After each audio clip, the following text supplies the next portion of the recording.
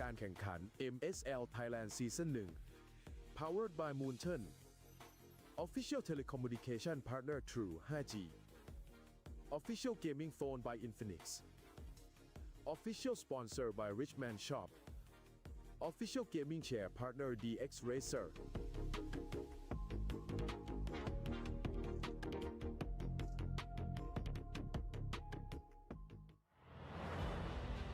You guys are the superstars. You guys are the best.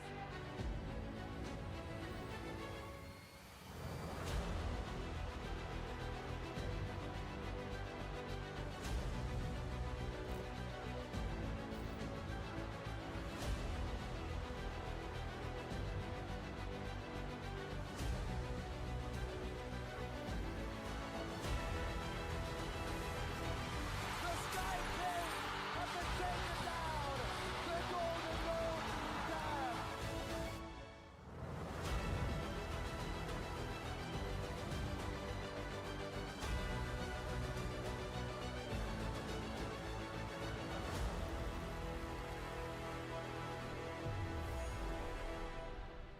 สวัสดีค่ะ ยินดีต้อนรับทุกท่านเข้าสู่เวที MSL Thailand Season 1 Time to Rise วันนี้ร่วมเป็นสักขีพยานกันว่า ใครกันแน่ที่จะเป็น Number 1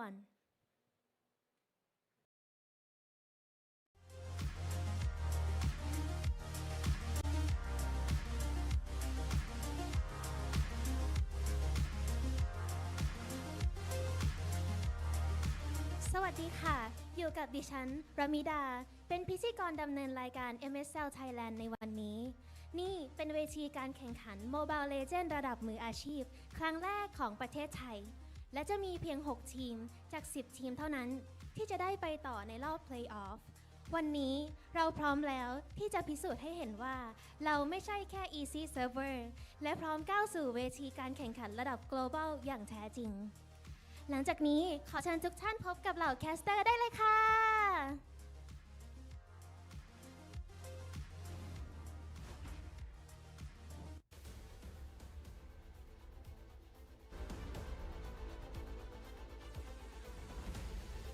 Esports powerhouse Thailand as they venture into the MLBB scene, and today marks the first day of MSLTH. My name is Brigida, and together with me is Goni. I think that's Goni, not Goine. So yeah, we can pick that up. Yeah, I mean, thank you so much, Brigida. What an opening. I'm so excited. Yes, hopefully they revise my name soon. But hey, I am so excited to just see and witness, right? The Thailand scene. Yep. This has been, I think, a much anticipated league for a lot of us, even the international viewers out there, because historically speaking, Thailand has already made waves in terms of like their achievements in the MLBB scene, and a lot of us were looking forward to see on whether or not they could make it back to the big stage, or when would they actually have an opportunity for themselves to compete amongst themselves. And now we finally get to see some of the top teams joining us here in MSL Thailand. So we have 4 matches today, Gani, 4 best of 3s. We got full 4 matches, all best of 3s like you mentioned, and it's exciting, right? We open things up with Team Bacon. That's an interesting name, I gotta be honest. Bacon Time, rather. Going up against Full Sense here. And, you know, we got our closing banger here, Brigida, right? With King of Gamers going up against Solix. And that would, guys, be the highlighted match for the day, I feel like. Yeah, it is definitely a lot of MOBA fans based in Thailand are going to be looking forward to that. And Team Bacon sounds cute, but yeah, it is Bacon time. I like your logo. That we are. No, because their logo is very cute. I agree, and this is, I think, also one of the teams we are looking forward to, especially if you are watching from the Philippines, because I believe you've been able to come across their team lineup announcements. They had very fancy visuals to come along with that. And there are two Filipino ก็จะ players ช่ว who ย will ให้ be การ joining us there. e-sport ของเราเนี่ยผลัก Oh, ดัน but ไป I ได้ไกล think มากขึ้น ก็จะแสดงฝี we มือ have ให้แบบ a ว่าต่าง VDR ชาติได้เห็นครับ prepared ผม for ว่า us here. ประเทศไทยเราก็ไม่แพ้ชาติใดในโลกครับผม ผมจะมาโชว์สกิลแครี่ที่ผมแบบแอบซ้อมมาหลายปีครับ ให้คนดูได้เห็นในการแข่งขัน รอดูได้เลยครับ For me, the team is 100% ready and I am 100% confident because I trust them that we can win the matches in the upcoming tournament. There you have it. All right. Definitely liking the confidence we got to see there, Goni, and it came Yeah. from Exert. That's right. It was bacon time, and you mentioned Filipinos, right? They have two, right? Exort and Spider Mouse in their lineup. So you have seen them play in the PHC. They have some sort of a mark there, right? Now they are trying to create their mark in the Thailand scene. I expect big though. I expect big from Bacon Time. But if we're talking about lineups, Full Sense also has an PH import. Yep. And we're seeing their team intros right now. They are about to enter the stage. Okay. That's a lot of... At least for the first day, I'm surprised with the amount of people that we're already seeing in the venue. There you That's go. true. There you go. It's Boss, Guns, Kang, Spider Mouse, and Exort. So that's Bacon Time for you guys, ladies and gentlemen. And we are... Yeah, I mean, you mentioned the crowd being day one, and we, of course, got to focus on Full Sense as well. Yep. There you go. That's Dominic. You saw him just now. That's one Filipino player we were talking about. And I think I'd also like to highlight here Angelina. We have a female player joining us here in Full Sense. You love to see it. And they will be making their way to the stage right now as well. So I believe this is going to be their starting five. Can't wait to see what these guys have in store for us, Goni. Yeah, I mean, you mentioned Angelina, you mentioned Dominic, but they also have Flash SR, Porza Naruk, they have Neja as well, and you can see by their faces, they are ready to rise, right? It is time to rise in Thailand right there. Yeah, and Flash SR, I think, also deserves a bit of a highlight here because he has been a former coach, and I think it's a bit unusual to see that kind of transition of being a coach to a player, because usually it's being a player then becoming a coach, but this is different. So he already has a bit of a background, he has experience in terms of coaching MLBB, so let's see how that will all come down to this matchup, to this best of 3 series, which we are expecting to really set the pace, because this is the first series we'll witness here in MSLTH. Yeah, again, guys, you guys are witnessing history because this is day one of season 1 MSL Thailand. So let's see here, right? Being it's Bacon Time, going up against Full Sense. There you go, the official team lineup. Kang, Boss, Exort, Guns, and as well as Spider Mouse. All right, so still the roles we're most familiar with for Exert and Spider Miles, and I think we were talking about this behind the scenes. Guns, it's so suitable for him to have that IGN because he is a gold laner. He will be going up against Neja though, on the other hand. And Dominic still in the EXP, Flash SR, that former coach, will be playing jungle role. I would assume a lot of the shot calls will be coming from him. Angelina in mid, and Porza Naruk as the roamer. Yeah, again, a banger match we got in store for us. And again, let's see which team will be the first team to rise here in MSL Thai. And you can see here, players are getting ready. Coach, we saw them, right? It was Noel and Dran. So let's see. I am most intrigued to see what will be the drafts look like Yeah, for that's the true. Thai That's team. true. Oh, and now we have our talent predictions brought to you by Infinix. So I am seeing that we have different opinions about this matchup, Gani. I am Yes. thinking we are going to a game three, but I am in favor of Bacon time. And you think it's a 2-0? You know what? I like full sense, and you know what, guys? I'm just going up against Brigida at this point. Ooh, we got the local talents as Wait. well. Oh, Oh, this Wawa is seems to agree with me. this is interesting. Okay, I did not expect to be in the minority for this one. Well, I'm still in the morning. Oh, you're right. You're Yeah, right. Technically, you're right. because it's 2 out of 3 talents in the Thai broadcast who think it's gonna be full sense rather than bacon time.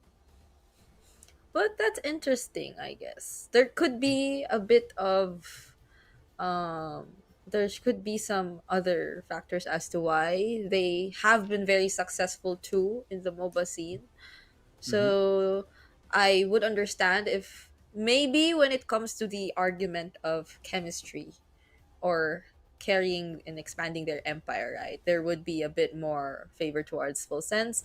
And Bacon Time, arguably, they do have 2 Filipino players, but we don't know how long has it been since they've tried to work out their team chemistry and stuff like that. That is actually true, right? We have not known the, I guess, the screen time, the chemistry you Yeah. mentioned. Also, the language, right? What are they currently like calming Ah, that's using comms?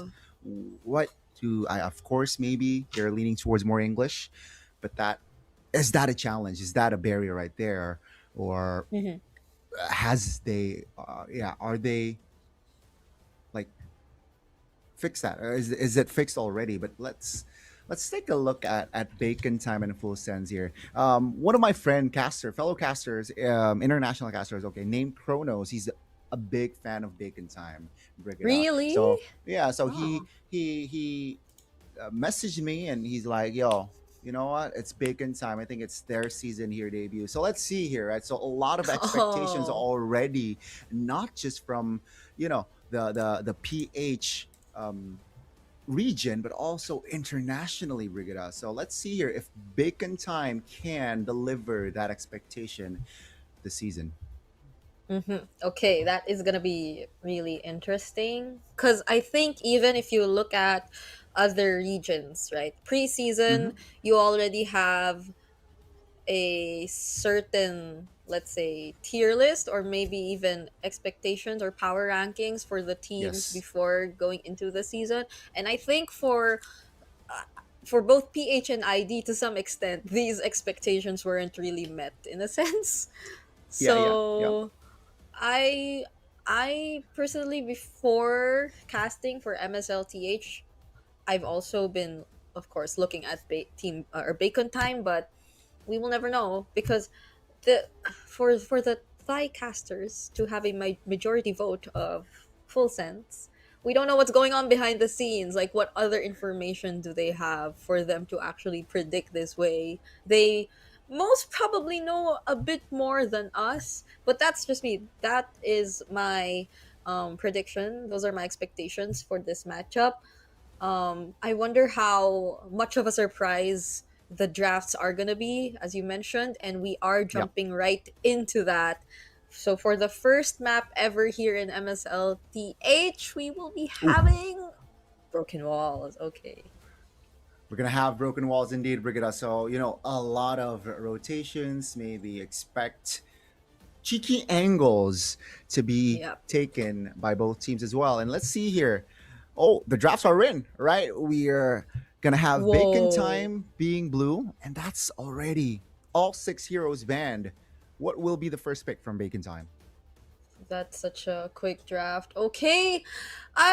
Well, at least for the first part, we don't see that much of a Yes. difference, I guess, in terms of like what we're Yes. used to seeing in the drafts, both PH and ID. I guess the most surprising would be the Khalid taken out for me, but that's a quick response. The Phobius and Guinevere also immediately locked in. Might not be that much of a great time for the Freya Prio here, which we don't know if it is gonna be in the jungle, gold, or EXP just yet. Yeah, it's still up in the air here, right? So this is going to be very exciting again. Mm. Full sense. I feel like the Guinevere is jungle because it's quite Yeah. popular. It's very popular, but you know who knows? Might go to Rome. Let's see later on. Bacon time though, Yeah. they will lock in the Harley and Whoa. the Sora. Okay. At least now we know that there is gonna be the jungle Harley, so it's down to Yes. the Sora and the Freya to decide on who's which. Is it Freya Gold or XP, or is it Sora Gold or XP? We'll never know. But I like the carry pickup. I was supposed to mention it earlier too because it could have been a really great answer to the Phobius Guinevere in a sense, and to the other potential threats in terms of sustain or frontline that could come in from Full Sense. But now that they secured it for themselves, um that's less to worry about if you're Full Sense. But if you were to consider like what other roamers are actually still available, I know Spider Miles is more on a I mean, during his time I was Yes. used to seeing him on utility, Yeah. so We might see that, right? We might see that again, Brigada. We might see that side of Spider Miles again. And for the second phases of bans here, it seems like they will take out the mid laner of Yevon Farsa and of course the glue, which is very mhm. popular in Yeah. ID. I'm quite surprised that it survived the first phase, but okay, at Yeah. least it did not survive the second phase, right? Now, Yeah. Bacon Time, what are they going for? Because again, from the drafts, Full Sense, they have DPS, they have a playmaker in that Guinevere slash, of course, jungler that can Mhm. playmake, and of course, Phoebe is a hero that is able to assist first Turtle, you know? It seems like they will lock in Yeah. the Lunok, so there will be a commitment Oh. towards a mid laner lock here for the side of Bacon Time. Yeah. Although there is already a carry on the side of Full Sense, they just probably want to minimize the shred potential that you could expect, so they might be going for a tankier option in the in the roam role. But they pick up the Kadita. Okay, that's pretty interesting. Um, there's just so much crowd control to expect from Full Sense. It's great that you have options to just go in and out for Bacon Time so far with the first three picks.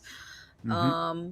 But if it's about the tanky revitalized roamers that we might be looking at, there is a high loss. Although that could be such an easy target for these combos of the Kadita and the Guinevere. The Kalea's still there. Oh, they're going chip. Ooh. Wow, I did Oh, not expect that's that. yeah. Especially into the Guinevere And the Phobius. Kadita, right? So the shortcut timing needs to be precise here. Hmm. And I feel like Big in Time, what they're saying is we want to fight fire with fire. You want to fight. You have heroes that can play make, multiple heroes that can play make. We Mm-mm. have one hero that can teleport all the teams to get into the fight. And let's see here, one last hero to lock in the composition. Full Sense. Hmm. What do they need though? Need more. Okay, they need a mid If laner it's utility. it's a if it's a Guinevere jungle, that's confirmed. Oh, so it is a Guinevere jungle. It's a Kaja roam for Rome. Polzanaro. Huh. Wait, Okay, it's a Kadida. Oh wow. it's a Wow, wow, wow. Kadita. No, no, no. It's a Kadita mid. I think Yeah. we just need to like tweak things a bit, but it's Yep. pretty Yep. Yep. self-explanatory. That's a carry gold, Kaja roam, Phobius EXP, Kadita mid, and jungle Guinevere.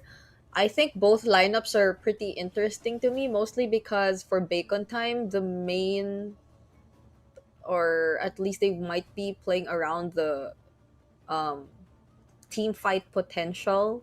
It's only Mm-hmm. the Mm-hmm. Kimmy really that's considered as the range for this lineup. But because of the chip pickup, I'm wondering how they're planning to execute the macro, because you can pressure the lanes already with just the Freya and the Sora, but to think that you add the chip on top of that, there could be a lot of Yeah. mind games that goes on.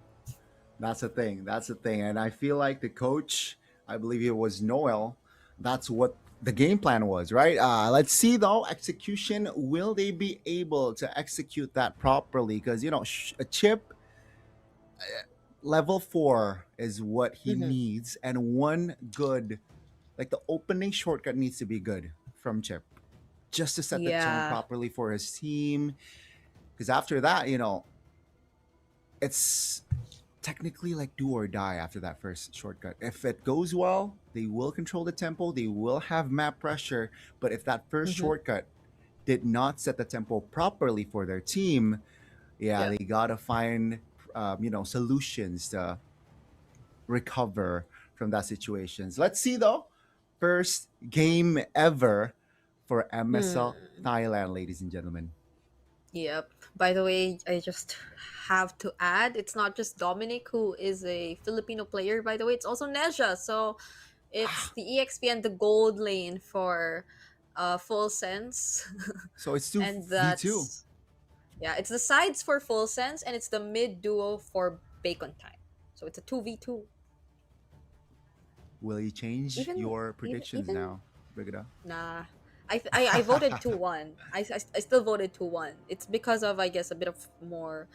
I'm a bit more familiar with the Filipino players that we see in Bacon Time. But even the coach is Filipino, actually. No, it's a different team. It's a different team. No, yeah, it's also Coach Dran. Coach Dran. So it's a Coach Ran. 3v2 technically, but let's see how this goes as we get into game number one. That's a Purify, Chip, and Freya. Yeah. Okay. I mean, you can expect Yeah. that, right? We're gonna going up against a lot of these crowd controls as well. But Lanadon, here we go for the first game ever between Bacon Time and also Full Sense. First game ever for MSL Thailand Season 1. A lot of aggressive rotations already. Angelina, below 50% HP. Yeah. Yeah. Those are both the junglers already seeing each other in the mid lane, but a bit more of the invades coming from Bacon Time. At least Dominic will be here to help a bit though, and they don't really get to steal away that green camp.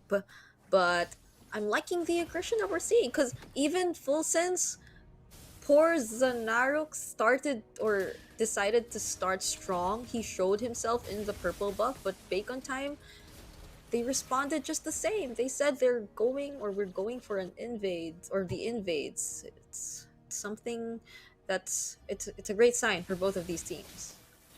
Yeah, both teams just looking out for each other here, like looking to cut off rotations. Oh, Kaja is spotting B-Boss here. Not level 4 just yet, though, is Harley. So the kill Hmm. threat isn't there just yet, as we are about to enter perhaps our first big fight here for the first. So you Hmm. see Kadira there, top lane already. 2v1 action.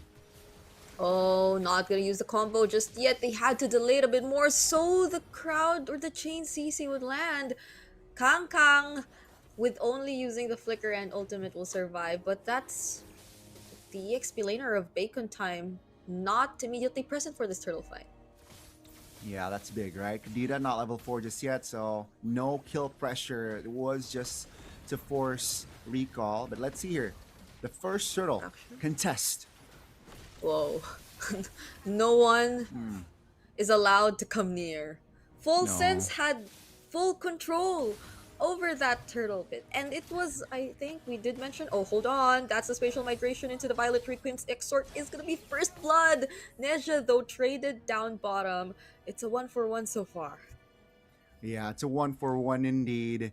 And keep in mind though, full sense they got the turtle, and now Spire Mouse has a shortcut. So ladies and gentlemen, be ready to see a pick off, a big, suddenly a 1v5 potentially. Yeah. And the side laners, they gotta be aware of that. They gotta sense like when everyone is missing in the mid lane on their maps, they gotta expect this chip, Spider Mouse, to be around.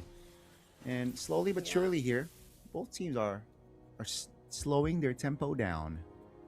Yeah. I mean, even just the fact that there's a chip, I think it discourages you to play too aggressive when you know that you're alone. Because Yep. there is going to be the threat of a shortcut anytime that you'd be suddenly ganked on by multiple members from Bacon Time. But at least Porzonario's keeping Spider Miles in check, so they kind of minimize the threat of a surprise gank. But what they don't know is that Vivo's also here using the deadly magic, but Porzonario's going to be very tanky and is able to deal with that. So we might be looking at the next turtle again, but before that happens, Flash SR. Yeah, he's waiting for someone.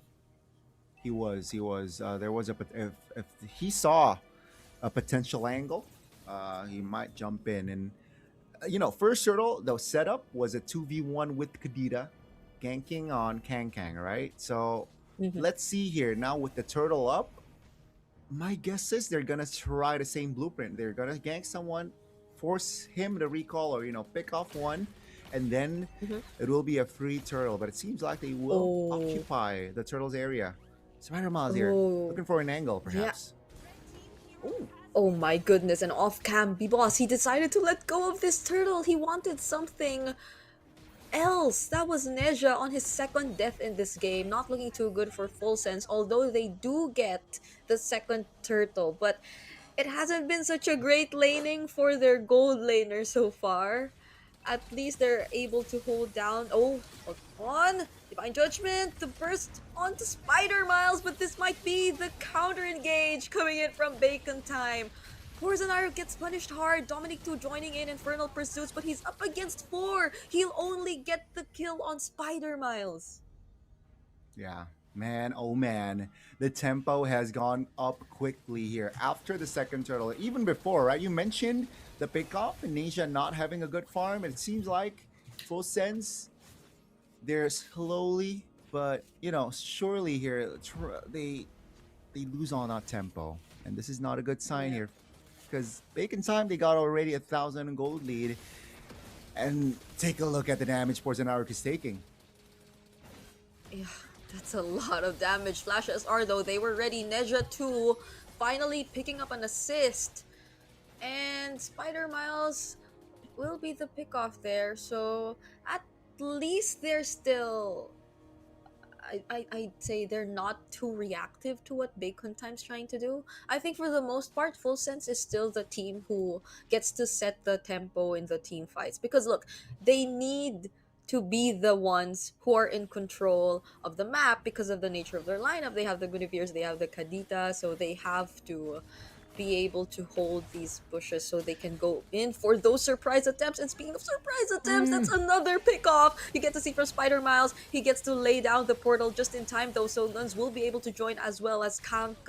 They're already able to take down 4 members from Full Sense. It's Dominic all alone against 4, but I don't think he'll get to last that long. Man, oh man. Bacon Time it is. Finds a very cheeky shortcut, a very honest shortcut, and their execution, their coordination was on point. The way they target members was also very good because they ignore Dominic. They take off the important members first, and there you go. Take a look at the chain reaction after that wipeout, Brigada. They got the mid turret, they got the last turtle. And map control wise with a chip, Bacon Time, it is their game to lose. So let's see here if Full Sense can recover. What can they do? I think they now just gotta focus on Neja. Neja needs to get farm. Early game it wasn't a good laning phase for Neja. Yeah. But now you may say it's too late, but I think they're banking on Neja to get those items. Trinity to have a chance to recover because the lead for Bacon Time right now, it's huge. 4K, 8 minutes in with a chip.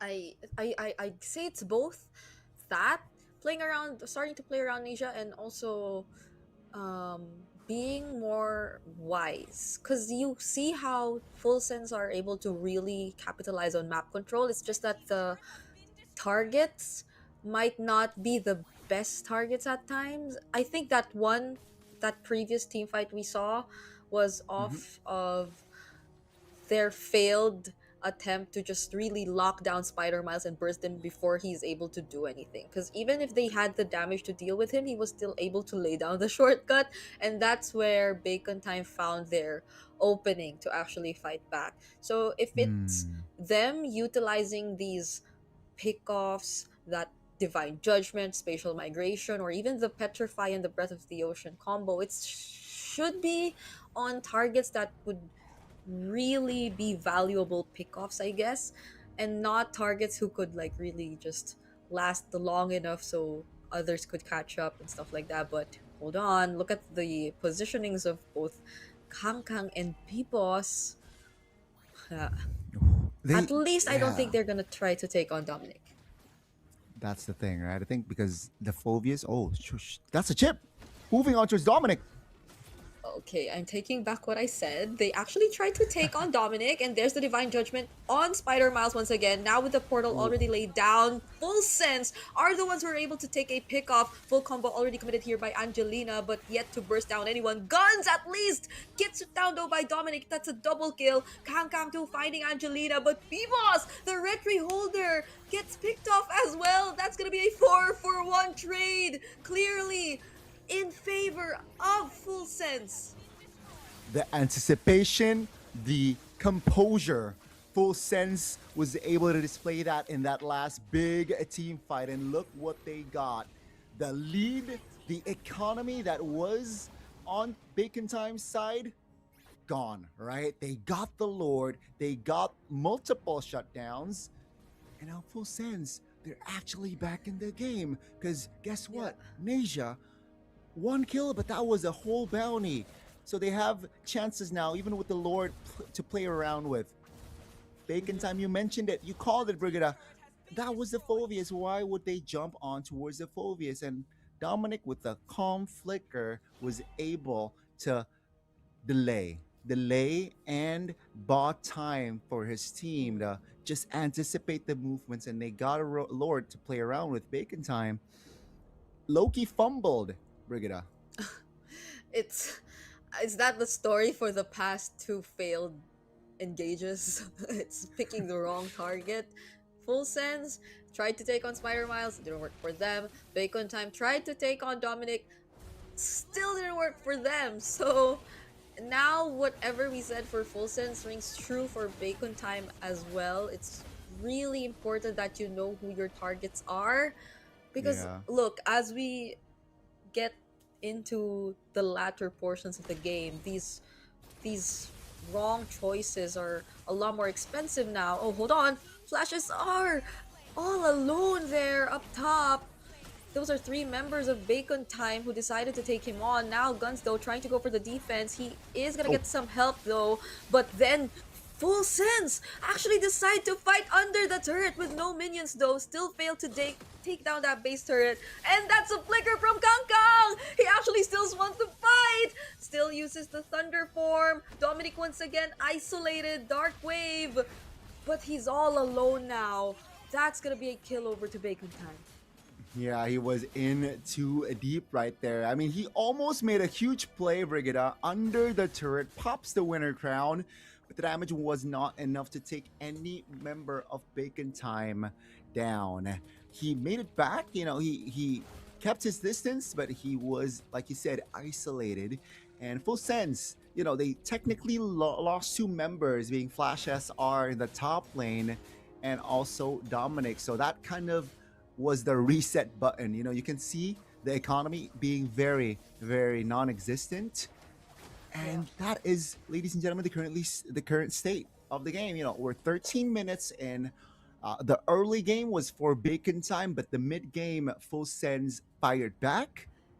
But Yeah. it is all equal right now. So Yeah. entering the late game, it is going to be very crucial. You mentioned again being the targeting. I agree that the prioritization on the targeting is going to play a huge part here. And Spider Miles with the shortcut ability needs to, you know, Hmm. maximize this power. Oh, Yeah. full sends there. Will they do a full send on towards the Lord? Wait, they're bursting it. Spider Maz though. Oh, now they commit the Divine Judgment on him once again. That's gonna be the shortcut laid down for Bacon time though.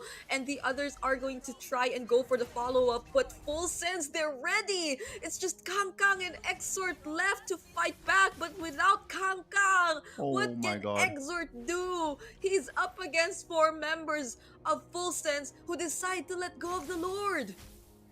It is endable. Exort needs to delay 10 seconds. Can he do it? Oh, traction pull is gonna get laid. Oh no! They actually land the spatial migration! And that's gonna be it for game number 1. Full sense! Wow! Now we get to see a glimpse of why the Thailand casters actually favored Full Sense. This is intense, Brigada. That was that was our officially the first game of MSL. And you know, the tempo, you can see just both teams firing back. It was action all around. And two good fights for the side of Full Sense was enough to take the game. This one was the first fight I feel like was favored Full Sense. Yeah. You know, they were able to neutralize the situation, and this was the second one. It's like, I think the notable, there were only like 3 notable team fights really, and each of them really changed the course of the game. For like the first Yeah. team fight, it suddenly allowed Bacon Time to get control over the game, and then the second team fight happened, and that led to Full Sense getting control over the game, and then the third team fight happened, things got evened out, and it was just that last team fight which cost Bacon Time their loss, because it could have been anyone's game, I think, especially when we were able to even things out towards the last part. It's just that I'm trying to like look back on what happened. It was a decision from Full Sense to burst down the Lord. We thought it would have been a dangerous decision because Bacon Time had the conceal. Spider Miles was looking for a target, but for some reason they still made it work. Yeah, in that fight specifically, B-Boss, Harley got took down way too early, Brigida. So, you know, one of their main damage dealers plus a retribution holder was out and down too early. And of course, we get to see the MVP. It's gonna be Angelina here, with a 3-2-7 respectable, stat. And I gotta say, Angelina brought the Kadita, who technically is not really in the meta, who's really not in the popular picks. Yeah. But Angelina made it work, and you can see the highlights. Angelina was one of the factors why the tempo was shifted towards the side of Yeah. Full Sense. And I gotta say that in a way, she also really contributed to how Bacon Time weren't really able to take full control immediately of this game, because the Kadita has so many ways to keep herself in the game. Like there's a passive that just gives you back your lost HP so long as you don't get bursted within like a certain amount of time. And there's just the petrify. There are multiple ways for this Kadita to stay alive, and that's something you do not want as a Harley, because even that brief amount of immunity that you get for, let's say, during your casting of the rough waves and stuff like that, is an immediate way to just deny the threat of the deadly magic. So I think B-Boss here, we kind of see why they just decided to keep rotating down bottom. But even if they paid so much attention to Neja, that didn't stop the other members here for Full Sense. That didn't stop the mid trio here of Full Sense to actually find other things across the map. And again, it's great because you get the first MVP ever in MSL Thailand. It's so rare to see female players in the scene, but you make a statement with this performance from Angelina. Well deserved. Very well deserved, right? It is technically with that game win. Maybe it is their time to rise, and you get to see a full overview, ladies and gentlemen. If in case you missed the action, here's the conclusion. All right, 14 minutes of game time. So we got to see one Lord. Technically, we didn't really get to see that Lord in action. Right? They got the base already, but man, so early game it was bacon time. Got the tempo with the chip as expected. Spider Miles clean with it, but then just Full Sense again, just the anticipation. They know they solve the issue quickly, and they were able to find important kills. Especially Neja getting that one kill for a shutdown. It was huge. It's Yep. it's it's crazy. Full Sense was just too composed. I feel like after that first Yeah. loss, they were down 4K by the way, and they were Yeah. able to recover. So I want to see Bacon Time back to their drawing boards as well. But you can see just the damage dealt by Neja, man. 43,000 at the end of the day. That's a Yeah. lot of For damage. someone who died twice Uh, in the laning she stage. was 0-3 at one point. Yeah. But didn't matter. Didn't matter at all Did not for Full matter. Sense. Yeah. Just when I thought the team fights were gonna be a lot more favoring Bacon Time, because this is a chip. You got a Sora and a Freya. Just imagine how chaotic the team fights would be. But I think Full Sense also just decided to take it one step at a time. That's why they were so reliant on their pick-off potential, which it's great. It actually worked for them in the long run. Um, so I agree. I would definitely want to see Bacon Time back to the drawing board, or maybe trying to not overcomplicate things. Because I think you kind of see the fundamentals. They have a clear idea of what to do, but the fact that they went for an almost all fighter lineup and a chip roam kind of made things really, as I mentioned, a bit complicated or confusing at times, because you don't really know what the play is supposed to be. And it was much simpler for Full Sense here. They just have pickoffs. Okay, find pickoffs are good. I agree. I think they overcomplicate, and I guess they overthink a little in that game. They saw Dominic. You know what? We might have enough firepower to burst Dominic down, but I feel like that's also just overextension, right? So they overextend, they overcommit, and then of course they got punished for it. Neja got the kill that he really wanted. He got the bounty, and that really sets the tone for Full Sense to turn the tides. That was game one, ladies and gentlemen. We are still in for the series, Brigada. Will there be a 1-1, or will there be just a clean sweep for our first ever opening match here at MSL Thai? We'll have to wait and see. And Yep. draft-wise, I'm a bit surprised that the glue isn't really prioritized here in this match, because it's really prioritized here in ID. What about in the Philippines, Brigada? Is it prioritized? Like first phase? The glue in the Philippines isn't really as prioritized. I say in the few moments where it actually does get picked up, Situational, yeah. it's situational. And it I think majority of the times it does not result into a win, especially if it gets picked up way too early in the draft. Let's say first phase, um, even without the presence of, let's say, Faramis and stuff like that, because it's not just really that which gets to counter the glue. There's just so much prio on the marksman as well, and the gold laners nowadays.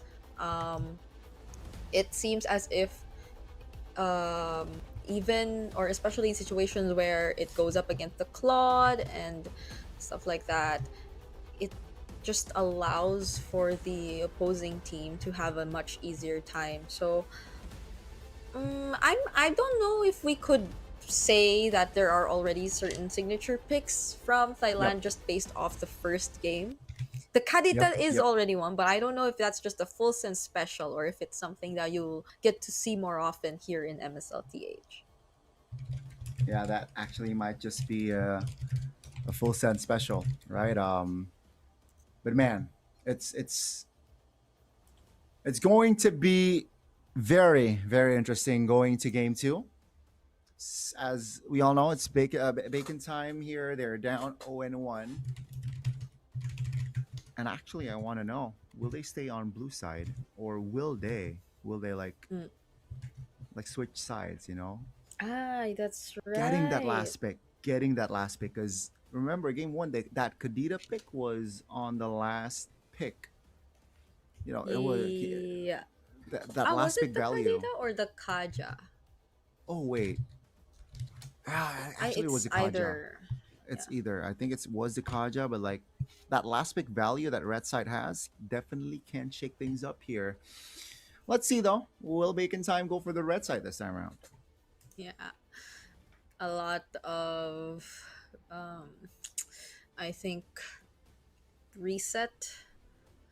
It's definitely gonna shake you in some way, because that was an unexpected loss. We Mm-hmm. just entered the 12-minute mark, the 13-minute mark. That was again a 14-minute game that we got to see for the first match, and I believe not even Bacon Time expected things to turn out that way right after that Lord fight, which didn't even really turn into a Lord fight anyway, because I think like from the very beginning their call was to just go for Yep, hero. yep, yep. So um I can't really blame them. It seems like they were too spread out. A lot of their heroes are capable of doing things by Yeah. themselves, so we didn't really get to see how they were able to use it together in a team fight. But nothing. It was still a relatively close game, so it hasn't been such an easy win for Full Sense anyway. Let's see what the second map of the game is gonna be. Let's see. It was Broken Walls game one. It will be Expanding Rivers. So, expect a lot of fast rotations here. Maybe fast mobility composition type of drafts as well. Bacon Time, Full Sense. It will be the same side. So Bacon Time will have the Oh, blue side, and Full Sense will go for the red. okay. Okay. So if this is gonna be similar to the first draft, then we're seeing Yeah. another Khalid ban from Bacon Time. And then I'm not entirely sure. It's Valentina for Full Sense to wrap up the. Oh, they changed it. Not gonna be the Khalid anymore. Is still, or instead it's gonna be a Fulvius. Oh, and they banned the Freya. Okay, I wonder what the prio So, is gonna be for Bacon Time, because there's a Harith, Valentina, yeah. Wow. Sora. Sora, will that be prioritized now that the Phobius is gone, right? So both Yeah. teams actually taking a page of game one. Phobius banned out from the side of Bacon, Freya banned out from the side of Full Sense. First pick for the side of Bacon Time with this sort of drafting phase. Sora is solid. I like the Sora pick. It's just that there's a Valentina open, so Yeah, that's the thing. So they pick up the Valentina to anticipate the Sora coming from Full Sense, and they also want to take Sora for themselves. So can we expect the hmm. Eve to be picked up third? Oh, they don't care. Uh, They they don't don't care. care. So I'm gonna pick up the Sora. Okay, So without the threat of a Fulvius or anything, and I doubt the Freya. Wondering if Guns would like to pick up his gold laner here. Already sees what the overall idea of, or what Full Sense is mostly gonna play around. It's Guinevere Sora. But I think in Thailand, maybe apart from the fact that a lot of the fighter gold laners were open earlier, we don't really see the gold lane being prioritized as much yet. Yeah. Hmm. So I think Let me gold see. could be picked. Oh, they still go for Oh, the claw. Okay. they still go for the Claude, which again, just I feel like with the expanding rivers, it allows Claude to rotate. Let's say if he wants to clear both mid and gold lane Hmm. respectively very fast as well, right? Certain timings, of course. But with the Suyo, Yeah. it's just so in the meta right now because the rotations fast clear as well, and of course the kit of Suyo, it's hard to catch. And the hero that was banned in game one, being Khalid, will be picked up by Yeah. Full Sense. So again, Hmm. expanding rivers, mobility, right? Khalid just it allows Khalid to be this threatening hero, Yeah. threatening towards the composition of Bacon Time. The Uranus ban, they do not want to heal. They don't want to deal with like a hero that is unkillable technically. If, say you got a Yeah. 3K gold lead in the first like early minutes.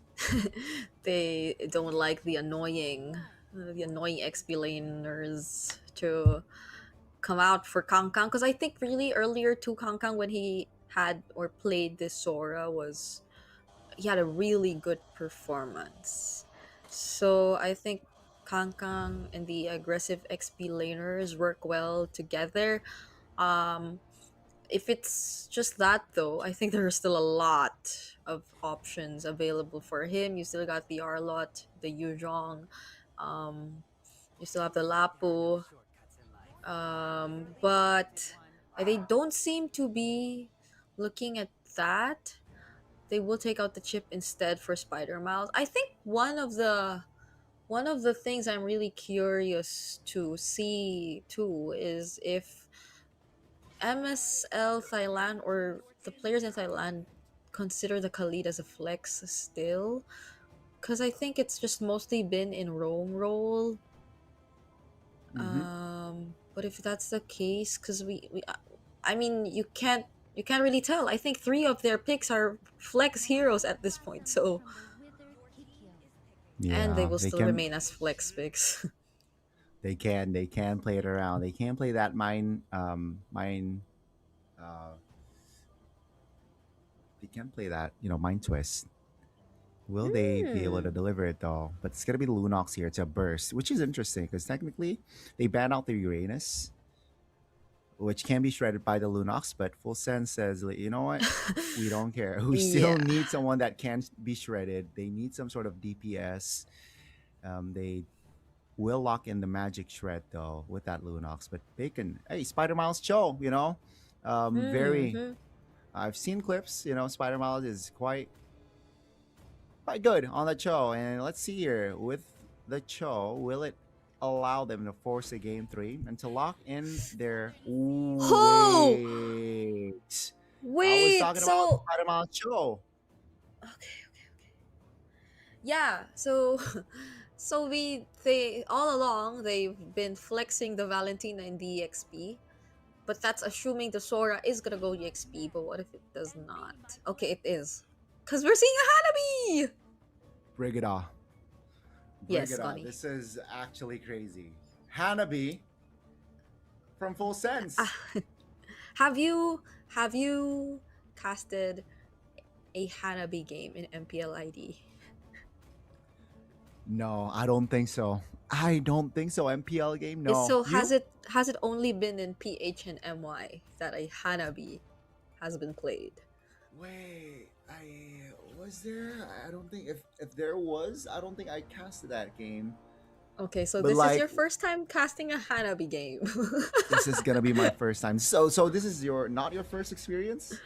This is not my first time. I would like to give my shout outs to Mr. Netsky Right. for playing the Hanabi a couple of times now in MPLPH. And in my experience, it has been a very passive gold laner. Couldn't say the exact same thing for MPLMY because I believe their Hanabi got a win. I think I was innocent. So let's see what's gonna happen here in Thailand. Let's see. Let's see. Again, ladies and gentlemen, welcome to the Land of Dawn for Game 2 between Bacon Time and Full Sense. Will Full Sense clean sweep this series, or perhaps Bacon Time, recover, and potentially we might see an equalizer from their side? Yep. I think we would definitely want to see Bacon Time at least bring us to a game number 3, but let's see if that's gonna happen because poor Zanaruk with this early game rotation. Ooh, he is keeping B-Boss in check. Just look at how he's forced him to change his jungle patterns just by standing in front of him. Yeah, the intimidation is already enough. The presence, right, is already intimidating enough. And we can see, though, for Hanabi, Neja is actually assisted early by the Khalid. Yeah, as expected, though, Hanabi needs a quiet and chill early game to be able to have a good mid game and a better late game. But let's see here. Is Neja gonna pull off the Hanabi this time around? Because that is a difficult hero to pull off. Yeah. And if they don't want him to be able to pull off that Hanabi, we gotta keep our eyes on Spider Miles and Exert because I think these two have to do something.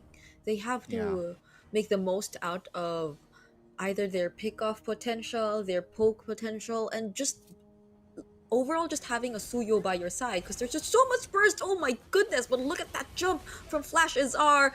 Spider Miles. He merely wanted to check that bush. He's a Cho. He could be the guy to do that. Yeah, unfortunate there. And just like game 1, Dominic and Kankang having a solo there, but Turtle should be full sense again. So yeah, I mean, looking at the first game, it's a similar story here, Brigida. Just before the first turtle, Full Sense got a pick off on towards, or not a pick off, but they were able to send Kang back in game 1. But in game 2, they got a better deal. They got a kill, and now they got the turtle. So Full Sense, after first turtle, they got the control here. Now I want to see the quick recovery from Bacon Time. Yeah. Because that was a big loss for Suyo. When is it even gonna happen? Because their gameplay right now seems very passive, but you would also say they're trying to wait for the perfect timing for a much more calculated pick-off. But Full Sense seem to be reading the map so well that not even these positionings that you're seeing from Bacon Time are really put to great use. Because poor Zanaruk, he's just so reliable in making sure that all these pushes are checked, that his teammates are not going to walk into any traps laid down by Bacon Time. And so far, we don't really get to see these aggressive rotations from both Spider Miles and Exort. It's always Full Sense who gets to position themselves first, even in this scenario where they're not really on a Kaja lineup. This is a Khalid, Guinevere, and the Lunox that you're talking about, not even a Kadita anymore, but they're still the ones who get to position themselves first. Yeah, the rotations has been more clear. That's a flicker kick on towards the clone. Flash SR, Easy Violet Requiem, 2-man stun from the Raging Sandstorm. Poor Zanaruk, he will be taken down too, but what could be the trade? Angelina, I think she got some stacks on the Sky Piercer there, but B-Boss is just gonna take him down.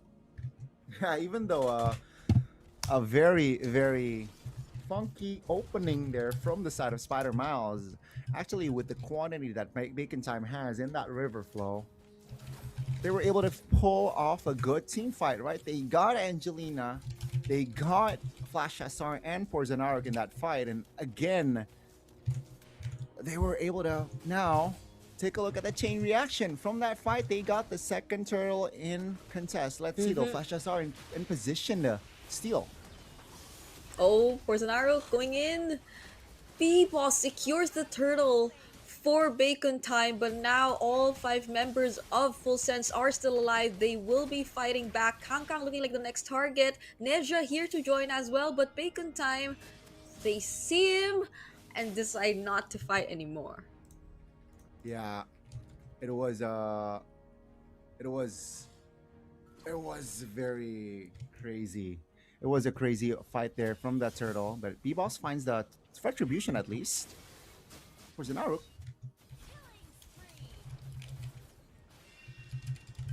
Oh, let's see. Okay, let's see. That's gonna be guns now with the DHS. So, with this, you know what? 6 minutes in, Full Sense now looking to perhaps reestablish their positioning, or at least they want control. Bacon Time. Yeah. They gotta switch things up though. They gotta find a pick on towards Anesia now, who is, I feel like, having an okay farming phase, you know? Okay.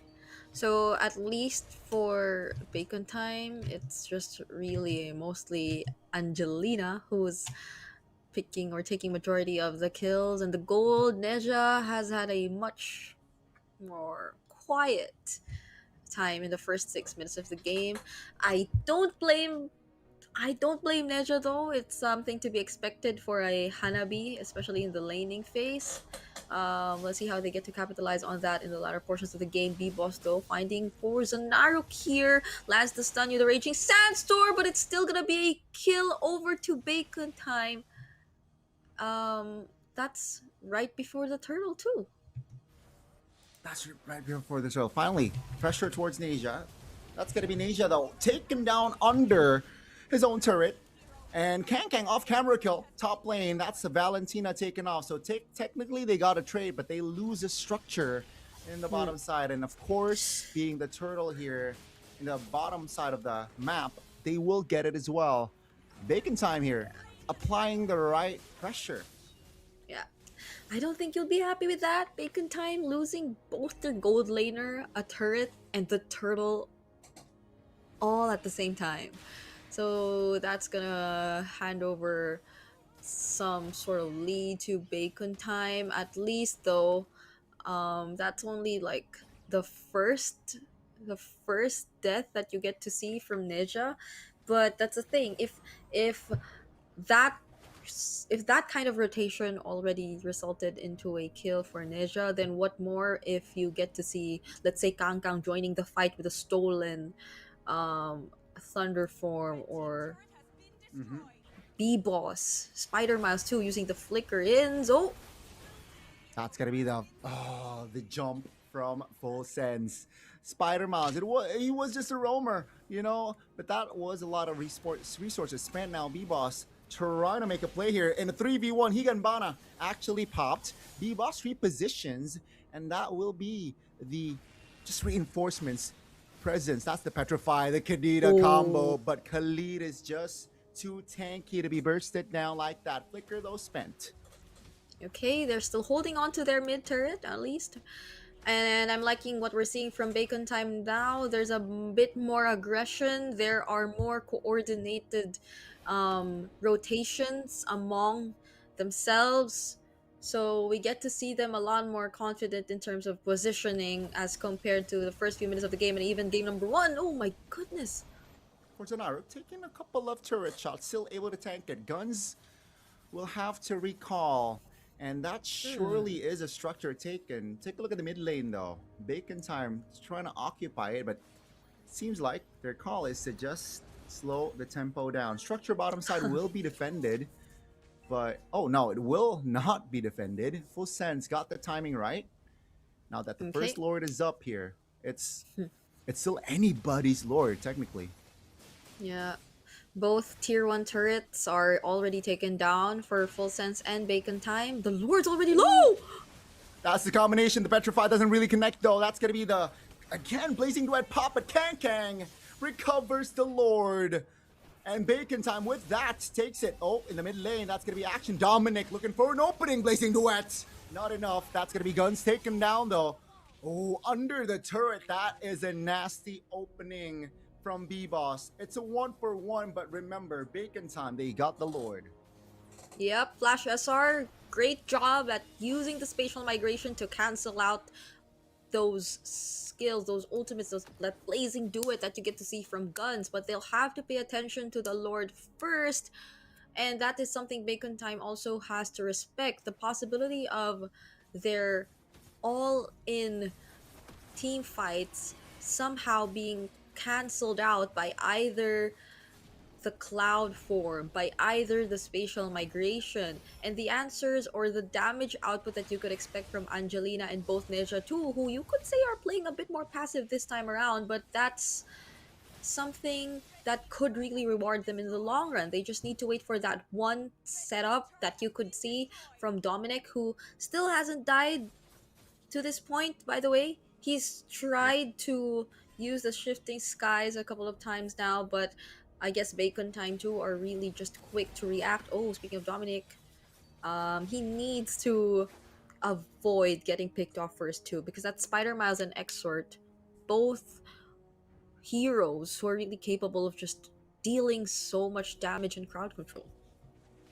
Yeah, their crowd control is a lot, but somehow they got to juggle their crowd control towards Neja, right? The inbuilt Purify that Hanabi has can be annoying to deal with, Brigida. So they gotta find a way to trigger that and target Neja and to have a one-sided fight. And so far they have done it. They have attempted, but Neja is still just one kill, one death. Yeah. So I expect more pressure, but it is all okay. 2K, 12 minutes. It's still technically anybody's game. Bacon Time, they're not out of the woods just yet. Yep. Spider Miles, okay. Looking for someone.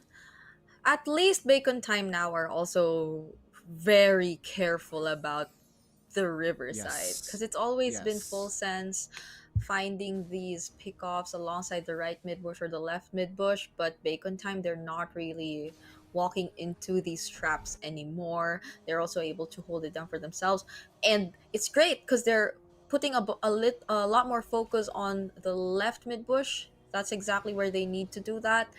There is a Lord spawning in 2 seconds, so this is where we're expecting a lot of the action to happen. Neja is finally joining here. They gotta pay attention to whoever might go for the flank, but what? Okay.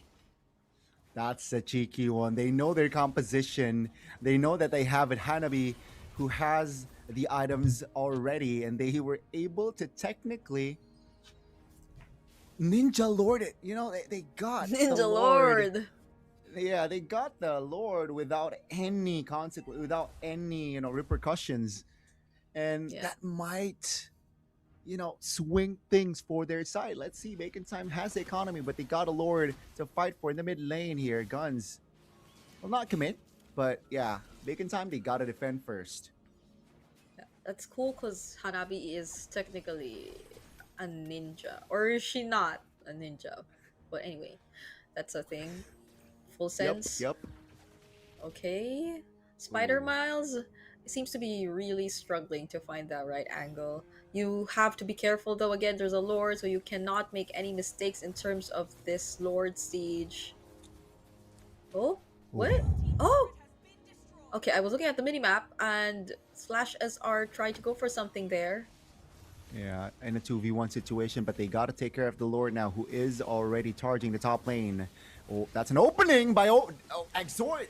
Pops the ult. Raising Sandstorm defensively, but Spider Miles has immortality, but they will lose that structure. Now with the Blazing Duet pop with the winner crown just to delay, but that will be the Lord taken down. They got the top, they got the far lane here, full sense. That's a win! Oh! But Indonesia overstays and will be punished. That's an important stun and an important kill for Bacon Time. Yep, at least they get that base turret up top, but it's just gonna be that. They're not even able to take down this tier 1 in mid. And they lost Neja in the process as well. So this is what we were talking about when we were looking at the draft. This Hanabi is definitely looking like an easy target. And speaking of target, Uh-oh, that's going to be the opening. They are still a man down here from the side of Full Sense. Flash SR jumps in. Oh, take a look at the damage. Forzanar loses immortality. B-Boss flanking from the back. That's a blazing duet. That's just Bacon Time in their prime, finding the right engages, and that's a triple for B-Boss. Now Nisha in the vicinity. Higanbana with the winner crown. Avoid, but Nisha finds the shutdown. Take a look at this Hanabi firing her skills. That's a petrify, but that's the inbuilt purify here. Gone solo gun down by Nisha. He is here to create his mark and time to rise. look at that clutch Aegis coming from Nisha, surprising us.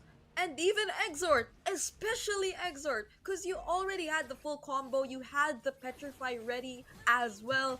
But who would have thought that Nisha or still had that Aegis? It's another Ninja Lord. Die here by Full Sense. And the immortality pickup from Dominic, I think that'll help them a lot in their upcoming engage, but we'll see. Bacon Time, that could have been such a highlight for B-Boss. That could have been the MVP highlight sequence we get to see in our post-game discussion, but now that we're seeing Full Sense in their second Lord Siege of the game, that might not be the case anymore, especially if they're able to finally find the end angle. Oh my goodness, Brigada. Oh my goodness. Let's see. The Lord already in the area of Bacon Time. They will focus on the Swords structure here. That's an opening by... Oh, the cancellation from the Sora Valentina. That's going to be Dominic stunned up. That's going to be the damage coming. Immortality will be taken down. Take a look at the back though. Suyo is doing work. The delay will not be so strong as he was able to burst it down by Angelina. And that will actually Bacon Time defending their main base, but they will lose the mid lane turret. Props to B-Boss. He did such a great job at delaying the other members of Full Sense here, so we didn't really see the 5-man attempt to go in for the push to provide the follow-up that was necessary for Flash SR to maybe just even be able to survive that failed attempt of the spatial requiem into the spatial migration into the Violet Requiem combo, because the Winter Crown was forced out of Flash SR, and I think if there only had been, I guess, even Angelina nearby, then things could have been a bit more different. But just because B-Boss caught or bought so much time, caught their attention, I think that was both Angelina and Porzanaruk who were trying to take on B-Boss. Then we didn't really get to see Full Sense make the most out of that Lord Siege. But yet again, still map control clearly in favor of Full Sense, and even just this slight gold lead that you could say doesn't really matter anymore. So let's see if they're able to find a way to deal with Neja this time, because earlier on we were already talking about it. That Aegis is gonna be a problem. That inbuilt CC immunity is gonna be a problem. I mean, it's annoying, you know. I've faced Hanabi multiple times on my ranked games, and as a roamer, it's annoying, you know. Now the Lord, this is an evolved Lord, ladies and gentlemen, the first one in MSL Thailand. And let's see here, Bacon Time pops to conceal, looking to pull the trigger, but take a look at the disengage. Oh, the immunity, Violet Requiem He wants to jump. Spider Miles X-Sword under the chain CC doesn't really work, but Dominic goes down. Nevertheless, that's gonna be the Hinganbana popped on towards 3, but take a look at the isolation on the Retribution holder, and that allows Full Sense to take control of the Lord. Orzanaru trying to hold on, has Immortality Guns, not enough damage, and will use the Art of Thievery to go back. Oh, B-Boss, could have had another highlight reel. We could have made another highlight reel, but Full Sense. They knew that Dominic had to be the sacrifice there. Them trading the jungler already meant that they win that Lord fight. Angelina too, perfectly timed. Neja not being the first target, but I think everything we should definitely give credit to Flash SR for how that entire team fight boiled down. It was because he did not panic to press any other button rather than the Violet Reclaim to just keep himself immune from that combo. Because Spider-Man's even committed the flicker when he did that. So he did not expect that reaction from Flash SR, and now they have the Lord marching in mid, but they'll take down that bottom turret first. Yeah, they look for the N angle here. Oh, Dominic misses. Only finds Kang. That's going to be the kick. On towards 1. Petrified. Take a look at the crowd control. The firepower. That's going to be Neja just free hitting in the back. Immune. Oh, blazing the white winner crown cancel. Angelina taken down. That's going to be double kill for B-Boss. Bacon time. They have not just recovered. They have defended and find 4 in the process. Every single time, B-Boss just delivers with this Suyo. And now that could have been the turning point for this game. Bacon time with that single defense play could finally or could potentially turn things around. It seems as Porzanaro just wanted to go for the cut, but Exort is gonna pay attention to him. Oh, that's the way of the dragon. Now, could this be a one-way? This is going to be a one-way. The timers are down. It's a wipeout. Ladies and gentlemen, Bacon time will take us to game number 3. Now, look at that. At least I'm getting this right in my predictions, Gani. We are indeed going to go into a game number 3, but I already have an idea of who we are seeing in our MVP screen. We saw endless highlights from B-Boss in that game. Man, oh man, B-Boss. Double-digit kill. B-Boss. And what a performance. It's This defense. Yeah. That shifting clouds from Kang really turned the tides, huh? I mean, it was looking like it really looked like an end angle, especially for Neja. He was landing those Higanbanas.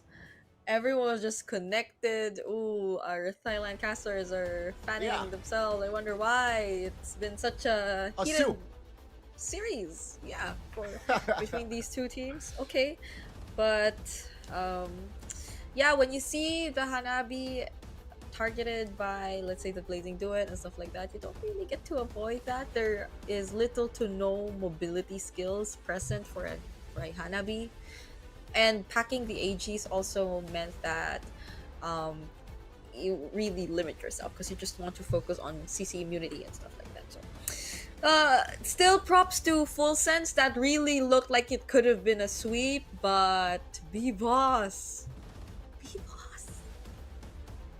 I mean, B-Boss and Kang was B-Boss, but also B-Boss, right? Again, you mentioned highlight reels. Yes, multiple times. You know, definitely that Suyo will enter the highlight. But yeah, as you mentioned earlier, it's gonna be B-Boss. Double-digit kill, 4 assists, and a 94% kill participation. Whew. Man, what a performance! This is why even in PH we've been saying that Suyo is busted, because it seems like Suyo really is busted. Like whoever Yeah. gets his hands on the Suyo seems to be having a much better time playing compared to all other junglers who have to go through one, either the constant invades, two, either the difficulties in just finding targets overall. Suyo is just the guy who can do both of that, if not more. Because also packing the Sky Piercer, I have to double check if he actually did pack the Sky Piercer in this one. No, he did not. So see, that's another thing. Nope. He did not have a Sky Piercer, but he was still able to perform this way. So that speaks volumes about how good of a jungler and a hero Suyo currently is in the meta. But also, you couldn't do all this if it weren't for, you know, B Boss and his mechanics. This is why we were looking at B Boss. A lot of people are really fans of B Boss because he's known for his aggressive mechanical playstyle, and using a hero like this just proves it. Really does. It really does. And yeah, I mean, Suyo, if we're talking about that hero, it's just so annoying because if you think about it, it's so complete, right? Fast rotations, has an escape skill. The retribution power is huge during Lord fights or neutral objective fights. And this was going to be that was the last push. But man, oh man, after a 14-minute game time for game one, now we get to see a full overview, a full package of almost a 22-minute of game time and just all action here, Brigida. It's it's been a 14-minute game, now a 21-minute game. I wonder what's next for us in the series because Bacon Oh Time my and God, Full you're Sense right. seem to be getting a grasp of the situation at hand. It I really can't point out that much of, I guess, the lapses that we got to see from Full Sense, because I really want to credit them Mm-hmm. for even their execution of the early game, because we saw the idea, we saw them carrying over the momentum, Porzanarok just posing a huge threat towards even just the jungling patterns here of B-Boss. But this just shows that even if you're able to pressure him a bit in the early game, that's not going to take away his capability to just bounce back. He was forced out of his jungle, but he eventually became the biggest problem here for Full Sense. So I think we already have like players to watch out for at least, and our game one MVP has been somehow shut down in game number two, which I think is also one thing that worked really well for Bacon Time, because they knew that in contrast to, I guess, the Kadita, the Lunox needed a bit more setup. You need to help this mage a bit more to really rack up those kills. That didn't really happen. It seemed like Porzanarok was always poked. Porzanarok had a much difficult time using his ultimates aggressively. He was almost always using it to get away. ที่ลืมหายใจ So ตอนจะขึ้นบ้านค่ะ Oh, I think ขอบ we have คุณ a น้องเบค quick นะคะ ที่ interview ทำให้ here. พี่มีลมหายใจต่อนะคะ ขอบคุณมากค่ะ เดี๋ยวท่านสวัสดีค่ะ อันนี้ชื่ออะไรคะ ชื่อน้ำครับ อ๋อคุณนัทวันนี้มาเชียร์ใครเป็นพิเศษ มาเชียร์ไฟส้มฟูเซนครับ แล้วก็ในส่วนของเกมเมื่อกี้เนี่ยรู้สึกยังไงบ้าง รู้สึกว่าฟูเซนก็ทำได้ดีมากนะครับ แต่ก็เอาแก้ใหม่ในเกมที่ 3 ครับ ขอบคุณมากค่ะ ก็ขอบคุณทั้งสองท่านมากนะคะ เดี๋ยวขอส่งต่อกลับไปให้แคสเตอร์ได้เลยค่ะ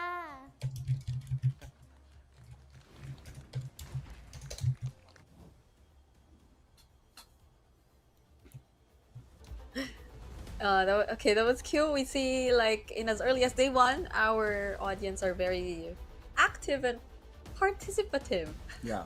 in MSLTH. Yeah, I think it's I like it. It's a fresh look. I just, after seeing 2 games, I feel like Yeah. it's it's refreshing gameplay wise. It's something new. We got to see the Hanabi. We're gonna 2 games in, and we get to see a Hanabi and a Kadita, both games, by the way. So it's definitely a different look, and it feels like it's we're in for a treat because we still Mm-hmm. technically have three more matches, which Yeah. again we haven't seen their identities and whatnot. But after seeing two games, man, I am all for it for MSL Yeah. season one. Eh, Yeah. Hanabi I'm Hilimbanagi, loving. Asia. Yeah. Yeah, you're loving. I'm loving it too. The drafts are not too different from what we're used to seeing, but you see a touch of That's the thing. uniqueness. Yeah, so you get to see the Karidas, the Lunox, Hanabis, but more or less, it's. Which definitely changes the tempo on the drafts here, Brigida. I really want to Mhm. know. And for the side of full sense here, is Mhm. Angelina. I mean, Angelina on the Lunox was just also, you mentioned Angelina on that Lunox who was struggling low key on dealing the damage, but Angelina got 6 kills, but then it was just not enough because the jump and the pressure, especially on that defense, the final defense from the side of Bacon Time was amazing. Mhm. The Yeah, juggle of skills was just great. that's true. Um, cause, 'cause I don't think even Full Sense was prepared for that kind of defense.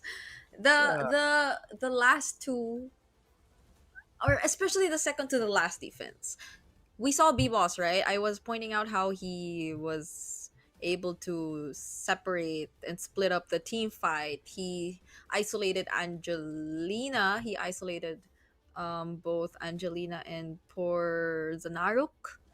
I think yep. that could have been one of the game-ending pushes for Full Sense, really. But it was all because of B-Boss that they really didn't make it happen. So, yeah, I guess what I'm expecting for game three really is the respect ban on the Suyo, perhaps, or if they're not, or if they're ever switching side, they might want to pick it up for themselves. It's such a good hero.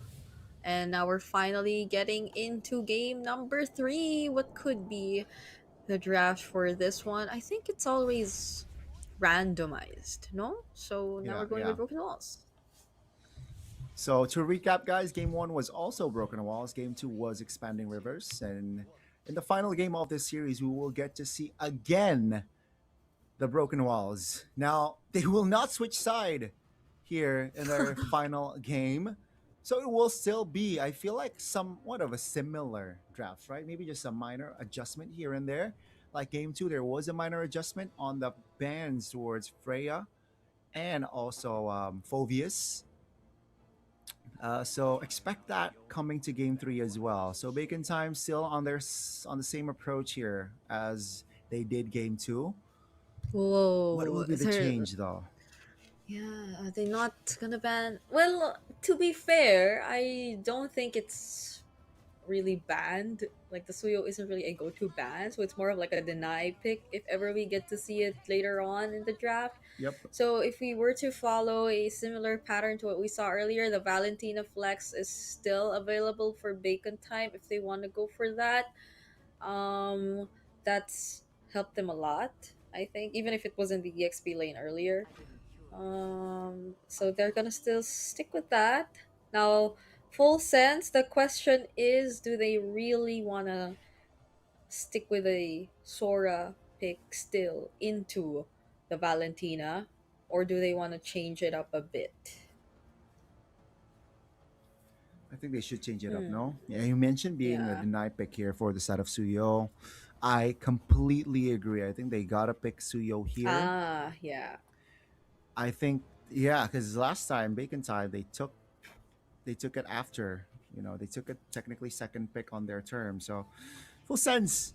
It's gonna be the Khalid. I expect the Suyo, Oh. but they will instead go for the Harley, and of course Bacon Time will lock in the Suyo and Sora. Wow, wow, Oh. wow. Yeah, so now they get the Valentina and the Sora. Imagine that. Uh, Wow. this is not gonna be an easy game for whatever Angelina is gonna pick up. Like, honestly speaking, Yeah. It's not an easy game for an Eve, definitely. Even though Eve is like probably next to in terms of priority, it's not gonna be an easy game for a Farsa. Not gonna be an easy game for A the Lunox as well. Lunox. Yeah. It's going to be very tough here. What do you roll? What do you main, Brigada? It's I'm mostly roam or mid. Roamer mid. So yeah, it's going to be tough going up against a lot of like jump compositions, right? You got Sora, you got Suyo.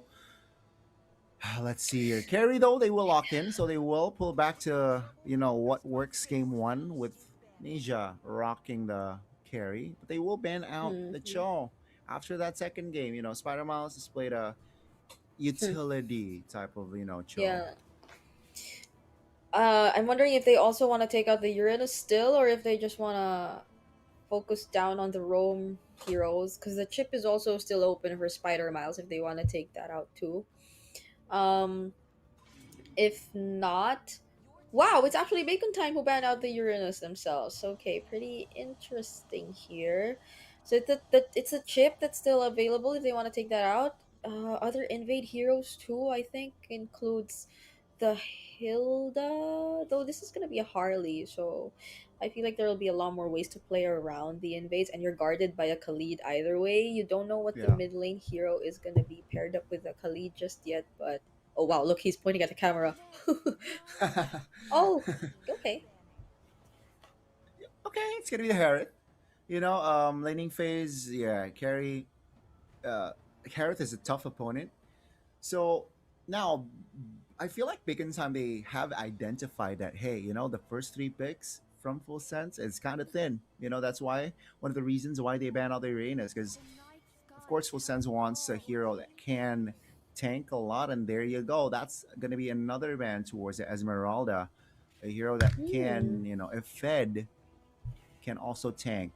Now, first pick in the second phase for Full Sense. Oh, they definitely need bodies, man. They definitely need big bodies. Like they instead lock Whoa. in the Kadita first. So Okay. that's gonna be a hero for Angelina. By the way, Angelina got the MVP with the Yeah. Kadita. Yep. And if we're talking about the few mages left who could actually play a bit okay up against this lineup, then maybe this could be because you have a Petrify that you could use defensively. You have the Breath of the Ocean or the Rough Waves just to prevent people from going for the chase. Your ability to kite, I think it's also going to be there if you want to win, according to our lovely producer here. He likes the Karita. Okay, got what Moskov. Oh, Oh, wow. That's a good pick. I so like it. I like the Gatot pick here. yeah, okay. I wonder what the jungle. Oh no, the jungle is Harley. What is the EXP gonna be? So, is it another EX? Wait. This is mid Valen Rome. Okay, XP Sora. Ah, Wow. hmm. I did not expect that. A lot of magic damage here from the side of Full Sense indeed. And you know what? Seeing the Just yeah. composition, Briggs, I gotta Mm-hmm. side with Bacon Time here. Yeah. I think it's Yeah. more balanced, more well rounded. But hey, Full Sense, execution wise, Angelina got the MVP with the Kadita game one. So maybe Angelina will be able to pull that sort of performance here for game three. Let's see, ladies and gentlemen, as we are about to enter the final game of the series. Yep. This is still, no matter how you look at it, I believe a comfort pick, a very comfortable lineup for Full Sense. And that is one thing that oftentimes changes the course of the game, even though we favor a certain draft so much more than the other. And let's see if they're able to make that happen this time around. I did predict Bacon Time 2-1 though. So Putting it out there again. yeah, putting it out there. So let's see. Oh, okay. That's a lot of damage already taken by Porzanaruk there with the lead. But yes, you can see here again B-Boss with a very outstanding performance on that Suyo second game, looking to follow it up again on their third game.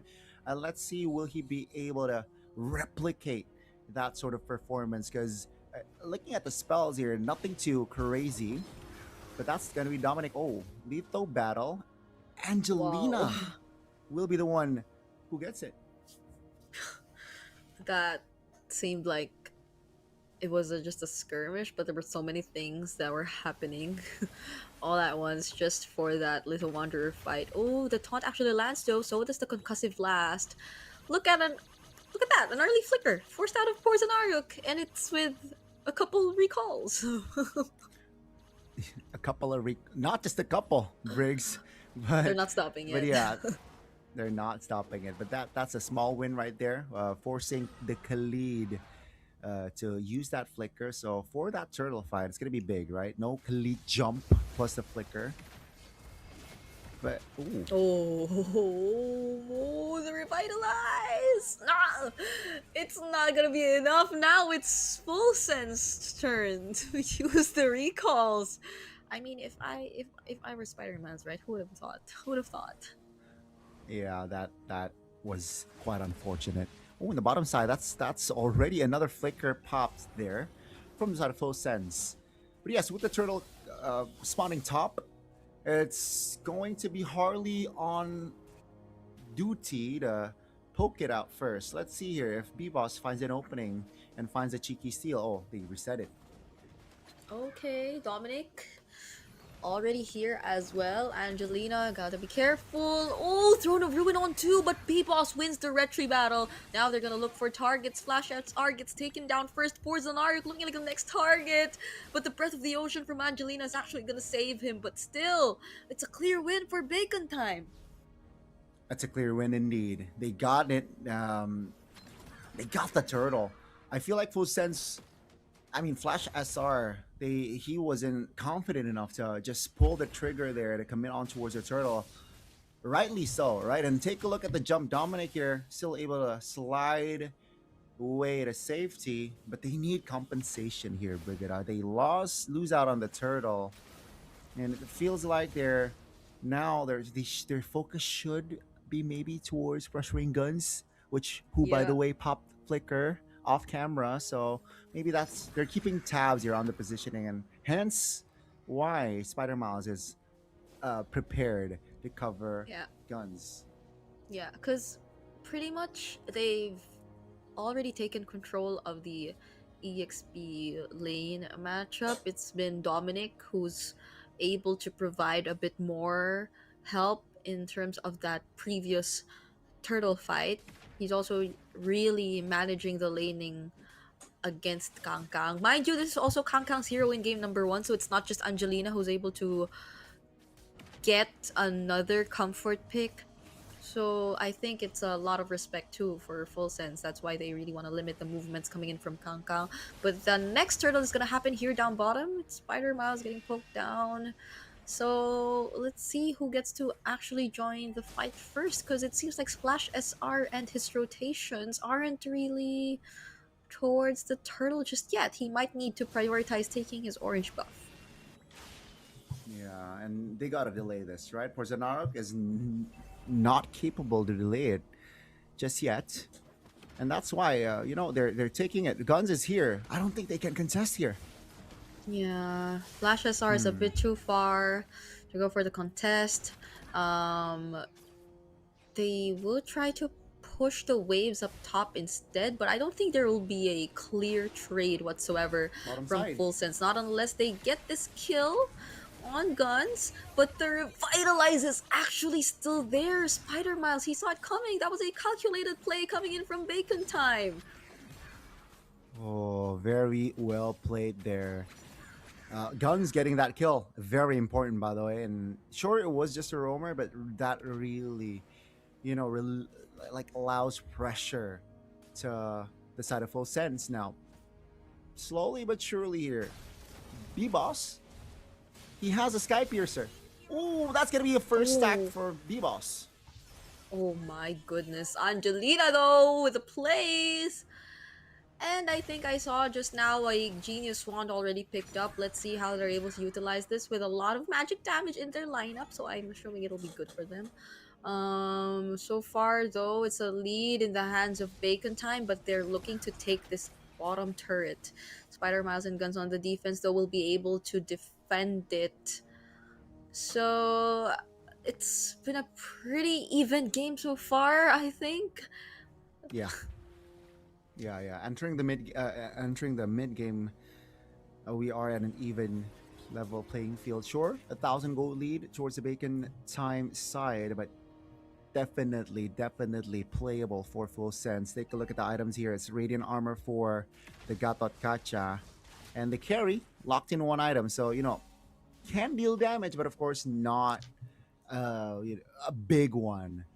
Still needs to Yeah. focus on the farm. Still deathless, so still okay, but he is a level below if you compare it to Guns, which can be concerning.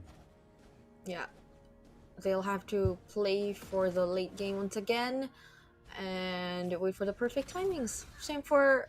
But I think that's the overall idea of Full Sense and their draft, anyways, right? Because they're playing around the idea of a perfect Throne of Ruin, a pickoff that could be done by either Flash SR or Angelina, or the setup for Porzanaro to just go for the counter engage. So right now, let's see who gets to trade better among these two teams as they try to position themselves around the turtle. I don't think they can contest here, Full Sense. And it feels like, yeah, they will concede it. He knows, B-Boss is level 11 now. And Flash SR is still level 10. So, needs a lot of recovery. And you can see all across the board that Bacon Time, they got technically the lead here with the level, with the gold as well. Yeah. And Full Sense, they're what they can do is just respond. Oh, but how do you respond to this? Porzanaro, he just used the quick sand guard and there was nowhere else to run. Angelina, though, I'm looking at Angelina. Look at where Angelina is currently positioned at. I doubt B-Boss has an idea about this, but could it actually be B-Boss? Oh, Exort finds her there. Great awareness. call. Great awareness from Exort. And with this, I think now the tempo has really gone towards the side of Bacon Time. Slowly, they're running away with it, right? At 2 minutes ago, it was only 1,000 gold, but take a look at them now. They doubled their economy lead. And of course, right, EXP-wise, Neja being pressured, they got a kill on towards Porzanaro as well. Bacon Time, they are, I feel like, pressing the right buttons, applying the right pressure. Yeah. They will trade the structure though. They will take top and lose bot, but it is within their calculations. Just take a look at their positioning. They're in the jungles of Full Sense. They will take another structure. They'll get much more than what Full Sense Almost. could potentially get. But they have to pay attention to where they are gonna cross, because look at Angelina once again. She likes to put herself in Suyo. these positions. She reminds me so much of what? Like how Light or Baloy would play, let's say, but that's a mid laner. not necessarily a roamer, but she likes to really You're go right. for these off angles, these flanks.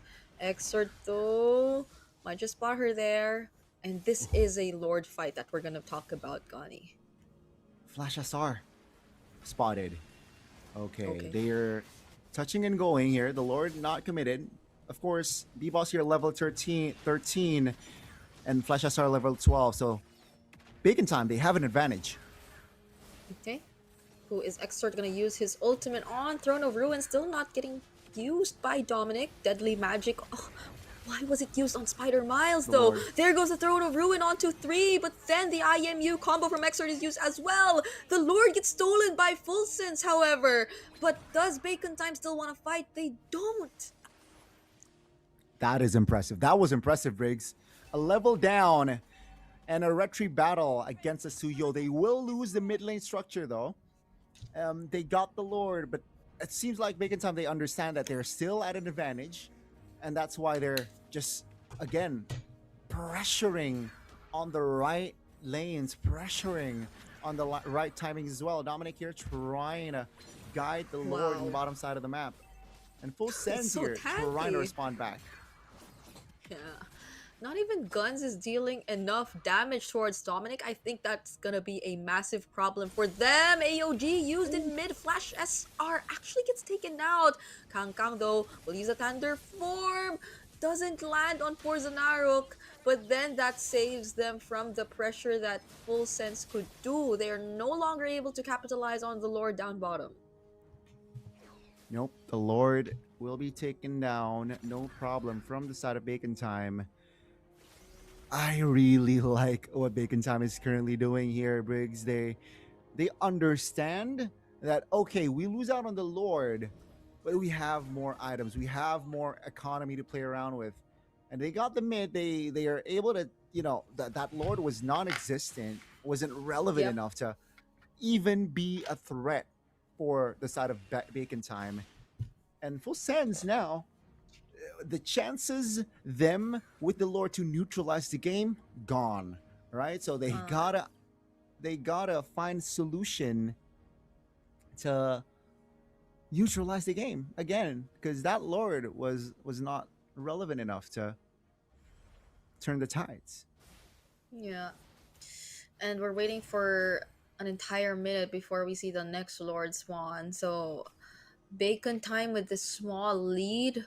Let's see how they're able to take care of things. Right now, we're seeing really great positionings from them as well. It's Spider Miles constantly making sure that he has Guns in check. I think this is something they've been doing in as early as minute 1 of this game as well. Spider Miles has always been trying to help out Guns so they could ensure that the laning phase is going to go fairly well for their gold later. And we're seeing the fruits of that because Neja is still deathless, yes, but is also 0 assists and 0 kills to this point. So we're not really able to see him. Oh my goodness, Flash SR! Oh, both junglers, are they actually gonna go down? It's a no, it's just Flash SR who gets outplayed there. Yeah, the outplay, the regeneration popped in time, and down goes Flash SR with the Lord up. Yeah, full sense they know they can't contest. It's going to be a free one here. And my goodness, is this the beginning of the end for full sense? B-Boss on this Suyo. What did I tell you about this Suyo? It's been such a big problem. And B-Boss with the mechanics. He's just so hard to find. Like, look at how much effort Angelina is trying to put in just positioning this Kadira across the map in hopes of finding a very high value pickoff against Bacon Time, but it just doesn't happen at all. Spider Miles and even Exort, the way that they're just so aware of the map, and I guess it's also hand in hand with how Spider Miles just constantly tells the others that, oh yeah, the Kali does not hear, watch out. There's probably somewhere there. Oh, speaking of somewhere there, I think she was spotted out. And the SOD is gonna land on Angelina. Uses the rough waves just in time, but Exort, there was nowhere to go. My goodness. Just awareness, right? You know, I think the Kadita, you know, haven't shown the map, but now with the Lord, they have an end angle. It's a 5v4 as well. Let's see. Okay. Throne of Ruin used. Raging Sandstorm as well. Lands the stun on multiple members. There goes the Cloud Form as well. Exort all alone. Doesn't land the rough waves on anyone and now gets shut down by Flash SR. B-Boss and the rest of Bacon Time might have to run. But Dominic will actually try and go for the chase. There goes Porzanaruk as well. But that's going to be respect for Bacon Time. They're not going to force it anymore.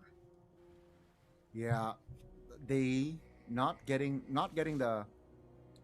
structure top, not getting the turret top is a win for Full Sense. And Yep. Bacon Time losing Exort is another win for Full Sense. So this time around, great defense displayed here by Full Sense, right? They were able to isolate Exort. You know, Exort jumped in by himself, but like they were able to Yeah. recover. They were able to anticipate that movement. And it's another reset. Bottom side though, you know, it's the far lane. Full Sense, they need to defend this. Because if they lose that turret, oh, that's the deadly magic right there. Yep, okay. Quick check on the items. Neja! Neja's able to outplay B-Boss! And also finds the kill on Kang Kang. Flash SR is still alive. Now Dominic and Porzanaro going for the chase. Spider Miles below half HP. But without the damage, they are not going to fight. B-Boss might not make it in time to position early before this Lord. Yeah, I mean, looking at the timers here, B-Boss still will be off the Lanodon for 10 seconds, and they gotta blitz this. I don't think they can though. With the positioning, Bacon Time, they can delay. Yeah, and Neja's also down. Neja is supposedly the shredder of this lord. That's the Winter Crown, already used by Porzanark alongside the Quick Sand Guard. Just to keep himself safe now, Flash SR with the Retribution secures the lord, but that's gonna be an exchange of Porzanaro. Oh, the SOD! Lands on Flash SR as well. Guns still finds a double kill, even despite losing the lord. Oh, Guns Neja? down. That's gonna be Neja though, taking the kill. They got the Lord, but they will lose too, and they will force the fight. Oh my goodness, they're still going for it. Neja will get terrified. That's the Purify already forced out of Exort as well. Guns! Still finding Neja in the back lines and is now trying to look for more. That's gonna be a double kill, and he gets some help from B-Boss. They do not care about the Lord anymore, Gani. They have 2 minions alongside them. That's the stun that's gonna land on Dominic. He's gonna do his best to defend, but it's gonna be Bacon Time taking this series. Ladies and gentlemen, Bacon Time will be the first winners of MSL Season 1 here in our opening match. And so unfortunate for the side of, oh my god, it's so unfortunate. Yeah, For Full Sense. that was but a like- reverse sweep. That was a reverse sweep, and the composure from the side of Bacon Time won them that game. Yeah, I agree. They just, as we said, literally had to go back to the drawing board, and that's all it took for them to eventually turn things around, because we saw how they started to become a lot more calculated about the plays that they go for. And even in game number 2, where it felt like it wasn't really them in control of majority of the map, they just knew what had to be done, which was literally extending the game, prolonging it a bit more. B-Boss knew he was capable enough to also find those individual plays that could just really extend the duration of the game. And Guns, I'd say Guns was able to really step up when we needed him the most. He was able to deliver during those last few moments of the game on this Moskov, those clutch So, SODs and Spider-Man, everything. That was an amazing And now play. let's see this interview how on did stage. you feel about your last match?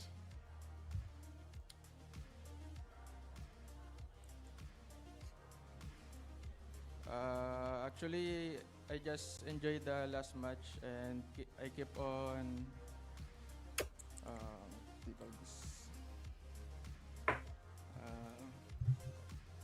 I keep on I forget.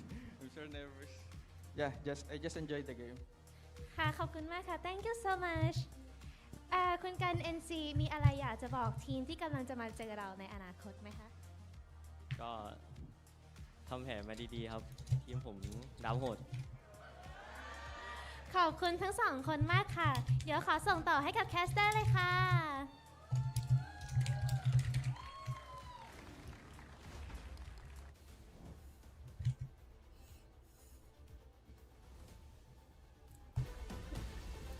Okay. He just enjoyed. He just chose to enjoy that last game. And I think it was pretty evident from Spider Miles and the way he just kept moving around the map.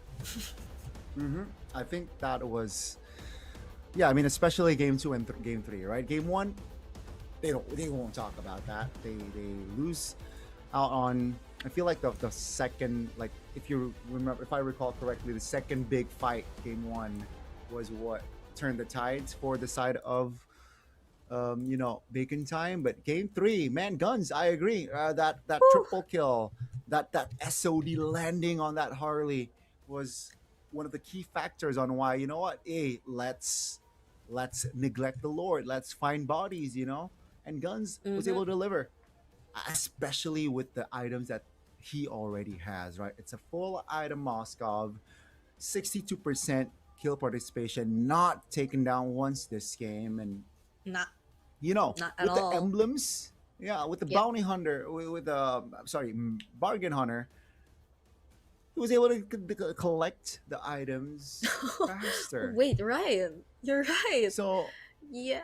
it's Guns has one thing in mind that game: get items, get kills. That's what he did. Yeah. That game. Farm fast. Farm fast was the idea here for guns, and it was well worth it. I guess I understand a bit more now why we get to see Spider Miles beside him a lot of times, because it was just really the idea that they wanted to pull off. It was to farm up quick, farm fast, join team fights early, and we saw it work wonders for Bacon Time in this entire game. Because even in this 10-minute objective fight that we're seeing, even in the previous fights that we saw, and even in moments like this where I feel like they could have just really left that Karita to what both Kang Kang or even B-Boss. He just really decided to go for it. He wanted the gold that you get from the kills. He wanted the additional resources that you'd get from being part of these kills. And so I think for a Moskov, who you would really just expect to go for the pressures on the lanes, the wave management, he's had a higher team fight participation. It's a 62% team fight participation, and it's not really the kind of Moskov that just constantly goes for the split pushes. It's the kind of Moskov that's there to rack up gold and end the game fast. Yeah. And we saw that, right? It was very evident. Oh, this time we got a mix, right? We got the 14-minute game time for game 1, 23, Okay. 22-minute game 2. This one down right the middle, right? Almost 18, 17 minutes, 20 was all it took to take full sound and Bacon Time. Like you predicted, Brigida. Like you predicted. They got 2-1. And you can see here for the full set of emblems and also earlier like the stats. Mhm. Yeah, Porzanaro on the Khalid. Not really a fun game. And again, after seeing the drafts, right? I think we mentioned as well, like the composition from the side of Bacon Time was more well-rounded. It was technically easier to execute. Angelina had that cheeky, looking for kills, type, Yeah. but the awareness from Bacon Time was peak that game. Yeah. And another thing, I guess, is that Bacon Time was just always grouped up together. So I don't think it's that wise for a Karita to just keep trying to pick off heroes when you see that they're clumped up together. Because you really just want to find isolated players across the map, but that rarely happened. Guns was always alongside Spider Miles. Exort was doing his own thing, but he was never alone. I think he was also always with B-Boss, and I don't think you'd really want to go for Kang Kang, because Kang Kang is just a Sora who has so many ways to get out. Like you just use the Thunder Form and you're safe. So that's a wasted combo if you were Angelina. So it was tough to find targets here, and it's really props to Bacon Time and their ability to just adjust overall. That I agree, especially after the first game, second game, the adjustments I feel like from the drafts as well and execution.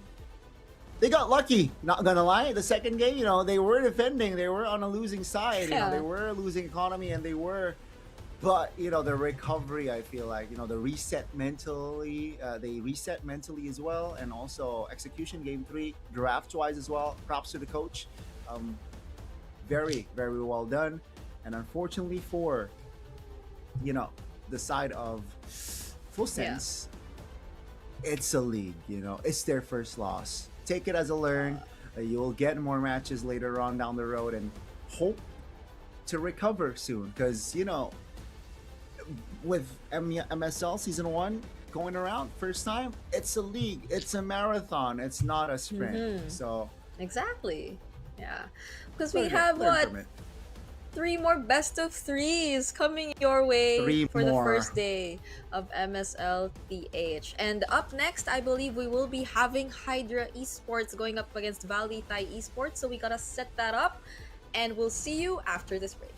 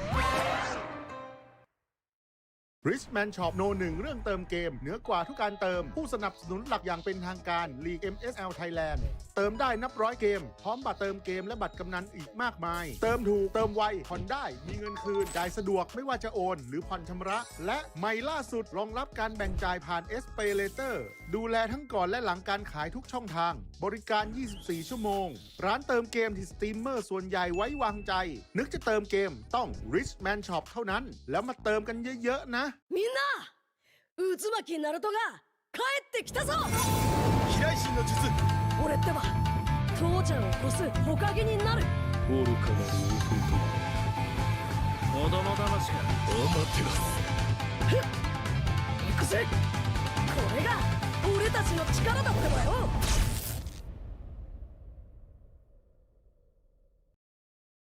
Welcome to the Hook Battlefield.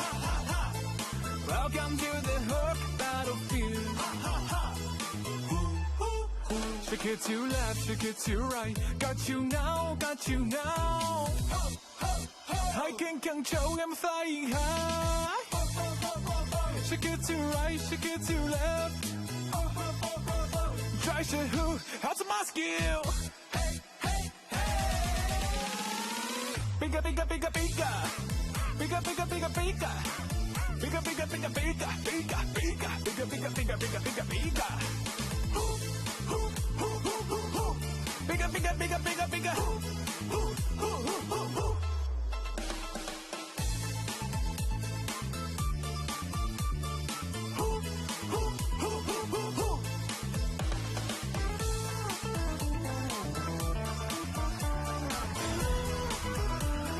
Welcome to the Hook Battlefield. Welcome to the Hook Battlefield.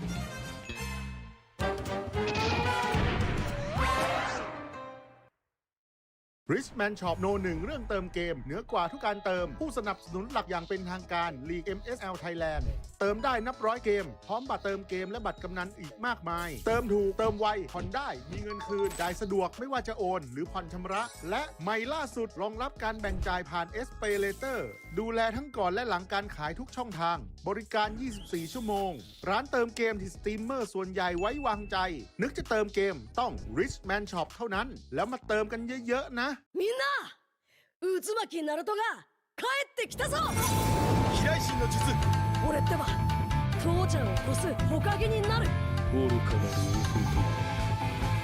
子供騙しかアマテラスふっ行くぜこれが俺たちの力だってばよ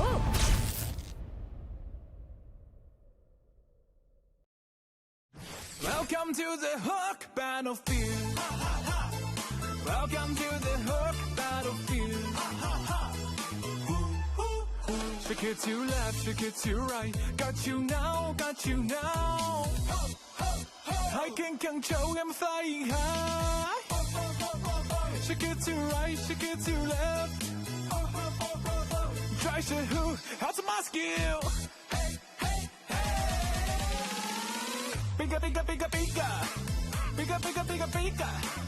Bigger, bigger, bigger, bigger, bigger, bigger, bigger, bigger, bigger, bigger, bigger, bigger. Bigger, bigger, bigger, bigger, bigger.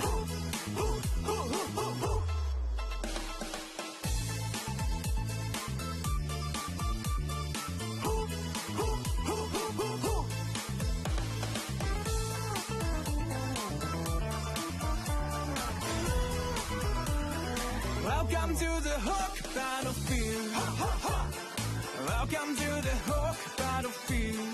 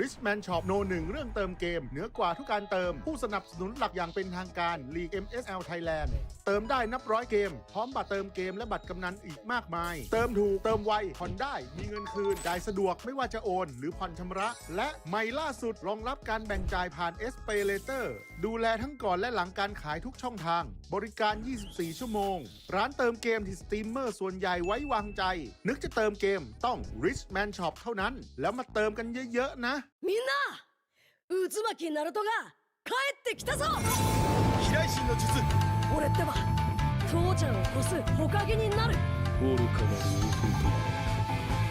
子供騙しかアマテラスふっ行くぜこれが俺たちの力だってばよ。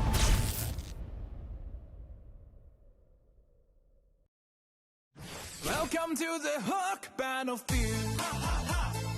Welcome to the Hook Battlefield. Shake it to left, shake it to right. Got you now, got you now. I can control, I'm flying high. Shake it to right, shake it to left. Try to who, how's my skill? Bigger, bigger, bigger, bigger. Bigger, bigger, bigger, bigger. Bigger, bigger, bigger, bigger. Bigger, bigger, bigger, bigger, bigger, bigger, bigger, bigger. Bigger, bigger, bigger, bigger, bigger.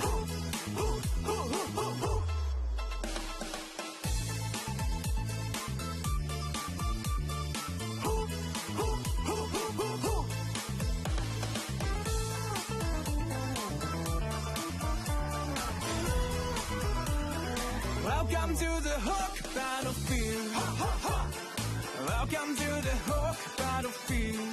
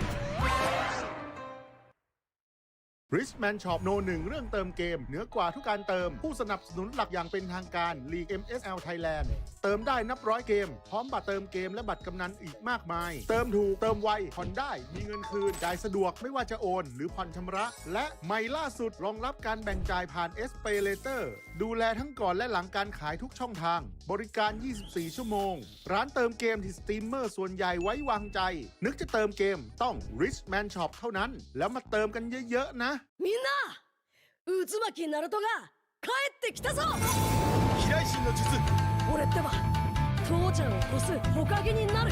愚かなる弟子供騙しがお待てろ。ふっ行くぜ。これが俺たちの力だってばよ。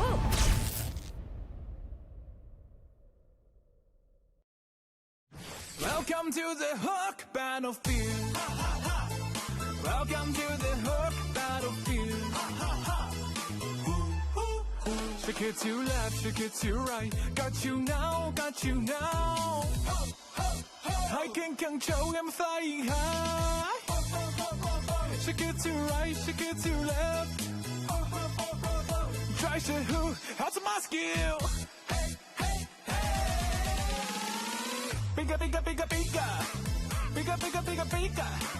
Bigger, bigger, bigger, bigger. Bigger, bigger, bigger, bigger, bigger, bigger, bigger, bigger. Bigger, bigger, bigger, bigger, bigger.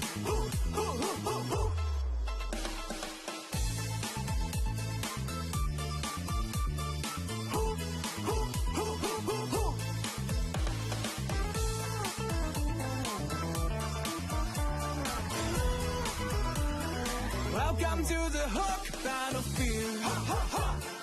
Welcome to the Hook battlefield.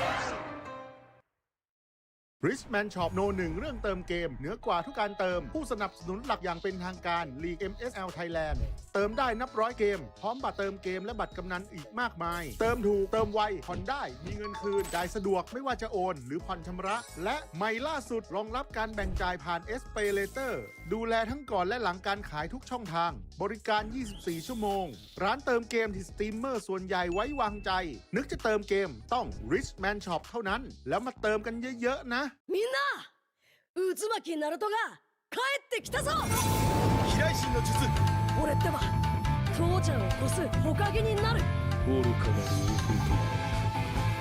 男子供騙しかアマテラス行くぜこれが俺たちの力だってばよ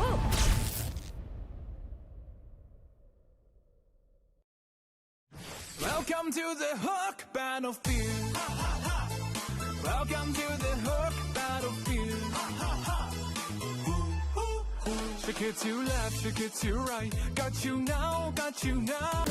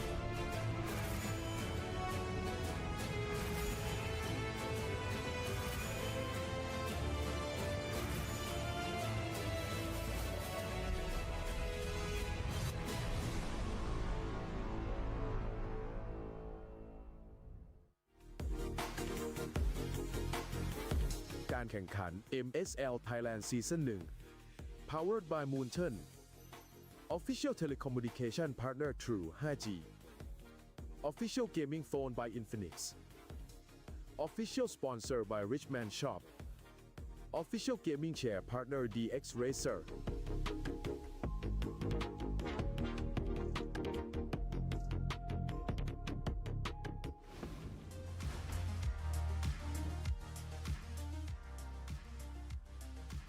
วันนี้สำหรับ Hydra Esport พบกับวลีชัย Esport ถ้าพร้อมแล้วยังไงขอส่งต่อให้กับแคสเตอร์ของเราได้เลยค่ะ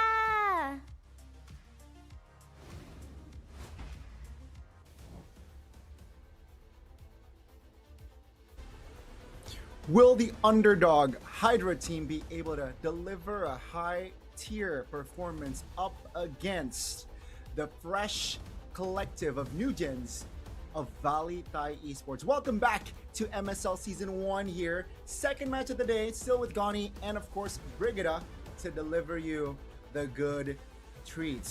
Match 1, it was a 2-1 victory for Bacon Time. Let's see what will be the scoreline and the victors of the second match of the day, Brigida. Yep. Just in a bit, we will be recalling which or whatever our predictions were prior to entering this day, because so far I got one correct prediction already, and I would just like to say that Gani decided to go against all of my predictions, so let's see if that is gonna help him this time around. But yeah, it's been a very close series that we saw in our previous one. I'm hoping that this will be the same, because I think if our first series was relatively a match between both Bacon Time and also between Full Sense, this one, I think you could sort of say the same, because it's more of like a slight underdog story against some quote-unquote rookies who are playing for fun under VLTH Esports, but it doesn't mean that they are not as competitive as the other teams who are also here in the league. They might be playing for fun, but sometimes it is in those kinds of mindsets where you find players who literally have this nothing to lose play style, and that helps them a lot. That will definitely be the key highlights here, right? VLTH, they're dubbed as a, they're a fun bunch, right? Personality, very, very loose, I am assuming. Yeah. So, I สามารถเป็นอาชีพ wonder, ให้หลายคนได้ครับ will that สร้างมาตรฐาน display ให้ on the drafts ที as มอ well? ยากแบบติด1 ใน 3ครับเพราะว่าเราตั้งใจซ้อมกันมากแล้วมีแฟนคลับที่รอเชียร์เราและให้กำลังใจเราตลอดครับแม้เราจะกดดันในเวลาซ้อมมีเครียดในเวลาซ้อมก็ตามแต่เรามีกำลังใจจากแฟนคลับเสมอครับอยากชนกับทุกทีมเลยครับรู้สึกว่าระดับความพร้อมของทีมครับมีเปอร์เซ็นต์สูงมากในการเข้าไปเล่นเพลย์ออฟได้ครับผมรู้สึกมั่นใจกับทีมของผมมากเลยครับ Well, ladies and gentlemen, that was Team เปลี่ยนไป Hydra. ในทางที่ดีมากเลยครับเพราะว่าทีม This will ไทย be แต่ละทีม VLTH ก็ Esports อยากเป็นแชมป์โลกสักครั้งหนึ่งต่างทีมก็ต่างฝึกฝนพัฒนาเพื่อให้ตัวเองก้าวกระโดดขึ้นมา น้องคิดว่าน้องมา MSL ประเทศไทยรอบนี้น้องคิดว่าน้องเกี่ยมพร้อมหลายน้องเชื่อว่าน้องเห็นได้ เราก็ไม่น้อยหน้าที่จะเดินสู้กับของทีมนานาชาตินี่แหละ คิดว่าเด็กไทยมีความพร้อมกับ MSL ซีซั่นแรกแน่นอนครับผมเด็กไทยเต็มที่ครับผมเด็กไทยสู้ต่างชาติได้แน่นอนครับ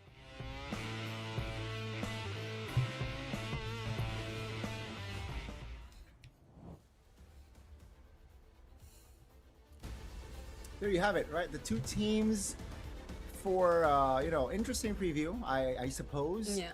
They will be ready for their opening match for their respective teams, right? This is going to be their debut on the stage. After seeing what happened in first match, I expect, like you mentioned, it's going to be very competitive in this current series as well. One being the underdog, like you mentioned, one also being a fresh collective. It's going to be very, I expect hot-blooded in-game. A lot of just mechanics, showing off pure mechanics is what I expect. So hopefully that we get to see those sort of performances, and also I want to see what actually be the draft be like. Is it going to be similar as our previous match, or will it be completely different? Because each team we have yet to see their quote unquote identities slash playstyles. It's true. It's true. And the only thing we know about Valley Thai Esports, which we'll be talking about in a bit, because right now we are going to focus on Hydra Esports, and the fact that, again, they are actually an underdog team. So we could say that in the past, despite their experience, and I'd say they have a lot of experience if it's just about competing in the MOBA scene, that they are still considered to be underdogs. They are still considered as a team who has, I guess, a lot to work on and improve, but they actually have already shown significant improvements throughout the past few times that we saw them play and compete in the MOBA scene. So let's see how they are going to carry that over going up against Valley Thai Esports, Gani. It's gonna be very intense, right? Valley Thai. People dubbed them as they're a fun personality, they're a fun team. Hopefully, we get to see that on the Atlanta Dawn as well. But of course, their competitiveness side, also, I hope to see that more in the MSL Thai scene, right? They look ready, they look relaxed, and boys and girls, ladies and gentlemen, we are definitely in for a treat. Yeah, I agree.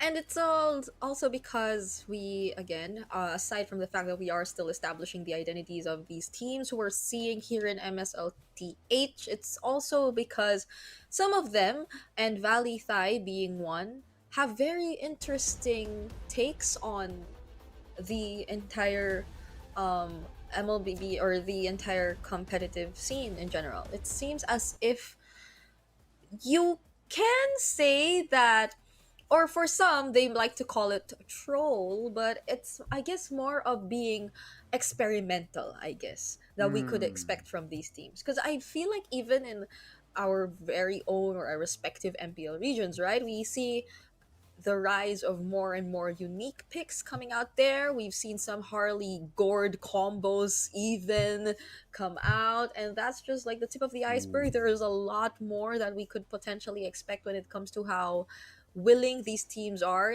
to explore the current meta. And I have a feeling that Valley Thai Esports really could be one of those teams to show us the more unique side. And it's something that really excites me, especially when we look at a new region. That's always one of the things that excites me. It excites me too, Brigida. I can't. I can't lie. Was already quite impressed. But hey, again, why are you always on the opposite end, Brigida? I think that I should be asking you that question. But yeah, so Gani and I will have different takes on this. If I were to explain mine, it's mostly because of experience. Like, I know they're considered as underdogs, but the fact that they individually have had such remarkable experiences in the MOBA scene is something I will be definitely looking forward to see. And I'm just hopeful to see them really carry that over and do that in MLBB. But for Valley Thai Esports, I honestly want to vote for them, but I guess I'll just leave it to you to explain. There's always a next time, Riggs. For my reasoning for why I predicted Valley Thai, I'm a fun person. I'm a fun guy. I see the word fun on a team. You know what? I will vote for you. And I hope you get to display that during games, because sometimes when you're intense in a competitive setting, sure, it will help you to maybe perform great, but sometimes if you're relaxed, it keeps you going. What about you, Briggs? Are you the type of that can do well under pressure, or you're the opposite? I would prefer staying calm as well. I mean, we we do have this new feature in MPLPH and ID2 where you get to see the heart rate of the Yes, yes, yes, players. yes, yes.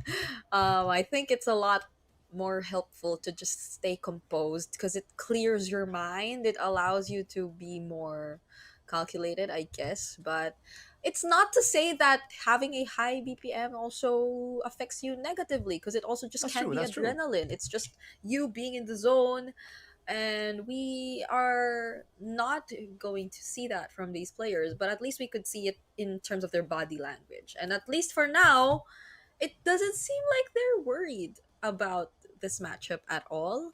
And if you're talking about Valley Thai being a very fun bunch, I guess they're just really excited about this matchup. They are, and hopefully, I my guess is also for the side of Hydra, right? I'm double checking here if they have like a like an import, but nothing really comes to show. But Hydra. let's see here. Let's see here. Game one. Oh, we will see like for the third time, I believe, we are going to see Broken Walls today. Now let's see here. Okay. Hydra and Valley Thai Esports. Yeah. I think both teams have imports from Lao. So that's Yuri for Ah, Hydra, and Valley Thai has KO. KO. Both of yep. them are from Lao. So we have two players from Lao here in this Yes, yes, series. That's yes, pretty yes. interesting. But there you go. Team Okay, the Hydra. bands are different here. Yeah, the first ban is definitely different. You know, we did not see a Lancelot ban or pick in the first series, but it seems like Hydra, they think otherwise here. I think they're really respecting the jungler here, being Clover K, and his potential to play that Lancelot. But that's going to be the Zushin. That's still pretty standard here as being on the red side. Yep. There's just so much focus on Clover K, I guess, for Hydra Esports here. I guess that tells us something about the key players in Valley Thai Esports because he seems to be considered, or at least in height. Yeah, I think that seems to be he seems to be such a key player for Valley Thai. But hold on, I think we switched the sides if I'm not mistaken. Because Valley Thai is supposed to have no, I think Hydra is supposed to have Clover Cave, right? Yeah. KO is Cave should be in so Valley Thai. are the team names or the logos that are switched up? Yeah, we aren't Well, sure about the sides. We'll confirm soon. Let's focus on the heroes. It's gonna be the Marcel here banned out from the side of Valley, or from the right side, I gotta say. And I want to see what will be the prioritization be for the side of Hydra. Okay. This is really interesting to me because a lot of the common bands are still open. The Freya is still open. The Eve is still open. Nah, it's not like we paid too much attention to that earlier too. But the Valentina too, the Sora, even the utility junglers are actually still open, which is really interesting to me. There's so many options. The Suyo Harley, the Marksman, even the Fulvius is still open. The Glue is still open. Yep. I Sora. wonder. You wonder, I wonder. We wonder the same, Briggs. And We're all wondering. We're all wondering. But at least what I can say from the first series is they like to take things slow, right? Especially the early game here, Briggs. It's not like an all out from the first hurdle. If they don't have the advantage, they will concede it, no problem, right? They are not forcing a fight, At least that what I can gather from that first series here. So I expect that's a standard here in this league. If you can't do it, don't force it. Okay. Oh, there, I think we already switched Yeah. up the names. So the logos were switched. Yeah. So it is Hydra on the red side. VLTH first pick. The Harley. Ah, there goes the Freya we mentioned as well. There's so many options out there. Even the Valentina, honestly. Yeah. The Valentina, the Sora. I expect Hydra to pick up Suyo Red 3 just to close the jungle, just to lock in the jungler before entering the second phase. Valley Unless they want to though. flex it. Ooh, you're sniffing a flex here, Briggs. I mean, we can't really say, but at least they pick up the Phobius for VLTH.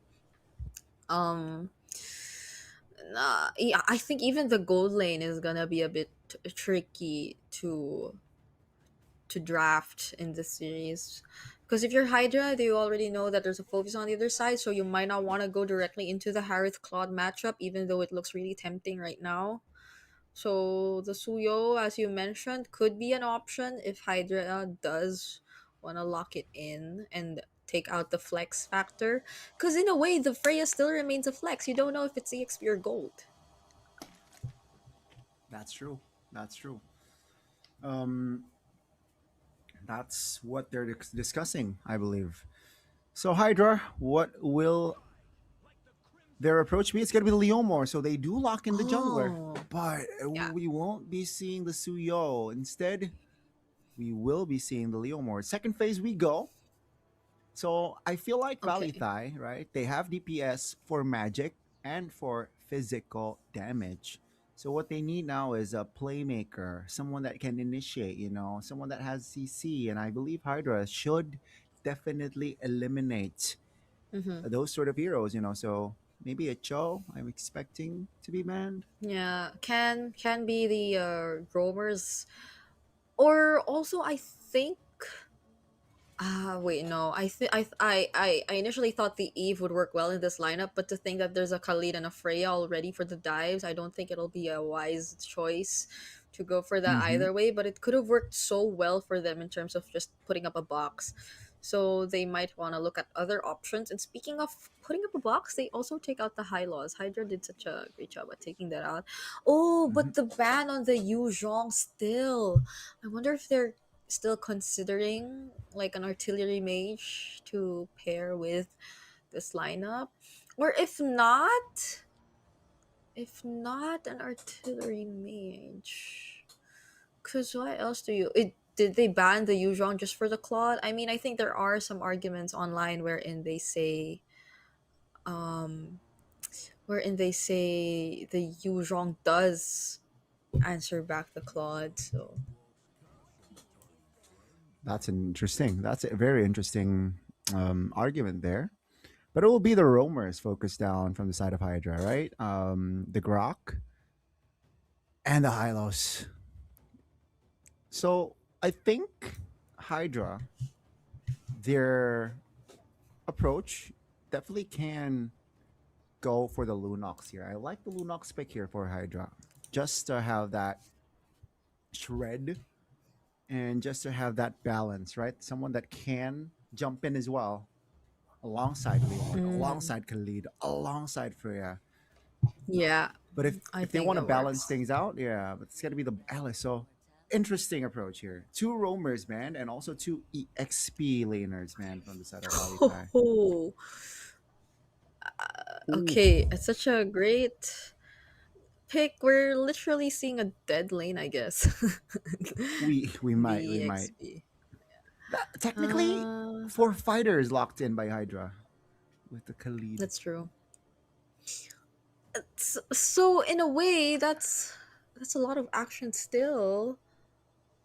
I wonder how they're gonna close out this draft, because we don't see like, is their main carry really just gonna be a Freya?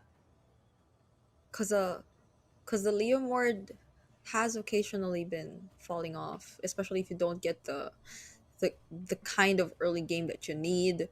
Yeah. Focusing on Valley Thai though, we still need a front. Oh. Wow. Wow, that's a glue and a Valentina. I really like the last two picks from the set of Ali Thai. You know, fighters, they will want to close the gap. You know, they want to close the distance, but with the glue mounting on you, it's going to be a super annoying. Might as well get a range mage. Yes, Mage yes. with range. Mage range. But that's a Valentina you're up against too, so you have to consider that. Mm-hmm. What other mages can you actually pick up? Wow. You just gave black shoes to the Valentina. That's true. That's true. And technically, the Valentina can play around the alts of Raging Sandstorm as well. And, you know, if the Valentina wants to go crazy, you know, Steed is also up and available. That's crazy. I might actually. No, okay. So if we were to put it in perspective, early game, definitely, I might go Hydra here because that's a Lilia, Khalid, and William Ward. But you delay him just a bit. Yes. You kind of. Okay, wait. Before I go to that, talent prediction once again. 3 casters in favor of Valley Thai. What do you think, Goni? I think you kind of are on the same page as our Thai casters. Yes, I feel like so too, Riggs.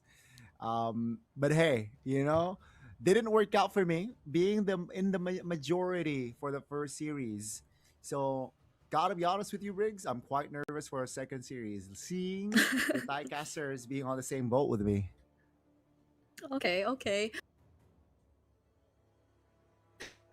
I think based on the draft, even it's kind of like something I would agree on. Even though I voted for Hydra, it's very early game dependent. And if they don't get that early game, I'm just looking at how Valley Thai could keep going for the outplays because that's a Harley, that's a Valentina stealing away the black shoes or the Raging Sandstorm, as you mentioned. That's a Glue in Rome, who you said is actually one of the very hot picks in the recent matches we see in VLTH ID. Yeah. It's scary for an early game for the early game because it's almost all fighters, but it does have its conditions. Yeah, I think with the early game being so, you know, threatening for the side of Valley Thai, what they need to do is understand that, right? They cannot force a fight. They got to choose their battles here, especially in the early game when they don't have the items. But ladies and gentlemen, let's witness the second match of the day. Valley Thai taking on Hydra. Lanadon, here we go. Okay, we are gonna see. Taking a quick look at the battle spells for now. It's a Vengeance Phobius. Understandably so. And again, as expected, the early start for a Khalid Lilia in mid. Definitely not making things easy for Chajame and Lixie. Oh my goodness, and there was an off-cam kill too, by the way. There was an off-cam kill. That was the retribution holder. Harley taken down early, and that's not a good start for Valley Thai. Who? That was just the Freya? That was Watson? Oh my goodness. And I think he's still trying to take on KO. Okay. Look at how much pressure Hydra Esports are trying to apply. Katinaro, he just got his first buff. This is tough. We mentioned a bit earlier that, you know, Valley Thai needs to just don't fall a lot. Just don't, you know, lose out on a lot, especially in the early game. But it seems like they're losing their control here. Let's see if they can recover, because Hydra, they know that they're strong in the early game, and they have been able to maximize that potential here so far. First minute in, 0-1 for Katanaru.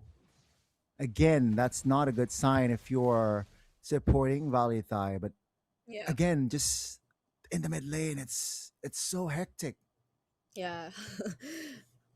So much action going on, but at least Yuri already taking his level 4. They will try and blitz this Lord as well, not allowing for VLTH to just even go for the contest. But this is something you probably sort of expect to happen, considering that you've done such a great job at limiting Katinaru in his farming early on. So he's yet to get his level 4. Oh, Clover K? That's gonna be the jump. That's gonna be Linksy forced to use that flicker. That's BLC flicker as well. Linksy here stole the Phantom Steed just to escape. So again, right, Hydra. Oh, that's gonna be the Chajame finding the mount, finding the mobilization. Will he have enough damage? That's gonna be BLC being the target here. Still level 3, not having the flicker, but he survives. And here comes the reinforcements. Now he is the one who is isolated, trying to buy time here perhaps, and that's gonna be the split popped. Oh, this is a lot of time. Even the steed was popped, and that's gonna be the kill finally for Yuri. Still a kill over to Yuri, but I think that was a lot of time. Katinaru already able to catch up in terms of levels against Clover K on this Leomord. So although Chajame did go down in that sequence, I feel like they've been able to delay things a bit, and that's actually working for them. But that is something that Hydra Esports is capable of doing just the same. Just look at Outcon right now. He's just constantly going for the cuts, and you could expect him to join the team fights anytime now, but down bottom, seems like Hydra Esports are looking to do something. At least Chaos senses danger. Yeah, good awareness, right? And that's gonna be Watson here, immobilized. Looking for the commitment, but you know, Yuri's around to provide cover, and they will not commit on towards the fight. 2 important kills still bagged here by Hydra. And take a look at the river already. It's a 1v1 between Chajame and Watson, but I'm sure nothing will come out of it just yet, as they will definitely focus on towards the turtle. Yeah, they are trading this though. VLTH no longer going for the contest once again. That second turtle going over to Hydra Esports. Might want to try and go for the push down bottom. But since multiple members of VLTH will be here too, let's see what the game plan is gonna be. There's a dive. Okay, Kyo. Oh, it's a 4-man dive under the turret. Oh, great Terrify in the back, but take a look at Kyo under his own turret. Will fall, and that's going to be Kyo taken down alongside Linksy. That's a 3-man knockup by the Phobius. Down goes Outcon. That's a triple by Shashame. And that's going to be VLTH responding. Top lane, though, very, very free farm for Katanaru. I'd say VLTH actually got a lot of value out of that, even though they kind of lost some energy plating, even though they kind of lost their gold laner, they were able to trade it out, taking up 2 kills away from Hydra. You have to give it to Nicholas as well. The way he was able to use the Dark Wave on 2 members, they were able to capitalize on how aggressive Hydra Esports were trying to position themselves down bottom. They were clearly able to take a win from that, and now they're the ones who might potentially go for the push up against Watson here down bottom. Yeah, they will look for the jump. 4v2 now. Watson taking half HP. Terrified. The crowd control is huge. Nicholas finds it. That's going to be the stun. That's going to be Steve popped by K-Lover in the back. Shajame will be the trade. Take a look at the Phobius. Nicholas doing crazy work. Finds the double, but Clover finds a trade as well. That's going to be a double for the EXP and a double for the jungler. Top lane, it's still Kat and Naru looking for a structure takedown. My goodness. VLTH, though, despite what happened, still got more out of that. And they turret up top courtesy of Katenaru as well. So could this be the first time they actually try and go for the contest, since they've actually cleared out a huge part of their map early on, but the deny from Hydra Esports, their decision to just blitz it once again, all three turtles taken by Hydra Esports, but at least Valithai are yet to give up any of their outer turrets. Yeah, it's a trade still, right? It's compensation. They have compensation. Hydra though, I like it. They blitz the turtle 3 times and it worked for them. And for Valithai, you know, this is what I expect. Control. They understand that Hydra is very strong with technically 4 fighters in the Yep. early game, so they will keep their distance. They won't fight unless they have to, Yeah. and that's what keeps them in the game, right? They're just behind by 400 gold. That's practically nothing. And Yeah. Hydra, they're on a ticker. They need to pull the trigger because KO will be online soon. And once KO is online, that will be a difference maker. He will be the difference maker later on. Top lane though, Yeah. heavily pressured. That's a structure for Hydra. I like how you phrased it. It seems as if Valithai are just really being patient with their timings. They know when Hydra Esports really is going to be online, and specifically that's early to mid, wherein we could mostly feel how great this lineup could be, especially individually. So they're really finding the right opportunities. Oh, hold on. That's a revitalized spot. Raging Sandstorms on towards KO. No follow-up though. Steed. Oh, great cancellation by Nicholas. Now that's going to be Blazing Duet pop by KO. Take a look at the damage. That's just the golden staff already enough to burst the Khalid down. That's going to be Clover taken down as well. It's a 5v3. Take a look at the dismantled by Valithai. And one by one, they should fall. That's a great trade though. But it's just more bodies on the floor for Hydra. Valithai, KO. There were so much ultimates and resources burned just to try and take down KO. He was the guy they were after from the very beginning of that team fight. But up until, I guess, the last few moments, KO was still alive. If it weren't for Yuri being able to catch up, then they wouldn't take or be able to actually take him down.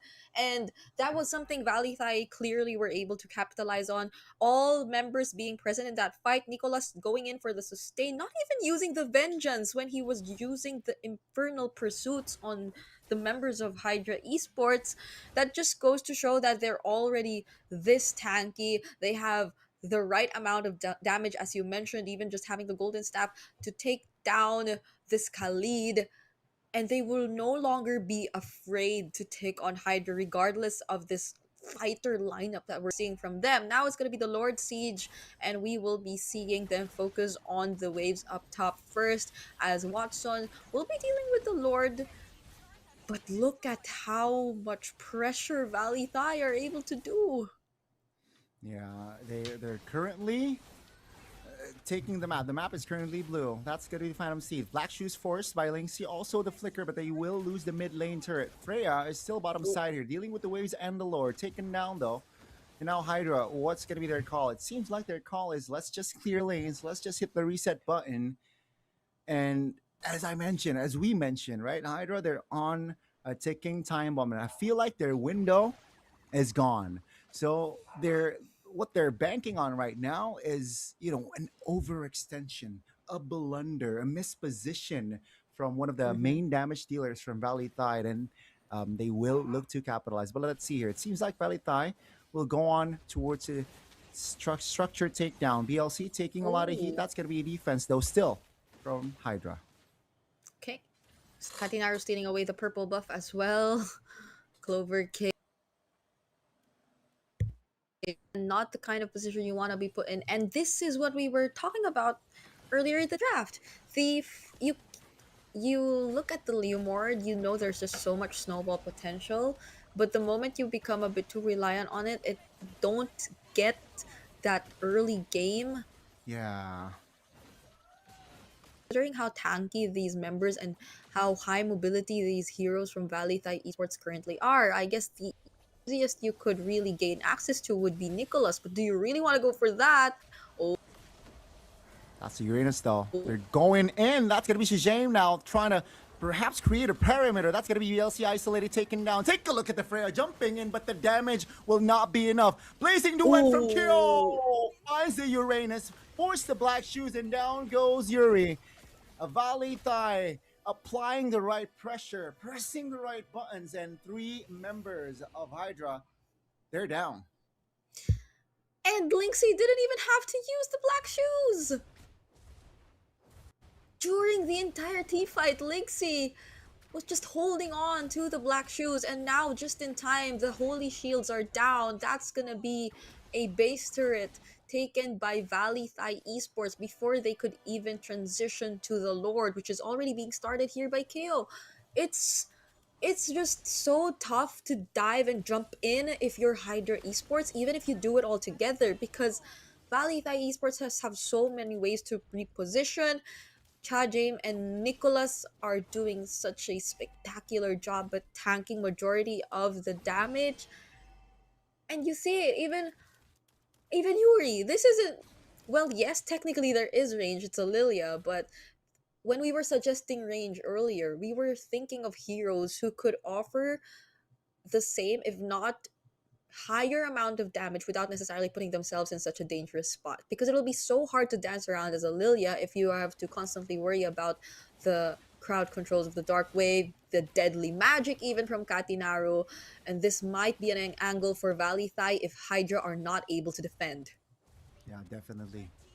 I mean, speaking of Katinaru, Holy Crystal already on his belt, so that's going to be extra powerful damage. Take a look at the Uranus shredded down here, very low taken by the damage there, but Valley Thai, they're not able to find that kill just yet. 5 members still up from inside of Hydra. They will lose all structures though. That's going to be the Steed here trying to find more space.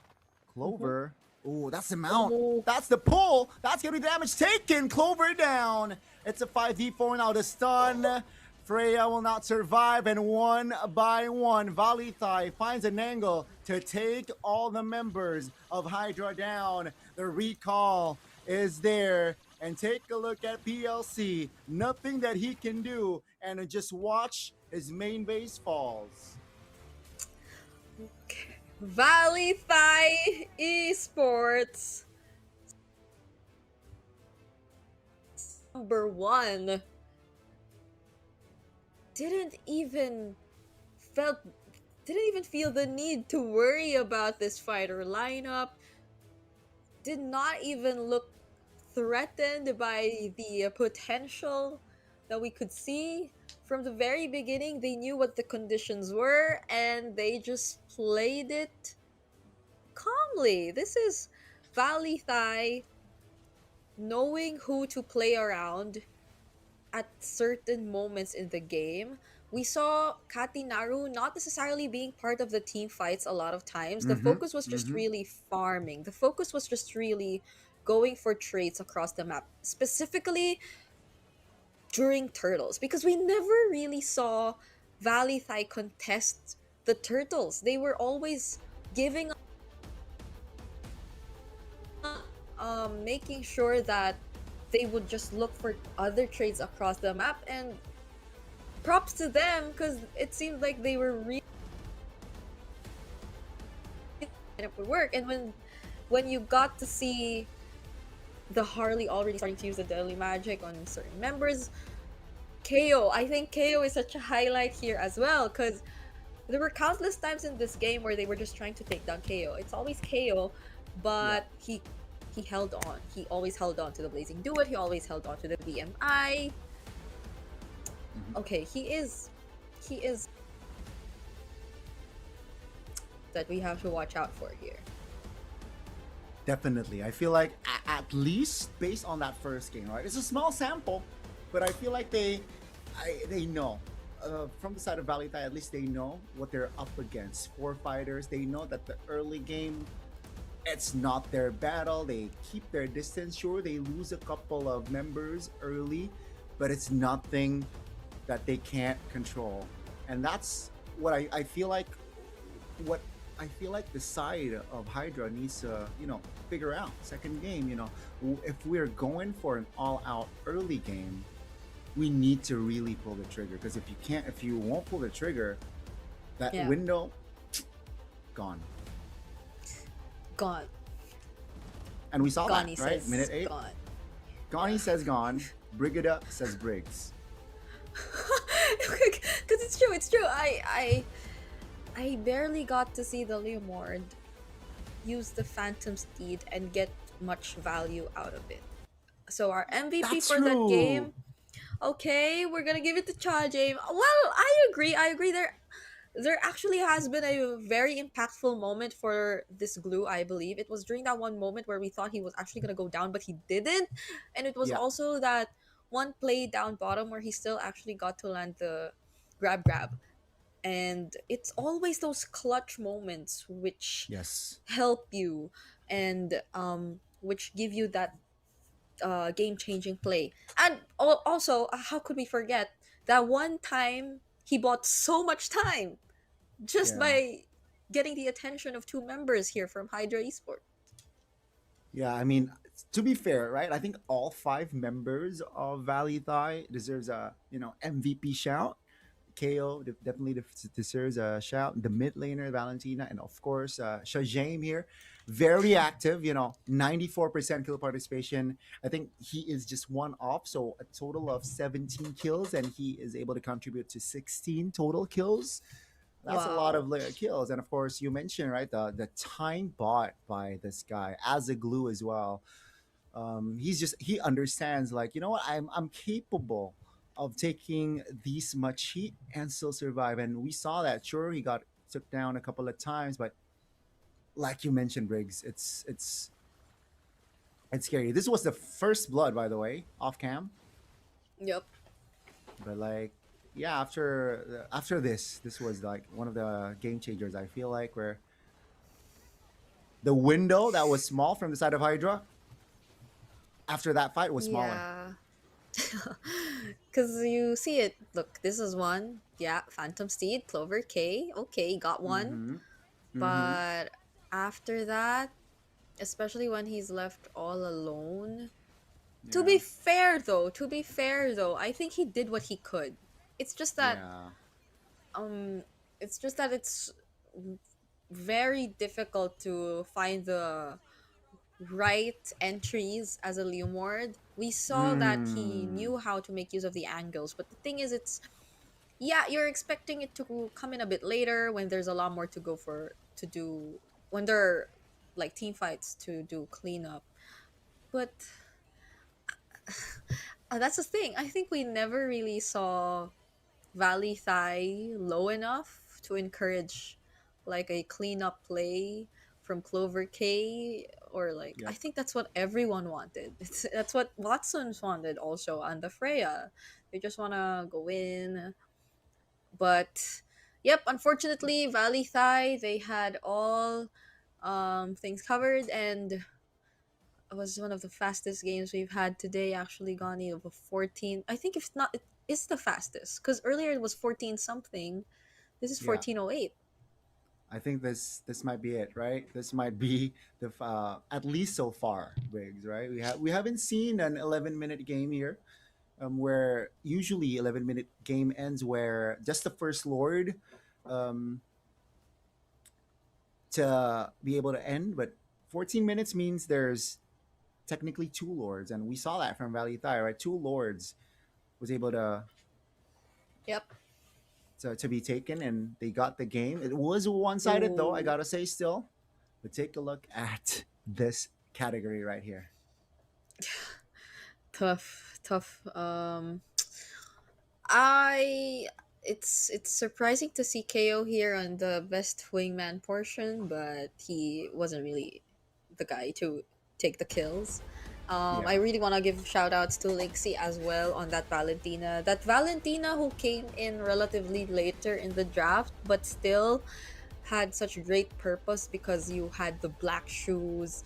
I think it was always the black shoes. It was always the black shoes that got chosen for the IMU.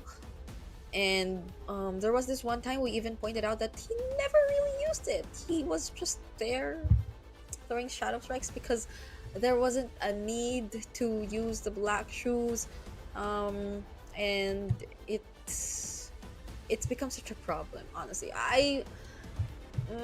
the idea was there for the draft, but I feel like they weren't really able to maximize because of the presence of too much fighters going up against this kind of lineup. Because imagine, you had a Uranus, yes, it was reliable enough in terms of managing the waves, Yeah. but afterwards, your playmaking is so one-dimensional. Like, you rely on the Freya jumping in, you rely on the Kali jumping in, when in most cases you have to have at least more than one way to approach a team fight.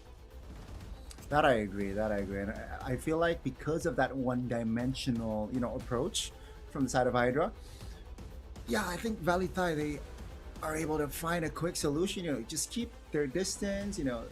Picking their battles when they are in their prime position to fight. When the cover is right, they will fight on their terms. And that's we saw that right early game. It wasn't really a sure win, even though the three turtles was taken from the side of Hydra. Yeah. But it wasn't really evident to the game. It wasn't really, it's a sure win. But let's see here, the recovery, the bounce back, and the drafts. I need to see a dramatic change on the drafts, especially from the side of Hydra. Yep. So what kind of map are we gonna see this time around?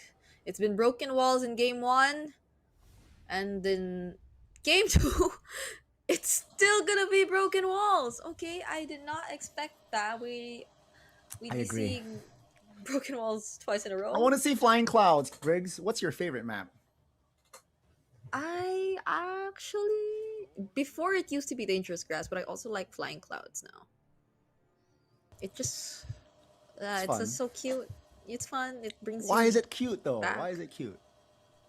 Because you fly on clouds and it helps you get back in action fast. And that equals to cute in Brigida's, Well, we are seeing another Lancelot ban, yes. that's gonna be a respect, right? That's gonna be a respect. I think. Oh, they switched sides though, right? Yeah, but they switched. Yeah, so they switched sides.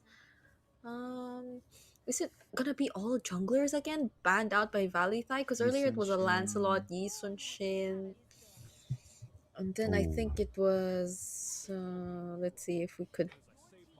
It was a Lancelot, Yi Sun Shin, and a Guinevere. Oh, but now the Guinevere was banned by Hydra. Ooh, VLTH, they gotta ban the Zushin, no? Zushin is top priority, I feel like. They should. But that is going to open the Lucas. Because Valentina is banned by the side of Hydra. Have there been a lot of Lucas games in MPL ID already? I mean, sorry, not Lucas, Sora. My brain says Sora, but my mouth says Lucas. My bad. No, but because even in PH, there was a time where Renmar has been looking forward to seeing the Lucas played. So I was thinking that there was a possibility. But yeah, taking out the Juicin means the Freya is also going to be open, means the Sora is going to be open. Oh, that's but true. They don't take out the Juicin nor the Freya. It's all junglers. It is all junglers, Could Clover this be the K game here. plan for Clover K? Heavily pressured from Yeah. game 1, right? Yeah. Hero-wise. So let's see here. You mentioned the Freya. The Sora is still open, but the Zushin definitely is still top priority. Was banned in game 1. Was banned the whole first series, by the way. And now we finally get to see Zushin in action. Honestly, even Marcel is open. Like, Oh my god, you're right. It was banned game 1. if they wanted to consider that. So there's a Sora, Freya, Marcel. don't necessarily need to rush the mid lane because you already see. Not unless you want to keep hiding your strategies here. I would go. I would go Sora. Because you can force out the Crimson Beacon from the Juicin a lot of times. I would Yeah. go Sora. Oh! Well, that's Fair a play. that's their play, yeah. That's their At play. least They they wanna. deny. At least, yeah. Yeah, they denied another jungler technically, right? Three Mm-hmm, junglers mm-hmm. ran out, and then they picked the jungler first. So what? They're forcing Clover to go into deep waters here. Technically, a lot of junglers are still in play. You know, if you want to pull off another Leo mode performance, maybe. But then let's see. Sora is still open, ladies and gentlemen. Yeah, do you really want to go for another Leo more though? Like I'm thinking, okay, so there they pick up the Sora and they hold it for themselves. I'm thinking if they want to go. No, because if they go utility here, and because the Sora, we don't know if the Sora is gonna go EXP or gold. Could Yeah. be EXP though. But if they go utility, then the pressure on Watson, right? Mm-hmm. The Mm-hmm. pressure on Mm-hmm. Watson to be able to serve as the main carry without the Freya. No, honestly, the Freya is still out there, but I don't know if you want to consider that as your main because it's gonna be very similar to game one where you have so much fighters. That's a Sora and a Freya and a Hilda and a Yeah. utility jungler. So you might not want to go that route. Yeah. That's why I feel like they also Valley Thai they went for the Phobius, which again Nicholas was a monster on the Yeah, Phobius that game. No glue though, right? For Link, no, for Shajame. yeah. For Shajame, no glue and no Claude for Tie KO. game. Shajame. So that's one. Ooh. But because they have the Phobias, I don't. I think they'd be okay with picking up the Harith as well because you already have the Phobias, and now they're banning out the carry. Other options too might include the Moskov, but I think you Yep. could already rely on the Harley to manage the opposite wave or the far lane if it's just that. So you might want a team fighting marksman or gold lane, to which again I would bring back the Hearth unless Hydra ban it out. Mm-hmm. Mm-hmm. Aside from gold laners too, they're also looking for their mid lane actually. So they still ban out the Freya, thinking they might go for a fighter gold. Okay, what actually works well with the Khalid? Against the Juicin, you would generally go for the Eve, Yeah. But it's but tough. you don't know the jungler of Not Hydra. yet. Yeah. I'm thinking of a Harith pickup here for Valley Thai. Yeah, exactly. That's mhm. Okay. So let's see if it gets. Yeah. So there they take out the Moskov. Yeah, I am starting to really think that they would want the Harith because again they have the Phobius in their lineup. Yep. But it gets Oh, banned. good Okay. spot. Good spot there. Hmm. So with the Harith being banned, they surely have a plan B, right?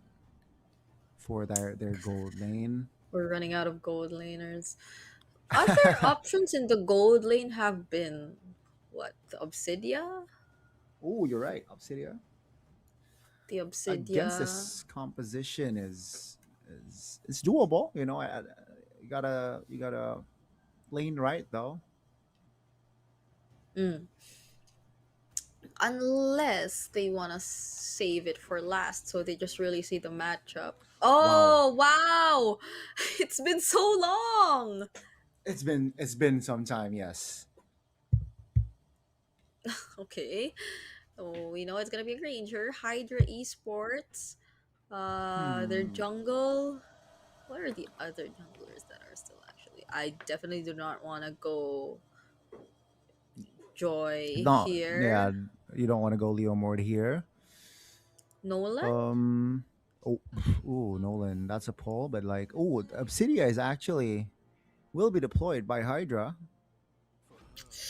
Oh, there you Oh, you go. mentioned it. You mentioned Nolan. At least you have ways to get out.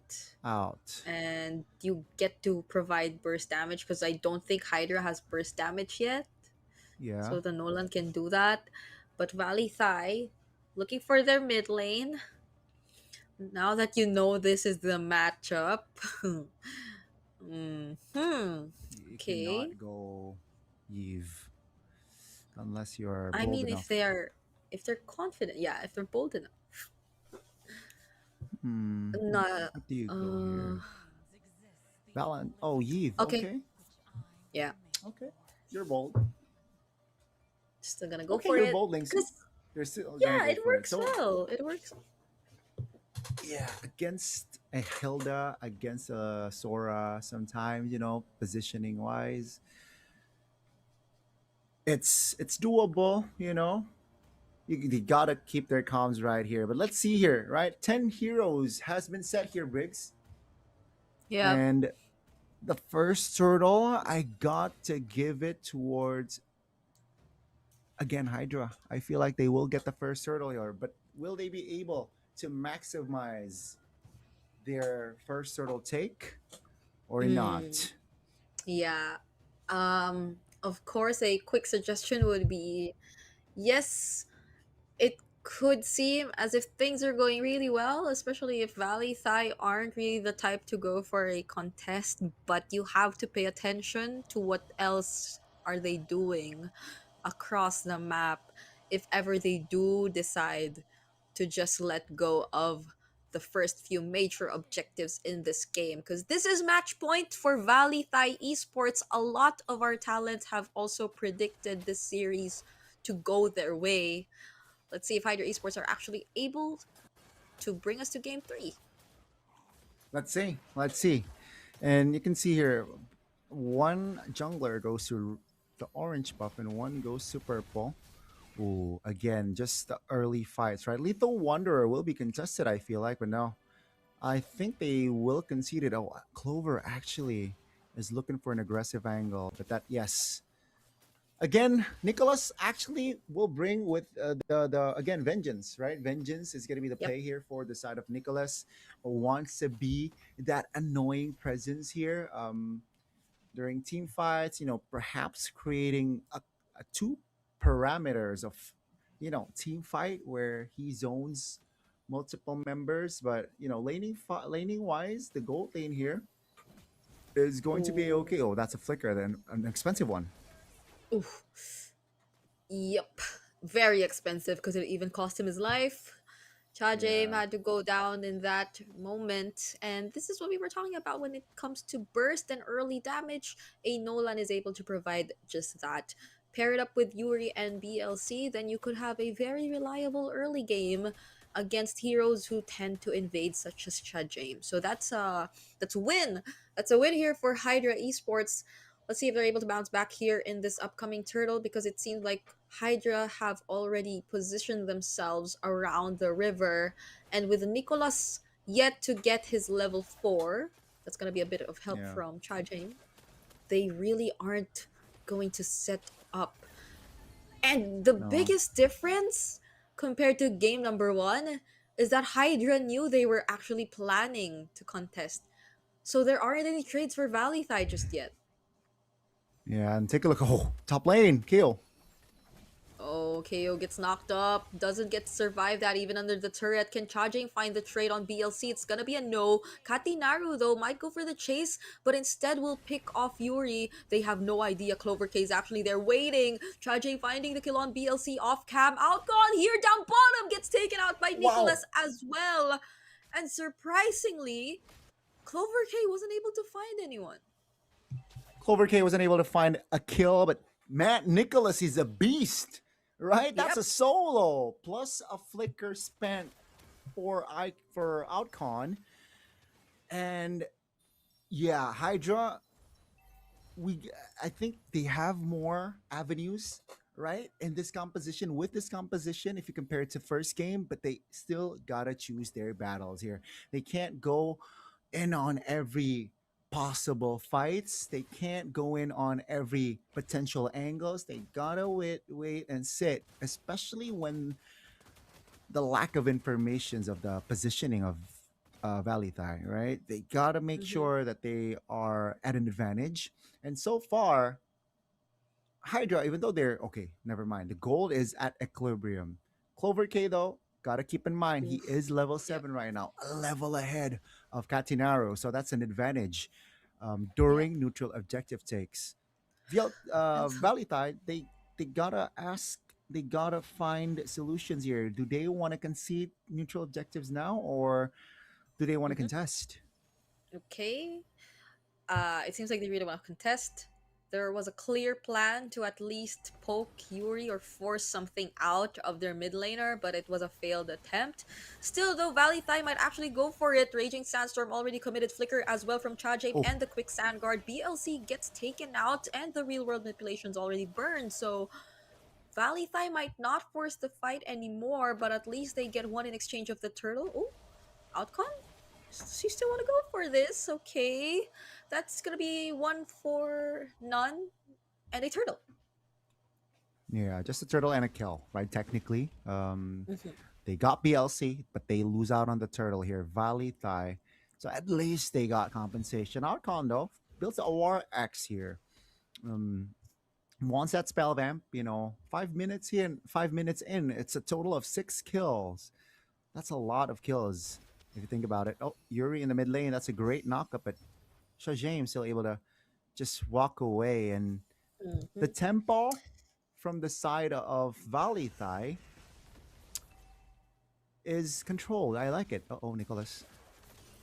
Yeah, that's the burst coming in from the Nolan. He still gets to survive it though, and even almost that Thunderform from Outcon. He was so close to finding an outplay there. Now it's Chajame and Linksy up top together with KO trying to take on BLC, but he's just too quick to run away. So HD or Hydra don't really lose anything.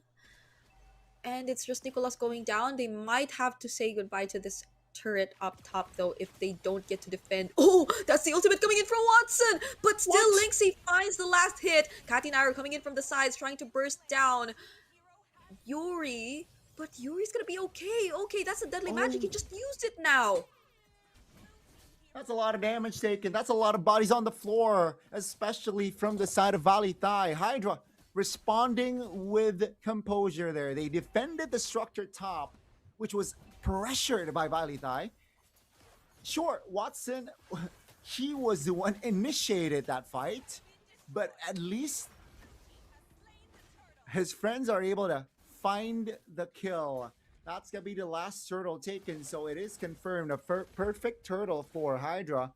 Same story as game 1, but let's see if the outcome will be different, because game 1 they got the 3 turtles, but they weren't able to translate it towards the mid game. Valley Thai, they will try to change here. Remember, Kyo, Katinaro, there will be power spikes happening in the mid game, which definitely hinders the movements from Hydra. Yep. And it is the same story, but there's so much of the subtle differences that Hydra decide to do. So now they have a clear advantage up against Valley Thai. Oh, but fighting under the real world manipulation. Crimson Beacon already forced out. KO landing these bullets, but still failing to take out some of the members. Only Clover K and Outcon get taken out for now in exchange of Nicholas and Katinaro making it just in time, forcing out the flicker from BLC. Now it's Valley Thai. It's their turn to fight back. Yeah, and they want to go for more. Oh, the flicker's in as well. Watson still finding some kills across the board, but that doesn't stop VLTH from getting more. Nope. And VLTH here, again, just like game one, I feel like, right? Where we are entering the mid game, they just always, they always find a way to, find solutions in game. Their in-game decisions has been spot on. Clover, unfortunate, also taken down first there, which allows VLTH to take more space, allow VLTH to take more grounds. And after that fight, they got the mid turret, which Hydra, they have less space to play around with. This is not good when you have Nolan. This is not a good sign when you have Zushin as well. It's a great sign if you have Harley on your team to take the mid structure down. More bushes to play. Yep. At least though, BLC will be there. A reliable guy. Oh no, up top, Clover K! He gets to dodge the Raging Sandstorm, but then Outcon gets left under the real world, and Nicholas just keeps jumping on everyone with the Infernal Pursuits! Clover K though finds the kill on KO, but that's about it. He is gonna trade out 3 of their members in exchange for that 1 kill. That's a 3-for-1 special from VLTH, and that will allow VLTH to take the Lord cleanly. And this is not good for Hydra. Ladies and gentlemen, Hydra, they first game and second game, they got the 3 turtles, but just lose out on the mid game, and now they want to take the purple buff. It's a reset. VLTH is, okay, we got the Lord already. Take your purple buff, no problem. Yep. They'll have to just wait for this upcoming Lord. They're going to help Clover K to get these resources, but this isn't gonna look too good for Hydra Esports if VLTH get to take down more structures, because you already did point it out. This is a lineup that thrives in more map control. This is a Harley.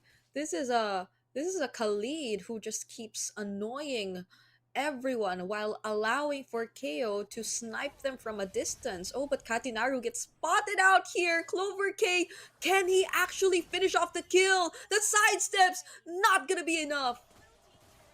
Yeah, finally a good pick-off strat there. Clover K wasn't shown on the map, and I feel like Katinaru wasn't aware that Clover was around, so that 2v1 strat was pulled very, very good, and also bought time actually with the Lord there, taken down no problem from the side of Hydra. BLC cannot overextend here though. Now it's a 3k gold lead. Is it over? Not just yet. VLTH, they know that they have K-Lover. Interesting jump. Clover K dodges everything. Really hard to catch, but then there goes the setup coming in from Outcon. They aren't able to convert it into kills just yet though. Watson from the side gets bursted down before he even gets to do anything, and the Sky Piercer stacks are just coming in for KO. 3 members down for Hydra Esports.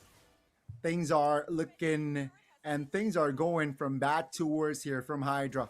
Watson looks for a flank play, but actually bursted down. You mentioned it perfectly there, Briggs. And now without Yuri, without Watson, without Outcon, they will lose more structures. We saw that earlier, and hence, K-Lover, Clover K is not level 15 yet. So this is not a good sign. 30 seconds on the clock for the next Lord. And VLTH, they can just, right now I feel like they can just go for fights. Oh, speaking of fights, Chajim gets taken out real quick though. Clover K, you did not want to lose that hero before the Lord fight. Linksy though with a free hits, KO2 catching up. 2 members being picked off before the Lord is not a good sign for Hydra, and now they are going to look at taking this mid-base turret before anything. They lose it even without the Lord. Yeah, again, right? With this lead and with this sort of composition plus map control, VLTH is actively looking for fights, and we saw that, right? Even though they lost Shajame early, they don't care. They can still fight with the firepower that they have right now, with the equipments built already within their composition. Hydra, they cannot contest. They gotta concede again, and with the mid turret taken down already, I feel like VLTH, of course, they can look for the end angle if possible, but if not, they can play the slow game. They don't have a bad late game composition as well. So, they can take the side turrets first, then look for the end angle. But if Team Hydra here allows it, say overextends, one member picked off early, VLTH definitely would go for the kill. Because as much as I want to say that there's decent wave clear coming in from Hydra Esports, I find it so difficult for Watson to time everything.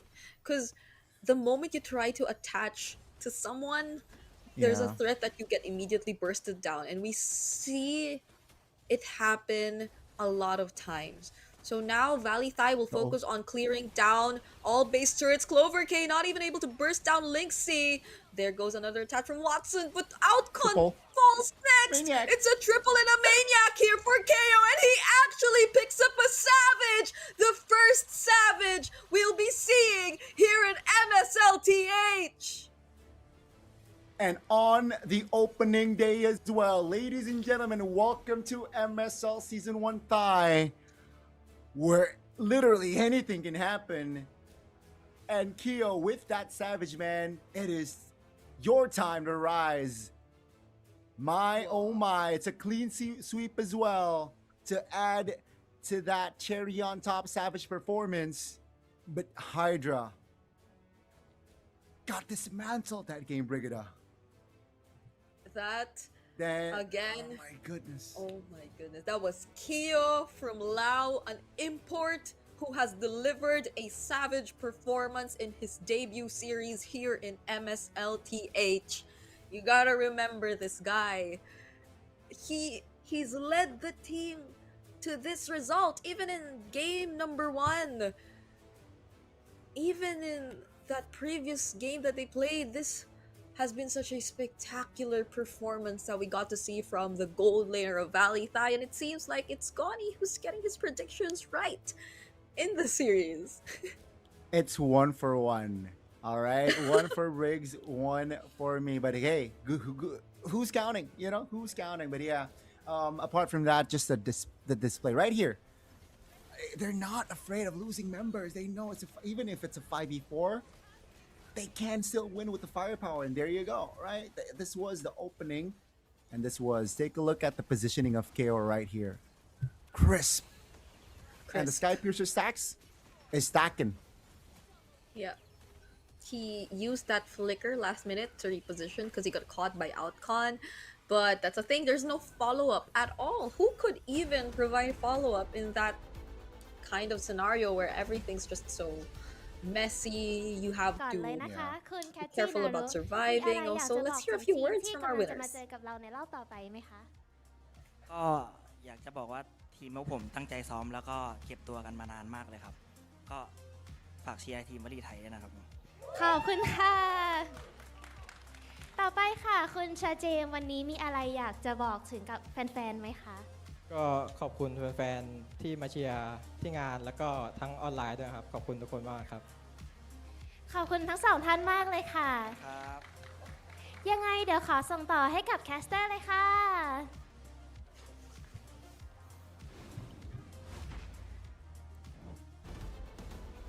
There you go.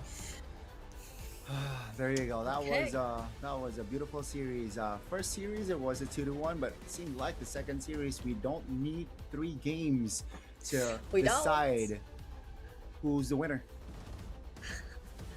Yeah, I have to say, this is the first time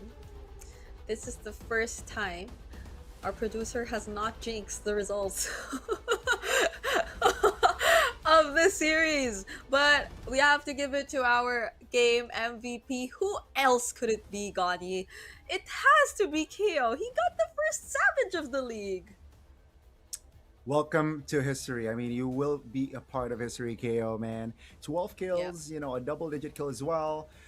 Perfect goal per minute. I really like that number, and of course the equipment's very, very standard.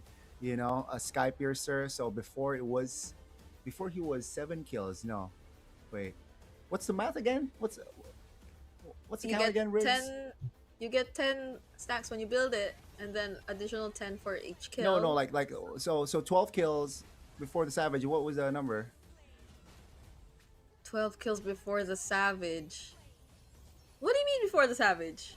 Before the Oh! Savage, how many kills was he on? It was my Oh question. no, you're making me do math! 7. 2, 3, Okay, 4, good. 5. 1, 2, 3, 4, 5. Okay. 1, 2, 3, 4, Yeah, 5. it was Okay. 7. I'm so glad the 7 caster kills. cams are not on. 7 kills before that last Savage, just to make that kill double digit. And yeah, a very, very sound performance. Again, what's wrong with Hydra, right? 2 games in a row, they got 3 turtles, but they're not able to translate it towards the mid game nor the map control. So, VLTH, wow, hats off. Again, just from the drafts, I feel like both games, I like their drafts and also their execution. It's true. It does feel like they know the heroes that they want. They know they know the players they do not want to play. They know they just want to keep shutting down Clover K. I think that is one key takeaway that we got from the series in terms of the draft. It's always been a focus on Clover K. It's always been the bans on the Lancelot, on the Eastern Shin, on the Guinevere's, or even the Suyos. And you don't even see the Lancelot being picked up anymore. I think the last time we got to see a Lancelot played, and this is in PH, was when Carl TZ ran out of junglers in their previous series last week. So that was the only time we ever got to see a Lancelot again. I'm not sure if you get to see it in Indo, but it's a rare case. And what we could at least get from that, I guess, is also the fact that VLTH Esports is a team who does really deep research against their opponents. Yeah. So maybe, right? So the Lancelot ban maybe was one of the keys to victory on why, Hydra wasn't able to get a great game or wasn't able to, find their pacing rhythm. And you can see here from the stats, it's again, apart from the 3 turtles, Hydra wasn't able to, just based on the stats, you can see that Hydra did not have map control. And of course, the rich guy, the carry, and the best wingman here being from the side of VLTH. Great performance, wonderful display as well. 18 assists? That's crazy. 18 assists for Cha James. And congratulations once again to VLTH Esports. They got the first sweep, the first Savage, and that's the beginning of much more, I guess, for VLTH Esports if they're able to continue this momentum and this kind of precision in terms of their playstyle and draft. There's just so much to look forward to when it comes to this team, or should I say to all of these teams, because it's just the first day here in MSLTH, and it's definitely there's definitely a lot to learn from all of these matches. Definitely a lot to learn, and it's still a long way, Briggs, because technically we are still just in our opening day, so expect a lot more, perhaps Savages, a lot more, unique picks as well. But that was our second match of the day. We still got 2 more, upcoming. It's gonna be intense as well. We got ACT Esports Club going up against Tenacity. Who do you got there? Do you remember? Okay. Yeah. Okay. I can double check. I went for. Are we really gonna spoil it now? Okay, I went for ACT. I said it. I did not went for ACT. That's spoiler news. That's spoiler. Okay. Spoiler alert. So if he didn't go for ACT, then guess what? Guess who he went for? I wonder who he went for. But yeah, it's ACT versus Tenacity coming up next for our third series of the day, and that is gonna be our second to the last series already because we only have 4 best of 3s today for our opening day, and afterwards I think this is a much awaited star match or highlight match for you guys. But again, before that, we have to head over to our third series, right, Lonnie? Yes, so stay tuned, ladies and gentlemen, and grab your snacks while you guys wait for the third series. We will take a short break. Stay tuned.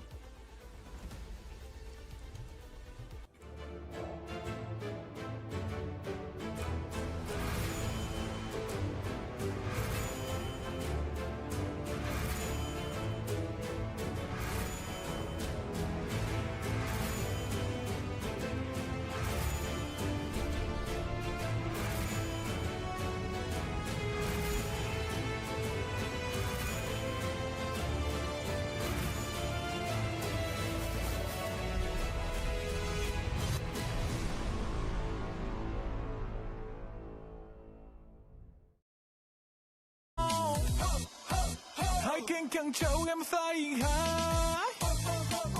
Shake it to right, shake it to left. Try to who, how's my skill? Bigger, bigger, bigger, bigger. Bigger, bigger, bigger, bigger. Bigger, bigger, bigger, bigger, bigger, bigger. Bigger, bigger, bigger, bigger, bigger, bigger. Bigger, bigger, bigger, bigger, bigger.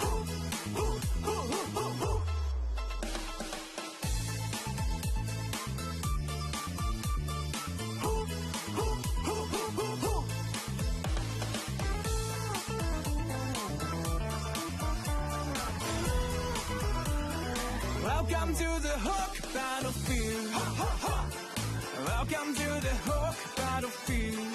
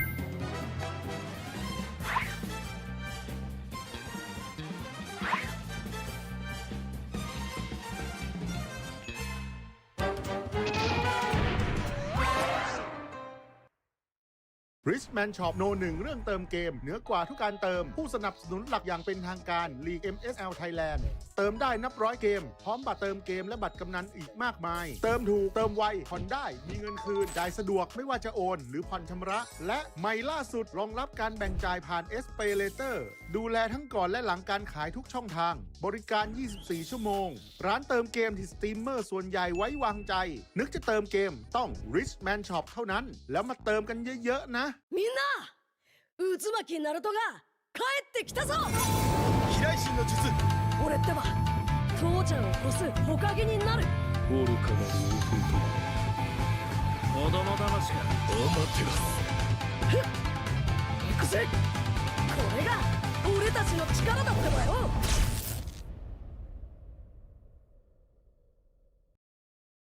Welcome to the Hook Battlefield.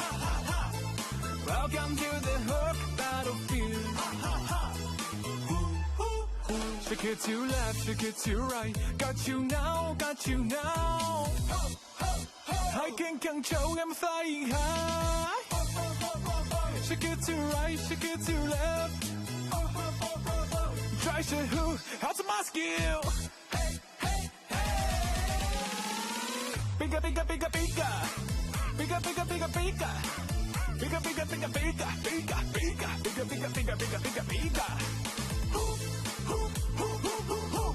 Bigger, bigger, bigger, bigger, bigger.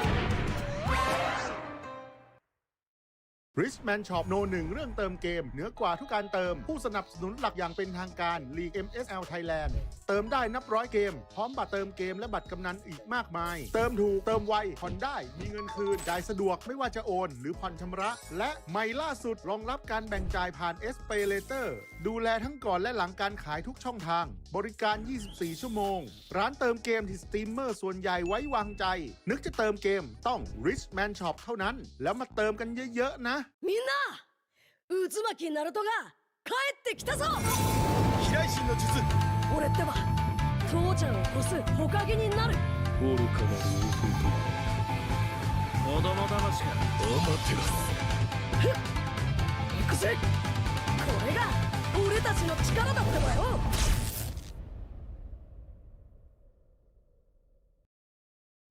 Welcome to the Hook Battlefield. Welcome to the Hook Battlefield. Shake it to left, shake it to right. Got you now, got you now. I can control, I'm flying high. Shake it to right, shake it to left. Try to who, how's my skill? Bigger, bigger, bigger, bigger. Bigger, bigger, bigger, bigger. Bigger, bigger, bigger, bigger, bigger, bigger, bigger, bigger, bigger, bigger, bigger, bigger. Bigger, bigger, bigger, bigger, bigger.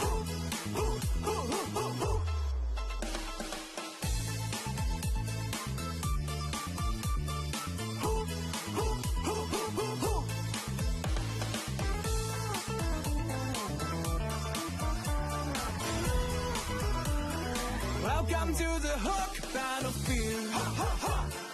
Welcome to the Hook Battlefield.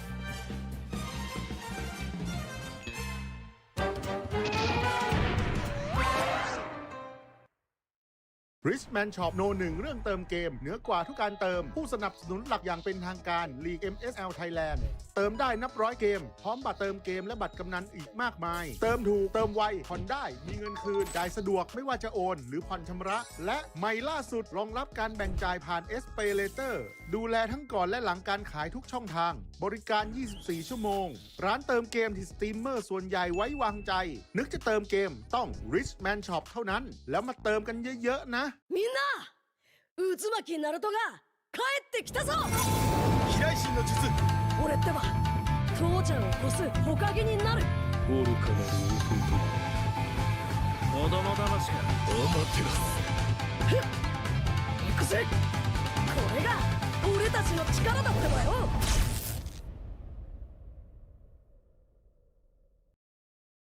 Welcome to the Hook Battlefield. Welcome to the Hook Battlefield. Shake it to left, shake it to right. Got you now, got you now. I can control, I'm flying high. Shake it to right, shake it to left. Try to who, how's my skill? Bigger, bigger, bigger.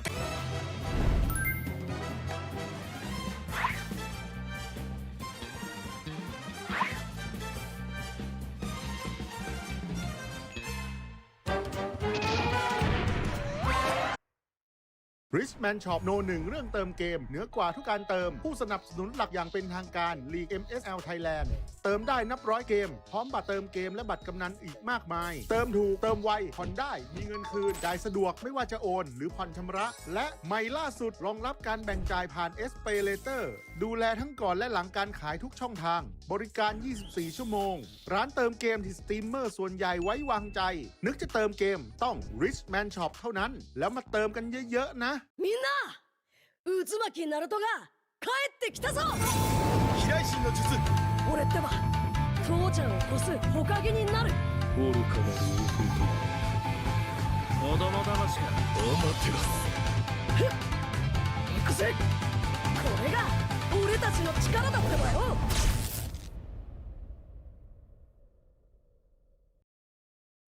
Welcome to the Hook Battlefield.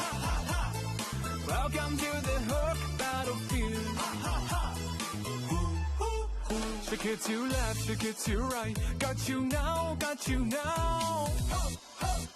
I can control, I'm flying high. Shake it to right, shake it to left.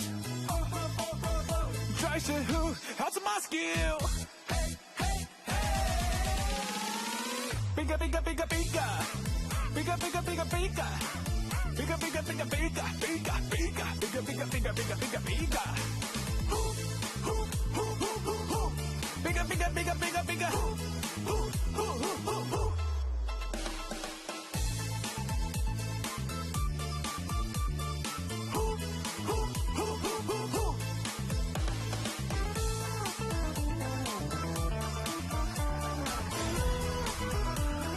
Welcome to the Hook Battlefield.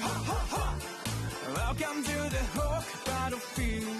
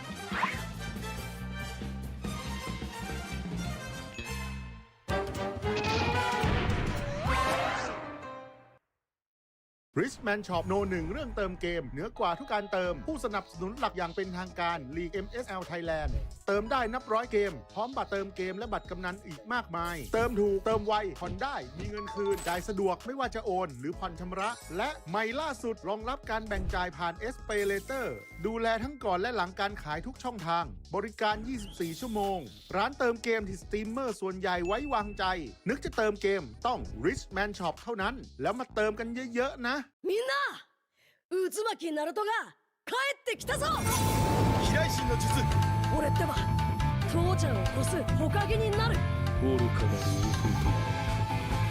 弟子供騙しかアマテラスふっ行くぜこれが俺たちの力だってばよ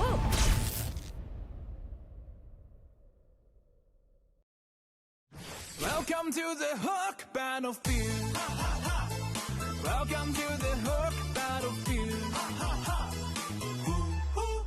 Shake it to left, shake it to right. Got you now, got you now. I can control, I'm flying high. Shake it to right, shake it to left. Try to who? How's my skill? Bigger, bigger, bigger, bigger. Bigger, bigger, bigger, bigger. Bigger, bigger, bigger, bigger, bigger, bigger, bigger, bigger, bigger, bigger, bigger, bigger. Bigger, bigger, bigger, bigger, bigger.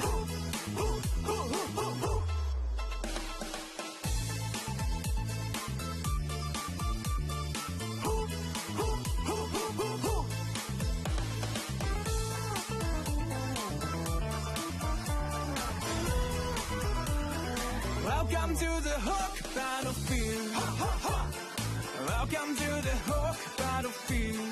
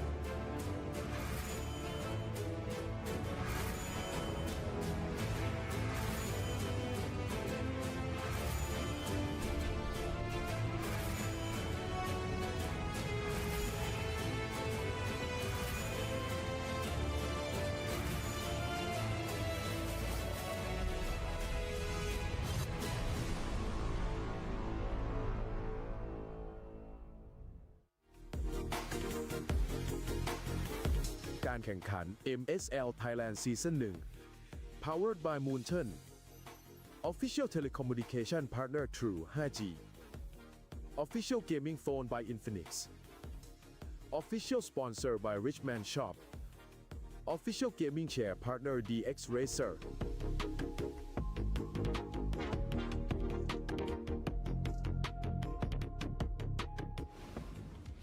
สวัสดีค่ะ ยังอยู่กันไหมคะ พร้อมแล้วหรือยังคะสำหรับคู่ต่อไปของเรา ระหว่าง ACT Esport Cup พบกับ Tenacity หากพร้อมแล้วไปพบกับเหล่าแคสเตอร์ของเราได้เลยค่ะ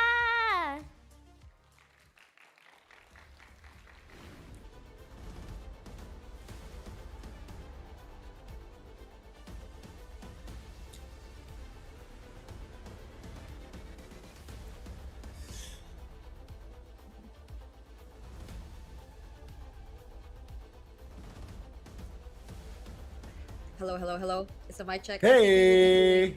A second take. So we welcome you back once again to MSL sir. TH Season 1. We are on our third series of the day. Still, it's Brigida and Goni bringing you the action.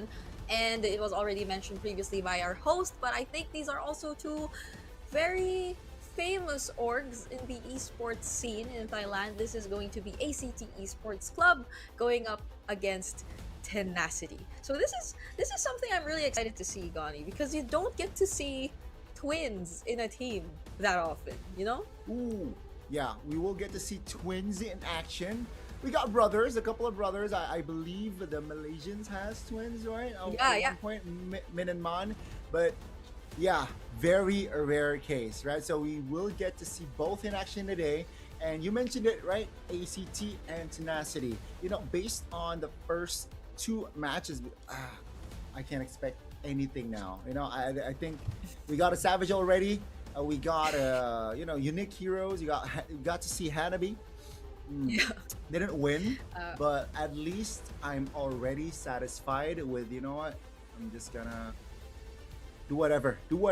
Tenacity, ผู้เล่น ACT, ที่เริ่ hopefully มเล่นนะครับสามารถ we แบบ will ยก get ระ to ดับตัวเอ see งขึ้น their มาสู best งได้เนี่ยมีการ performances, แข่ง but ขัน this ที่ is มากขึ้น going จะ to กระตุ้น be ให้ผู้เล่น ACT เนี่ย I มีความ believe. สามารถที่สูงขึ้นครับและสามารถแบบไปในระดับโลกและแข่งแกร่งกว่าในปัจจุบันได้อย่างมากครับ ก็ตอนนี้ก็ซ้อมแล้วก็พัฒนาตัวเองมากขึ้นไปเรื่อยๆครับแล้วก็วางแผนการเล่นให้ดีขึ้นครับแล้วก็คาดหวังว่าจะได้แชมป์ในอนาคตครับ ทีมเราเป็นทีมที่เล่นได้ดีอยู่แล้วครับเหลือแค่รายละเอียดเล็กๆน้อยๆที่เราต้องเก็บให้ละเอียดเพื่อที่จะคว้าชัยชนะได้อย่างแม่นยำครับ ใช่ได้เลือก Mobile Legends นะครับผมเล่นเกมโมบ้ามาหลายเกมครับแล้วรู้สึกว่าเข้ากับตัวผมเลยครับก็เลยรู้สึกว่าอยากพัฒนาตัวเองและอยากแข่งกับทีมก็เลยรวมทีมกับเพื่อนแล้วมาแข่งกันต่อครับรู้สึกว่าเป็นเกมโมบ้าที่เล่นแล้วสนุกที่สุดแล้วครับ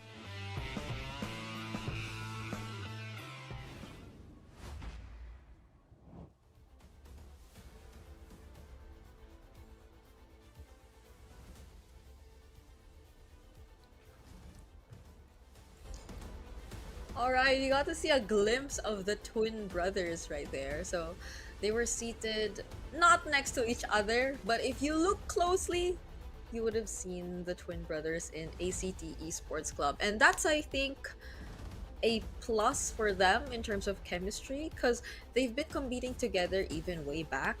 And a lot of them, I think you could consider them and their average age being very young.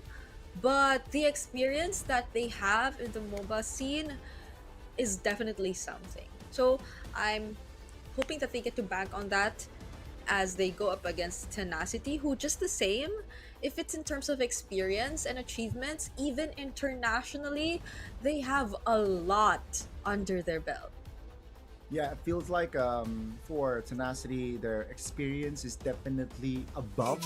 If you're gonna compare that, but hey, you know, let's welcome you, the home team, for our third game or third match today. It's gonna be ACT. You mentioned the twins, right? There you go. And it's going to be Seros, Sylvie, Carnes, Super Mains, and of course Cairo, who will be deployed today for ACT Esports. Yup. Still considerably a powerhouse in the Thailand esports scene, and ACT Esports Club are looking ready. I love the intro music, but just the same, look at Tenacity. They are the ones to be introduced this time. Yeah. With Tenacity, Ooh. you got Water, you got Song Jinwoo, you got Arjex Mudang, we got Zosnap, we got Griffith as well. I believe this team has an import of Lao, so he's a Laotian Yes. esports, one of the standout talent from Leon Esports as well. And for the other team, ACT, it's actually an all-Thai team or all-Thai roster. So, wow, it's gonna be very interesting to see the dynamics, right? Yep. Between these two, and of course, we gotta shout out the head coach, Chiz. Yeah, there you go. Shadow and Disday. And hey, previously, our Lao import actually scored a Savage in the series. Ooh. So that's a statement for our imports here in MSLTH so far.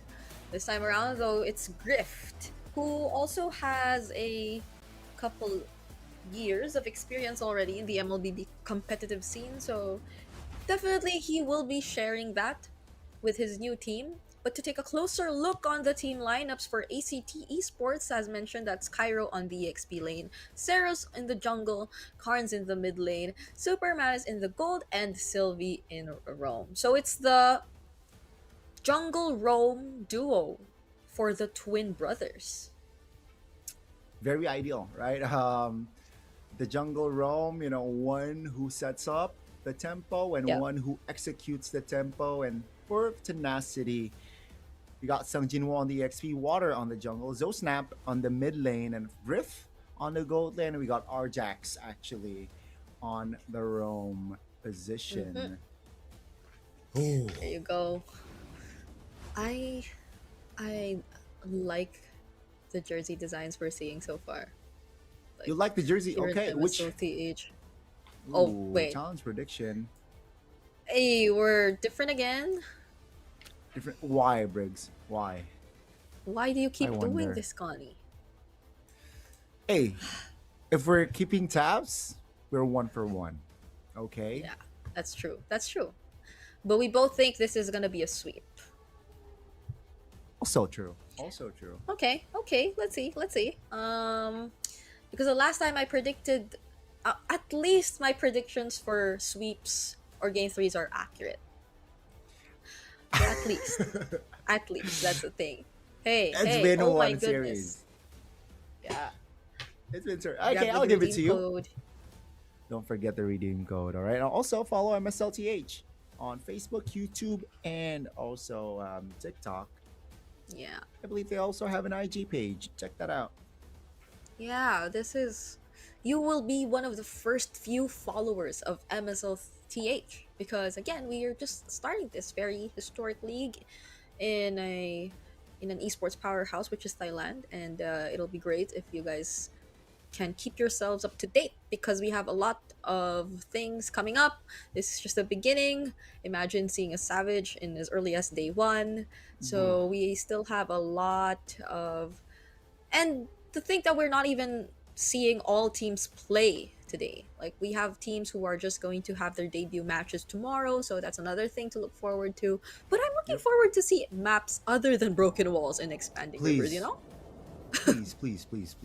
Oh, okay. Well, Briggs. Well. See, You I jinxed it. Okay. Oh my god. Okay, at least it's just the map, right? At least it's just the map. Okay. Wow. Another Hilda ban. Yeah. Okay. So feels like Tenacity here. They're what I feel like their approach here. They're trying to deny, and also they're trying to open. They're open to a assassin type of gameplay, right? The Harleys, the Suyos, probably. And also what interests me the most is they banned the Zushin while having blue side. Yeah, that's true. I wonder, like, what kind of game plan requires you to not open the Juicin in blue? Or maybe they just want to like keep a lot of the other options open, which can be another route. Because at this point, oh wow, I was just about to mention that the Fanny's actually. That's the thing. Oh,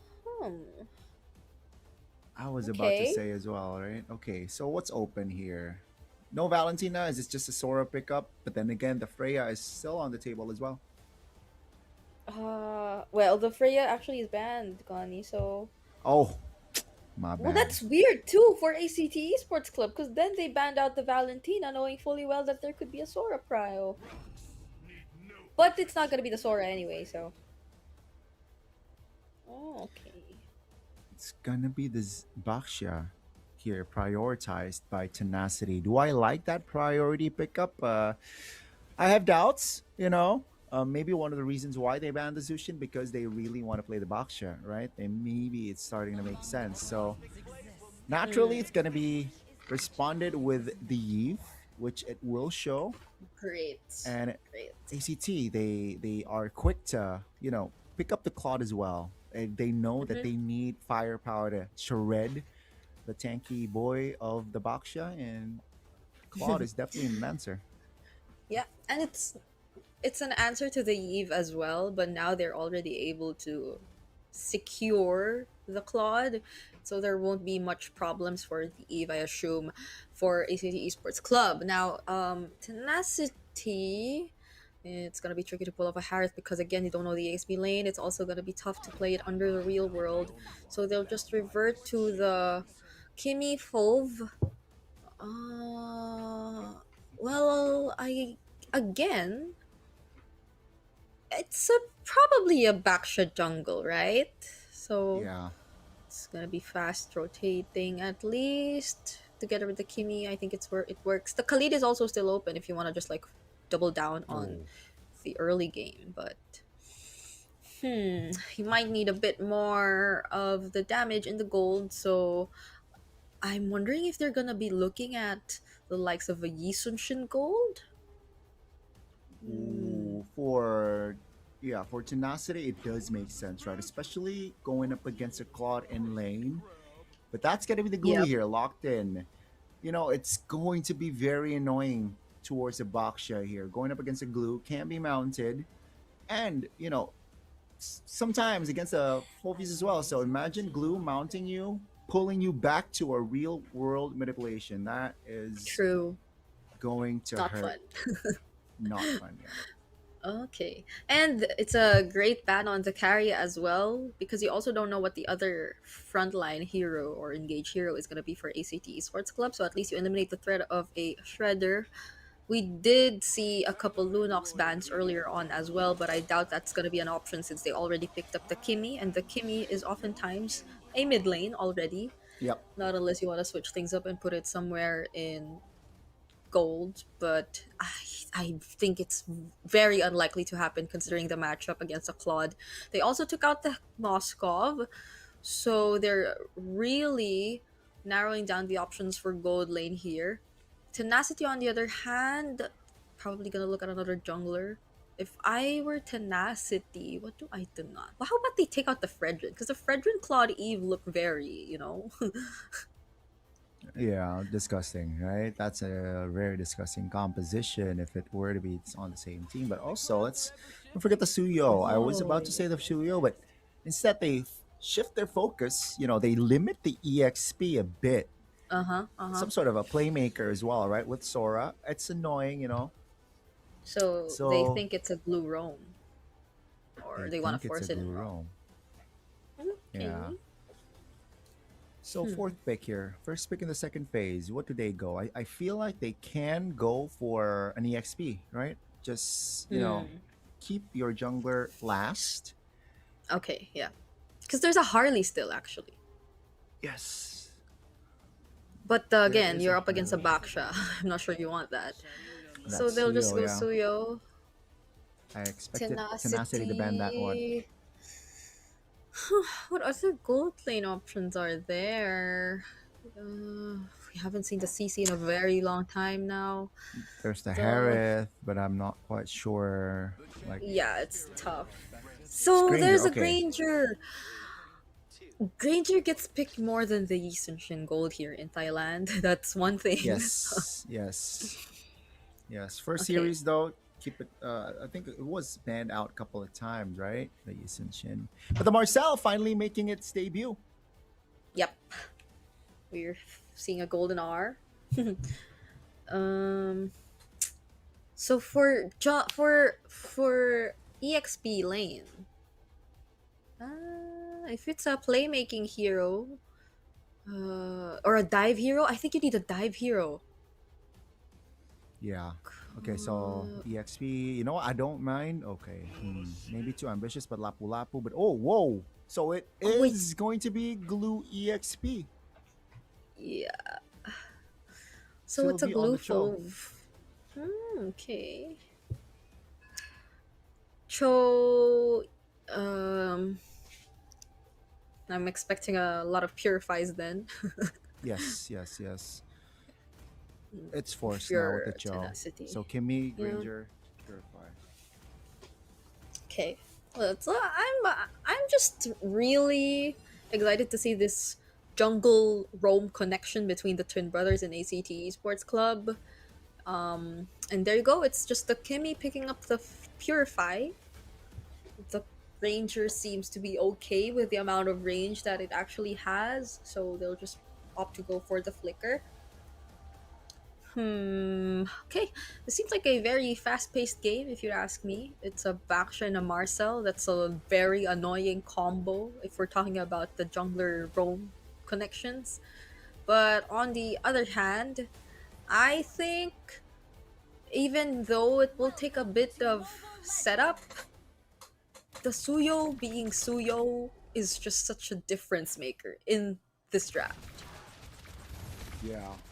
Yeah. After seeing a couple of Suryo performances today, I think the Suyo here has an advantage. But let's see here as we welcome you to the Land of Dawn for our opening game of this series between ACT and Tenacity. Actually, Sylvie here taken to below 50% HP. Okay. Something you could expect, definitely, from a Baksha jungle. There's just such quick response. They did not contest the Little Wanderer anymore, though, so they handed it over to ACT. And I guess it's gonna be okay if you want to just really prioritize being careful in the early game. But okay, we're looking at the talent predictions for the Thai talents, and Goni unfortunately will not be on the same page as them this time around. It's gonna be me. I have the exact same prediction as them. Sweep for all of us, but only me that went Tenacity. So how did it feel, Brigada, to be on the majority side now? It's actually fun. I think for once I am not too unique. Okay, okay, interesting take. But yeah, you mentioned earlier Griff taking the Flicker. Personally, for me, that's a bold move, right? Sure, you can close the distance. You can also keep your distance with the Flicker, but the amount of crowd control from the side of ACT cannot be underestimated. Let's take a look at the turtle take here. The first one, Water looking for an opening. That's going to be the Glue mounting the Baksha. Taking a lot of heat there. Ooh, real world motivation. The box will lock Baksha down alongside Argix. 2 members out from Tenacity here as ACT. 5 members already in the vicinity, and they will take the first turtle, no problem. Oh, typical calls for an early or first turtle fight. ACT did such a great job at really focusing down on Water. It's not the usual go-to pattern considering that this is a tanky utility jungler, but in cases like that, it is indeed the best decision to go for because it is the guy who has the retribution, and Tenacity are clearly playing around this Baksha. So the moment that they were able to take him out, that already spelled so much disaster for Tenacity right here. Seems like they want to go for something though, but Sylvie is gonna be quick to respond. So far it's a clear win for ACT Esports Club. It is no compensation whatsoever, right? From that 2 kills plus the turtle. And Tenacity here with the Baksha, not getting the first turtle, not getting like the early game tempo that usually what Baksha can do is able to do. This is not ideal for Tenacity. So maybe now their focus is to look for picks. Take a look at the invasive Cho that Sylvie is giving. Ooh. Yeah. That was just a way of the dragon to push them back because they just wanted to commit on the invades. Now Song Jin-woo's gonna join though. I don't think it's gonna really break out into a fight. At least they were just able to exchange some blows here. It's probably in the upcoming turtle that we'll see something, or here in mid. Ooh.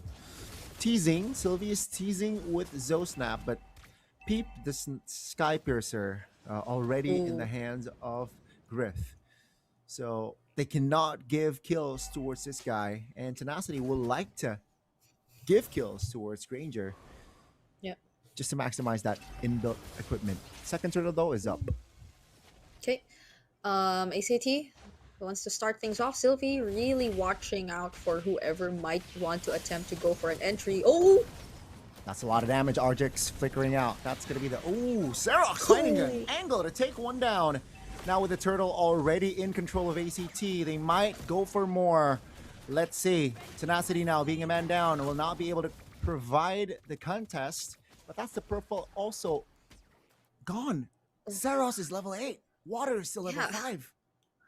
They just left Flukeo to take that objective, and the rest of ACT went straight to the purple buff. Sylvie now guarding Flukeo. Argix will be here. Might land a tracking shot, but Flukeo decides to BMI out. And it's such a great call from ACT Sports Club. So far, they're in a clear advantage. 3k gold lead up against Tenacity. And they really know how to juggle all these resources. Imagine that. You mentioned the level discrepancies that we're seeing in or between our matchups, and this is definitely not good to see. It's a 3-level gap between our two junglers, and it's about to actually become 4. Oh no, it's actually clutch. Yeah, there's still 3 up top. Let's see what happens now that ACT is able to start converting. It's looking like the gold lead is just about to grow. It's hard. The top lane structure taken down as well. Oh, that's a great encounter there. That's gonna be Karns though flickering out. Ooh, take a look at the golden hour. Now, no follow-up damage. Sylvie is still a-okay. It looked good for a second for Tenacity, but the damage wasn't there for their side. I agree, because even the projectiles from Zosnap, I'd like to think that they got accumulated down there, but they weren't really locked onto a specific target. Sylvie's still okay. Karns using the flicker still okay. At the very least, though, they're able to minimize damage. Oh, but wait, Karns! Off-cam kill! Yeah, no flicker. They kept tabs, and I think in the mid lane there was some movements with the Baksha. Shield Unity crashing down on towards Cards. Down goes the Yi. But it's just still the jungles of Tenacity here, invaded by ACT. That's the theme of this game. 7 minutes in, 3k gold lead, and take a look at the turtle.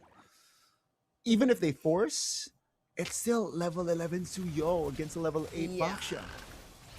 Not sure if they want to fight that. There are complete ultimates intact for Tenacity though. Let's see the fight here. It's a 5v5. A raw one. That's going to be the frozen movement. Piper trying to delay. Ooh, Saros finds the turtle. Naturally, that's going to be the Kimmy. Free hitting. That's a kick as well. Argix goes down. Blazing Duet from Flukeo. Now the reposition. Sylvie perfectly timed. Griffith very aggressive, but that's just going to be a gold and roam trade. Now with the mount here, Water is trying to hold on, but the damage from the side of ACT is just too much to handle by Tenacity. 4 down from their side, and ACT, they're going crazy. Imagine that team fight dragging out long enough for the real world manipulation to actually make it back in time. Karns clutch and making sure that Water and Song Jin-woo won't survive that either. With another turret taken down bottom as well, ACT have extended their gold lead to up to 5,000 up against Tenacity. Definitely not looking good for them. There's just no way that they're able to stop this team fighting prowess that we're seeing from ACT Esports Club. Even when you want to think that they are also equally capable of starting things up, they have the Traction Pulse, they have the Back to Shield Unity, and even the Dark Waves. ACT, they're always ready to fight back, and they deny yet again another buff. Uh-oh, Karn's figuring out. That's going to be the golden hour. Locking down 2 members of ACT and 1 from Tenacity, though. That's going to be the damage coming still from the side of ACT. That's the Blazing Duet finding Sung Jin Woo. And Snow Snap was also a casualty. Man, oh man, every fight that ACT is taking, they're just controlling the fight. Yeah. Mind you, Rift also got a Sky Piercer stack earlier, but it got reduced because he immediately got killed afterwards, so it's not working so far for Tenacity, and they might have to let go of this next upcoming objective as well, which is, mind you, already the Lord, because we're 9 minutes in this game, which has been for a majority controlled and under controlled by ACT Esports Club. And the fact that even if Argex gets to check the opponents, or even if he does get to provide some information, they're not really able to do anything with it. They do not have enough damage to take on ACT Esports Club just yet. Not yet. And I feel like the window is getting smaller here for Tenacity. 8k gold lead. This is the largest gold lead we have so far this season, I believe, right? We haven't seen a 10k gold lead just yet, but 8k is practically, you know, it's building up towards a 10k gold lead after, you know, structures taken down. Let's see though, the defense from Tenacity. Can they hold on? They definitely want to at least extend this a bit more, give some stacks over to Griffs and find a turning or a turnaround angle, but now they're about to lose almost all of their outer turrets, Gani, and they still have a Lord marching up top.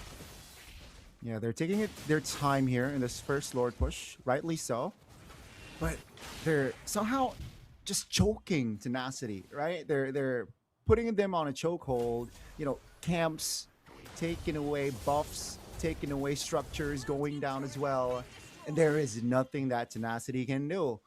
Their response is just waiting for an overextension, waiting for a misposition again, and let's see, ACT, will they do it? Sylvie looking for an angle, still able to clear, so at least with this first Lord, all 3 base turrets from the side of Tenacity are still up. Okay.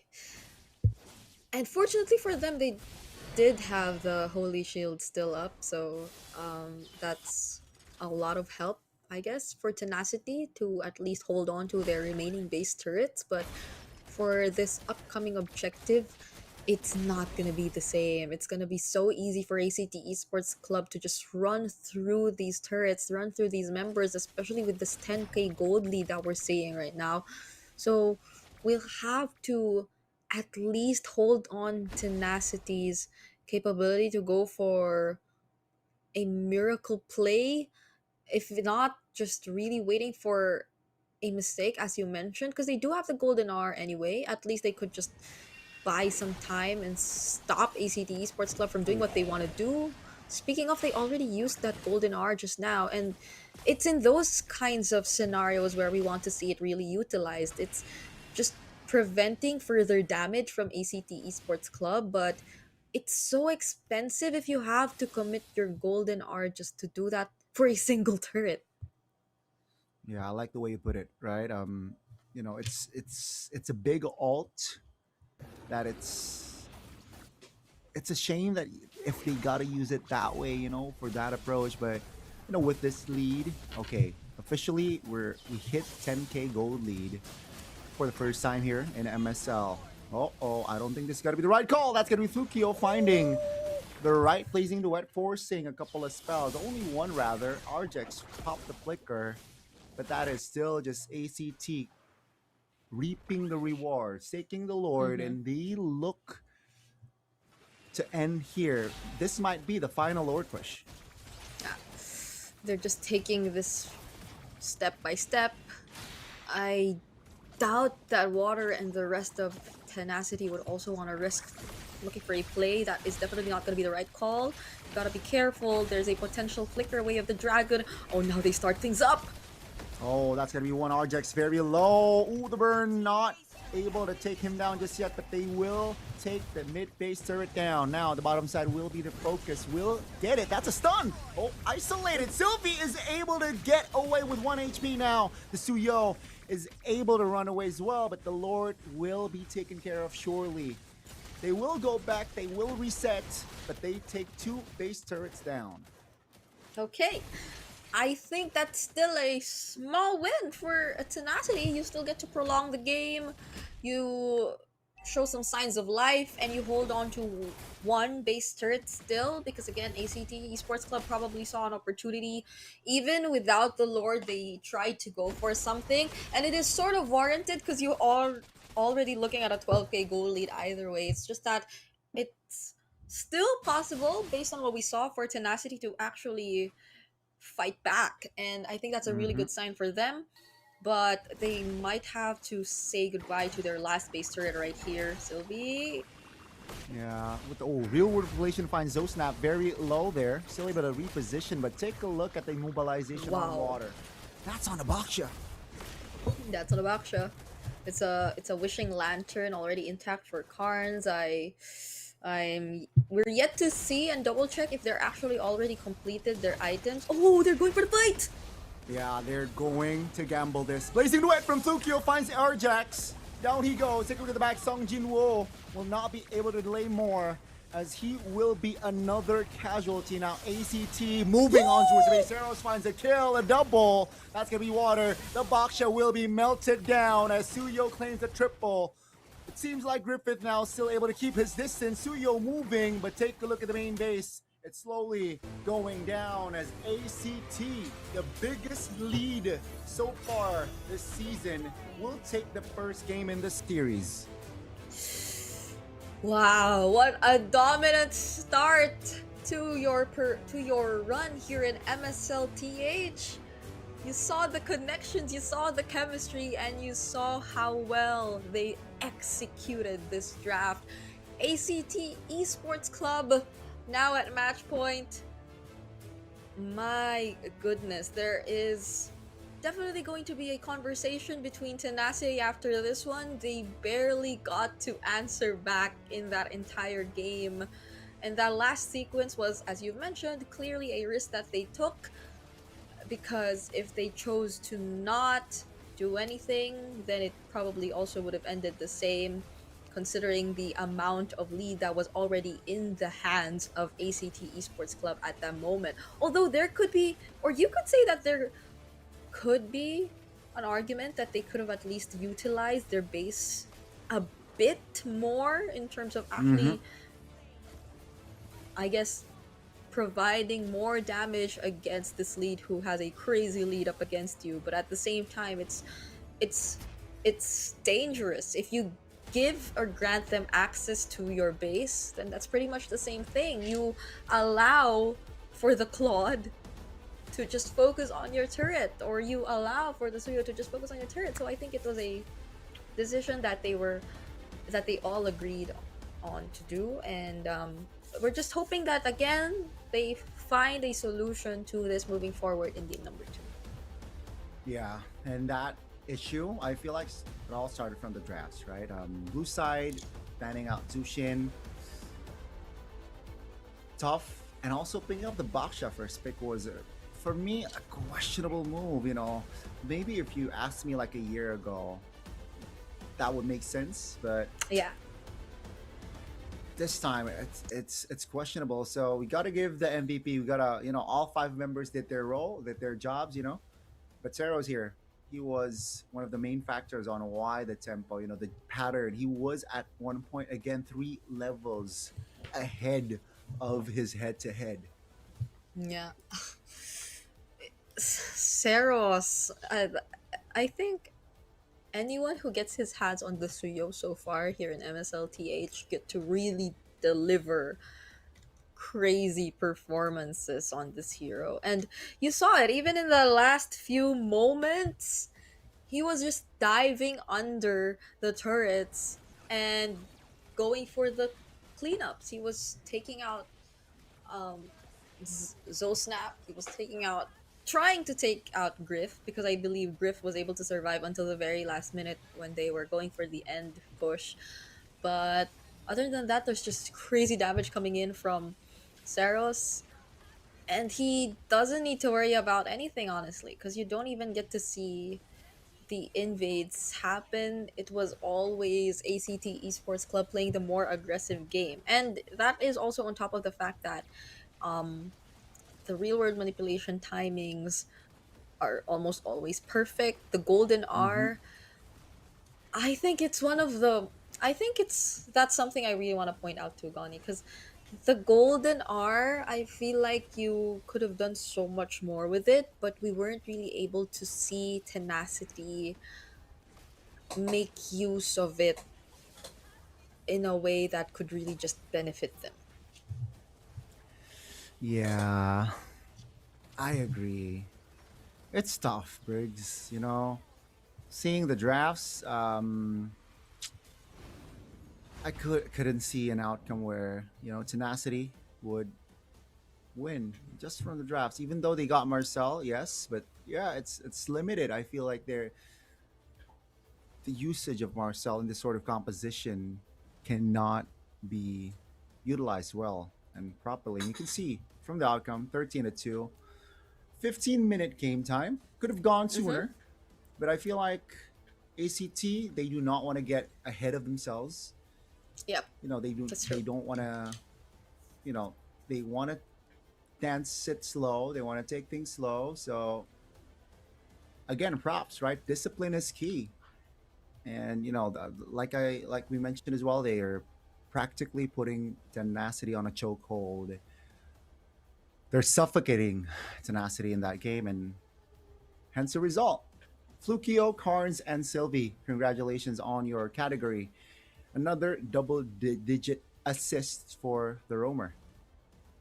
Yeah.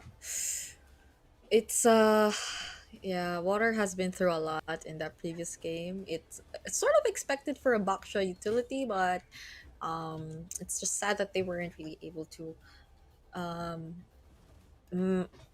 convert all this damage taken into something. He was a sandbag for a reason, but I don't think we got to see Griffs really scale up, or even Zosnap find or rat in some kills. So it's I think those are the main requirements, of course, if you were to look at a utility jungler. So here we get to see yet another dominant performance from one of these teams. Now it's ACT Esports Club, and it's, I think, a challenge for Tenacity to reset after what happened in that game, because you got to see the biggest leagues, the biggest lead so far in this league. But I don't think it's something impossible. Tenacity, they've been together for quite some time now, and as the name goes, Gani, as the name goes, it's tenacity, it's endurance and strength. So I just read that, by the way, but we're expecting them to be very tough. I expect them to be tenacious in the second game, right? A bounce back. Because you're right, their name is Tenacity. Now, I didn't see any tenacity or animosity in the first game, so I'm expecting them to save that. You know what? Okay, let's recover. Second game, we'll give out our best and force a game 3. Who knows? Maybe we might get to see the second game 3 today. And but hey, you and the Thighcasters predicts that it's gonna be a sweep. And if Tenacity displayed that sort of performance again on game 2, I might have to agree. We might see a 2-0. I mean, I can't lie, Yeah, that's true. I wonder what our producer thinks, though, because we also need to hear his thoughts about this matchup. If he does think it's gonna be 2-0 ACT, or if he thinks we are gonna go to a game 3, because I think our producer has very valuable insight so far. Valuable insights. Guys, in case you guys are all wondering, our producer has been making predictions, Behind the scenes. behind the scenes. And I gotta say, I think 50% of them has been wrong. So, hey, that's a good rate, though. Can't you say 50% has been right instead of wrong? 50% has been right. Okay, I'll change it. I'll Okay. change it. I helped 50% you has there. been I right. helped you there, Mr. Producer. Okay. Okay. I helped you there. Yeah. So it's been a tough game number one. But we'll see. We'll see. Cause it's not that difficult to pull off the adjustments, especially if it's just started with the Baksha first pick and stuff like that. No, honestly, I feel like it would have worked. There is a world where it would have worked, but also maybe not with the Granger gold lane. I guess, or maybe. So with that composition, it's very tough. It is very tough, Briggs. But yeah, let's see the adjustments. Right, I expect dramatic changes from the drafts. We're talking about the tenacity side, and as for ACT, if they're able to replicate their draft, should be a clear win. So let's see here, folks. And hopefully, Briggs, I don't want to jinx it, but I hope we don't get to see Broken Wall. Oh, you're right. Do not give us the back-to-back Broken Walls map, so we get to see something different. And then they give us Expanding Rivers, which is also not too different because we got to see one earlier Just a today. game. We haven't seen Dangerous Grass in Flying Clouds, yeah? Just the two today. Am I correct? Yep. It's always been the Broken Walls. Oh, there's another redeem code, by the way, guys. So if you want to get some prizes while watching, please do put it now. Follow the MSLTH social media page as well, guys. If you guys just tuned in, you just found out about, hey, there's a Thailand league going on right now. Yeah, it is. This is our opening day. This is the first day of this league. Check it out. Facebook, YouTube, TikTok. We got our Instagram as well. And, stay up to date. It is very important. Okay. Based on their body language, though, look at ACT Esports. You can read body languages now. Not really. It's just basic. Looking at if they're smiling or not. Okay. If they look happy or not. And based on what I saw, I think just look at, if I'm not mistaken, that's Sylvie, right? It's Sylvie or Saros. Because they're twins, we can't really say which is which, but it's probably Sylvie looking really, really comfortable. Okay. I mean, here we after that go. win, let's see. Finger crossed, Briggs. Finger crossed. Okay. Yeah. Okay.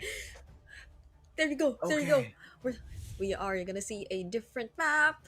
It's Dangerous Grass. Okay. Now, if we're talking about Dangerous Grass here in ID, expect a Hellcurt pick.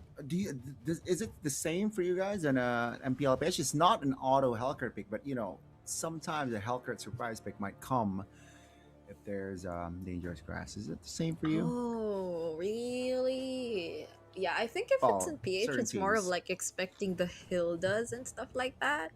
That's true. Also the Hildas. Rather yes. than, yeah. The Hellcurt. Okay. Oh, speaking of the Hilda, see, they took it out. They will ban the Hilda out. So this time around, though, Tenacity banned their hero from game one, Marcel. And they banned also their hero from the first game, Baksha.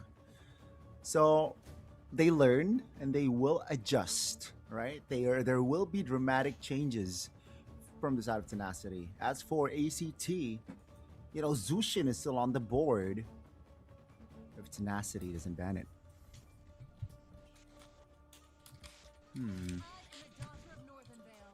It's not going to be the Zushin, so it's going to be the Freya instead. So yeah, Zushin is still on the board. Sora, Valentina. They want to go creative here. But let's see what is going to be the first pick for the side of ACT. Oh. Okay, this is pretty interesting. It's Tenacity taking out the Vaksha themselves. Yeah, that's Okay. Well, it's whoa. that's the Khalid. That is the Khalid right there, big. Khalid first pick, huh? Let's see if they go in for another. Ah, no, because they switched sides. Earlier it was ACT on red. Okay. Do you wanna deny? Do you wanna deny the Suyo, which is still open? I like that idea. There you go. Do you want to deny the Suyo and then go in for a Valentina? Ooh. Ooh. Well, I okay. Well, there might be no plans of picking up the Sora anyway for Tenacity. Cause earlier they were on what was that? Weren't they on the Phobius or something? Wait. They were They What, were ACT? on a they were on a Phobius, like Tenacity were on a Phobius, so they probably Right. don't really want to pick it up. But ooh, you just gave it to ACT again. That's a Valentina and a Sora. Yeah. You know what? How exactly do you match that, right? It's tough. Yeah, it's tough. The again, remember it's dangerous grass. So with the Khalid, it can allow the Khalid to occupy the grasses, and with the help of the Sora, the pressure, right? The pressure is just intimidating. Tenacity, though, they will pick up the Uranus just to maybe hold off pressure. Get a great EXP laner that is technically a independent laner, and maybe to relieve off pressure. So second phase, Tenacity, they can try to limit the options for the jungler. I expect them to just eliminate junglers here. There you go. Okay, there you asking go. Seros a question: what are you going to play? Yeah, that's true. Because they're taking a majority of the good options. If we were to look at the others, though, I think the Harley is still up there for Seros if they wanted to go for that. Other assassins too. What else are there for assassins? Because if I don't think the Hayabusa has been making much appearances lately. The Nolans appeared more than the Hayabusa, but okay. Would they really want to just double down on it? There's a Fredrin still if you want to. There is a Fredrin, which actually is not bad. Is not bad of a pick, especially if they ban like maybe the glue if they want to, Whoa. right? But that's gonna be another potential jungle / gold limited Yeah. by the side of Tenacity. But the glue here, do they want to ban the glue from the side of ACT? Or Well, will they not? yeah, Okay, I yeah. guess it's more of the setup heroes because you don't have much crowd control if it's a glue and a Uranus put together in your lineup for Tenacity. So I think Galea was a really great ban. There isn't a Cho anymore too, so they might have to revert to the more standard options like the Gatot. For ACT Esports Club, looking for a gold and the jungle still. Okay, this is a bit tricky. There's a Claude. There's still a Claude. I like the Claude. It's mobile. Again, it's quite independent, and Or should you carry? Because there are just so many tanky heroes. ooh, I like the carry as well. Good shout there. And let's say if they do pick up the carry, the jungler can also be another DPS in the Harley. Oh, it's gonna be the Claude. So 2 DPS, 1 magic in that Okay. Harley, and 1 physical in that Claude. Oh, and the classic Harley Claude matchup or Harith Claude matchup is gonna make its way back, or I think it's the first time we're actually seeing it today here. I, as much as I know the Suyo is busted, I can't help but favor ACT Esports Club in their draft. It's like it just enables you to play so much more aggressive, and it suits ACT so well. I gotta agree with you. I know I predicted tenacity here, Briggs, and ladies and gentlemen, but seeing the composition, I like ACT. But let's see here, execution wise, will tenacity be able to, execute better if you compare it to game 1 and force the series on towards the game 3, or perhaps will ACT just overwhelm tenacity as we welcome you to the Lana Dawn? ACT Esports Club going up against Tenacity. It's round 2, baby. Ring the bells. All right.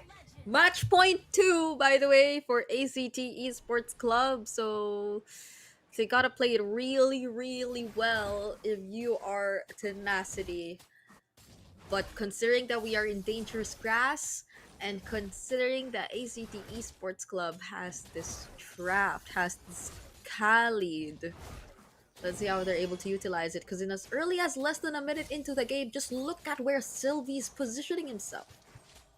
Ooh. Wow. Yeah, it's just lethal here. ACT will not be able to contest Harley against Suyo, so he's looking for resources elsewhere. And we're talking about the overall composition again, right? I like the Harith pickup, but I am doubtful on the Zetian first pickup here. Let's see if they can prove me wrong or not, because I understand the vision, but again, you can be overwhelmed going up against the Harley. Can be just the dive potential from the side of ACT. You got the Harley, you got the Claude, you got the Sora as well. Definitely can overwhelm a Zetian, and technically making Zetian a juicy target in this game. Yeah, agree. And now Zeros is actually level 4, so let's see if he finds a target in mid before we transition to the turtle objective, or the turtle. They won't actually find anyone just yet, but at least they're able to keep tabs on where they are currently positioned at. Just look at Sylvie. Sylvie is just so aggressive, zoning the jungler water out. They're taking their time here. Oh my goodness! Water actually gets, or is first blood in this game, as Seros also secures the turtle for ACT Esports Club. I feel like Water didn't expect that, but he went in just to get bursted down. Yeah, it's tough again now with this early tempo. ACT got 2 kills, by the way, including the jungler, and they got the turtle. Now take a look at the chain reaction right after that fight. The purple buff gone, so of course there's going to be a discrepancy between the jungler's level. There's already a level gap between the Harley and the Suyo. It's a 1v1 top though, as both the XP laners showing that they are here to fight as well. But man, oh man, ACT, their early game execution, 2 games so far, so on point. Yeah. They know how to pull off the laning really well. They know how to time their early invades. And I think what happened in that last turtle fight wasn't something they planned to happen either. It's a mix of miscalculations coming in from Tenacity's side as well. Seros once again going in, using the deadly magic, but it's gonna be on Arjek, so they're gonna be okay so far. And okay, here we go. This is Tenacity having to pay attention to whether or not Water gets his resources all over again. Because, kit wise, ACT definitely can and have enough firepower to just invade. Take a look at Sylvie, right? Just roaming around. Oh, that's the all pop. Fury of the Phoenix and the copied Fury of the Phoenix already used as well by Karns just to push them out of the purple buff, as Karms will try to take it for himself, but it's gonna be Piper who ends up getting it. At Water, yet again, already 2 levels behind of Seros currently. Not looking too good for Tenacity. Definitely not looking good. They're in bad shape. And ooh, the damage. What? That was a Uranus! If it weren't for the Revitalize, that would have looked really bad for Tenacity. At least, though, he is going to be safe, but they are going to steal away the orange buff as well. Water now 3 levels behind. Initially, it was just 2, but we're seeing a very identical situation to what happened in game number 1. Very similar, Briggs. You're right. It's, again, a different scenario, a different situation, but a similar outcome potentially, right? And we're just 5 minutes in, and it's already a 2,000 gold gap. Doesn't seem much, but if you just played for 5 minutes, that's a lot. That's a mountain to climb for Tenacity. And let's see though, with the Harith, at least they have a good high ground later on. Definitely can clear waves. But now, ACT is aware of that. That's why I feel like they're trying to occupy. They're looking for angles to take Griffith down. Oh, speaking of angles though, Arjek's here, and Grift with the Salmon Force might actually find an outplay, but Sylvie is gonna be quick to use the flicker. Now Seros coming in for the flank, Blazing do it as well from Flukeo, alongside a free turret down bottom. All that just in a single team fight. Yeah, and you can see here, not just kills. What I like about ACT, 2 games so far, right? They're not always about fights. They're always also on the objectives. Oh. Oof. Almost. Yep. Another Salmon Force forced out of Rift. Okay. So there you go. It's a 3.5k gold lead in the hands of ACT. This might as well be another uncontested turtle as well. But it seems like they're not really trying to go for it as of the moment. They're just, as you've mentioned, not all team fights. They're really looking for resources across the map rather than just kills after kills, and that's what's really making things work for ACT Esports Club. Yeah, they're tempo building. They know that they control the pace of the game, so they are not concerned of just fights, because sometimes when fights during this sort of position can favor the losing side. So that's what I like about this team. They're able to just coordinate very, very well. All 5 members, by the way, Harley split pushing. Again, Khalid just opening jungles, providing vision that, I'm opening the camp stop, so most likely the members of Tenacity, they're down bottom side. So you got to be careful on that area. But yeah, 4,000 gold lead now. The mid game from the side of ACT, the spikes, Tenacity will definitely feel it. Now it's that's another item picked up for Grift, but without the Holy Crystal just yet. Let's see if Tenacity are going to be encouraged to take on another team fight. Ooh, the setup from Piper, forcing out flickers from Tenacity once again. They're doing their best just to hold on this mid turret, but they cannot do the same for their other resources. This is another orange buff that might just go into the hands of ACT if they don't do anything. At least for Song Junwoo, they're able to flush them out. Yeah, again, right? ACT, the opening for them to contest was small, so they back off. They're really intelligent in like picking their battles, when to really commit and when to just tease around. And I like that, right? Queen's Wings in the hands of Viper, so expect more aggressive movements coming from this Sora. And as for Tenacity, their only saving grace is Griff. He is killless, but he is at least deathless as well. Yeah, that's true. And their turrets, especially their mid turrets, are still up. They've only lost one tier 1, but you could say the same for ACT. They barely let Tenacity even deal damage towards their turrets. So now they are going to focus on this Lord, Throne of Ruin. Oh no, Throne of Ruin. I mean, Fury of the Phoenix already getting popped by Snap. That's a reset on the Lord. Yeah, It Suyo seems like- shows bot though. Yeah. ACT are still respecting Tenacity. Okay. Going for another Lord pull. This time around, Karms steals away the Fury of the Phoenix. Oh, they aren't able to do anything. They just use it to get information while bursting down the Lord. Very, very, again, just discipline, right? From the side of ACT. They don't necessarily force a fight to take the objective. It seems like I have enough space to take the Lord.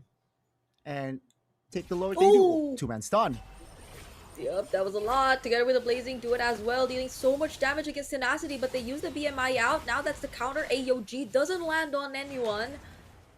And it's gonna be a disengage for both teams. They got the Lord though, right? ACT, Tenacity holding on towards this mid one, this mid turret. They will be able to clear it this time. Oh, RJX 1 HP. RJX 1 HP. Okay, he found the right angle to avoid everything. Oh my god. This is such an intense game for Tenacity. And again, 11 minutes in, this is just hard for Tenacity to find angles. All they can do now is just respond. But there's not much window. So, yeah, the Lord will charge bottom side. Okay. Arms again, stealing the Fury of the Phoenix. No Holy Shields left for bot. Oh, Fury of the Phoenix and the AOG! It is gonna be time for Tenacity to actually go for the re-engage, but look at the Blazing Duet damage from Fukeo! It's Song Jinwoo and RJX who get taken down first, followed by Snap. Even though it looked like such a great engage, it is still ACT who emerges on top. Now they might be taking down this base turret in bottom. Rift has the Zaman Force, gonna use it to try and defend, and at least they're able to hold on to that. Man, oh man. Ladies and gentlemen, first game, it was an ACT display of high-tier MLBB. Second game, it's the same story. And Tenacity still struggling here to find the right haymaker, to find that one big punch towards ACT. Just struggling to respond here. Take a look at Flukeo. Building the Malefic gun as well means that, the damage, the basic attacks from this Claude can deal from afar. And another thing that just Tenacity needs to take care of. Take a look at Flukeo. That's on towards the Uranus, by the way. It seems like Song Jinwoo is actually a very feasible target for ACT at this point. It seems like they don't care whoever they actually get to capture. Griff, though, finally picking up the Holy Crystal. Hopefully does make a difference here for Tenacity in the upcoming team fight. But as of the moment, it's a struggle for them to even get out of their base. Song Jinwoo and RJX have to lead this charge if ever they do want to go for the contest, but they have to be very careful. Look at Flukeo just shredding down the HP for Song Jinwoo. That's a Terrify gonna be used on RJX. AOG out, but he gets caught and chased by the Blazing Duet and the counter AOG from Carnes as well. That's -1 even before this upcoming Lord Siege. Oh, and down goes RJX for 20 seconds. And ACT, they might see an angle. This might be Another 10K gold lead win for ACT. Let's see the defense this time around from Tenacity. Can they hold on? Can they fight for an extension? Let's see. Yep, we are slowly approaching that 10K gold lead mark, and we're finally here. Tenacity have lost all their base turrets. What is going to be the response? That's the Zaman Force. It's going to be used onto Sylvie here. Still gets to find the clutch setup before he goes down. Blizzard Blazing do it from Tukea as well. Grift is nowhere to be found. Water going down next. Zeros finds a triple, and it's only Snap left as ACT Esports Club secure the sweep. Ladies and gentlemen, ACT does not mess around. And my oh my, a statement, a dominating victory, both games. And ACT, they're rocking the show. They're running the show. Tenacity cannot do anything. Such dominant wins across the board, and now I finally understand why it was all 2 zeros for predictions, even between or among the Thailand casters. And I think Goni now agrees with all of us too. There was just no way you could have seen a potential turnaround angle, not with the way that Tenacity have decided to play out this game. There definitely is, or there have been some signs of hope here and there, but ACT were just too quick to think and act on the situation at hand. It was at this moment where it felt as if it was a clear win already for ACT Esports Club, even when they actually tried to go for the defense, as we're seeing right here. It was just Sylvie who went down, who still got to cast the Raging Sandstorm, and the Blazing Duet finally connecting onto everyone. There was just no way for them to stop the members of ACT Esports Club. They had มา no สัมภาษณ์ lockdown ผู้ชนะของเรา whatsoever. ทั้งสอง So ท่าน let's hear กัน a บ้าง few ดี words กว่า from our นะคะ winner. เดี๋ยวรบกวนช่วยแนะนำตัวสั้นๆ ให้แฟนๆ ฟังหน่อยค่ะ สวัสดีครับ ผมการเอ็นซีนะครับ ไปเล่นมิดเลนให้ทีม ACT ครับผม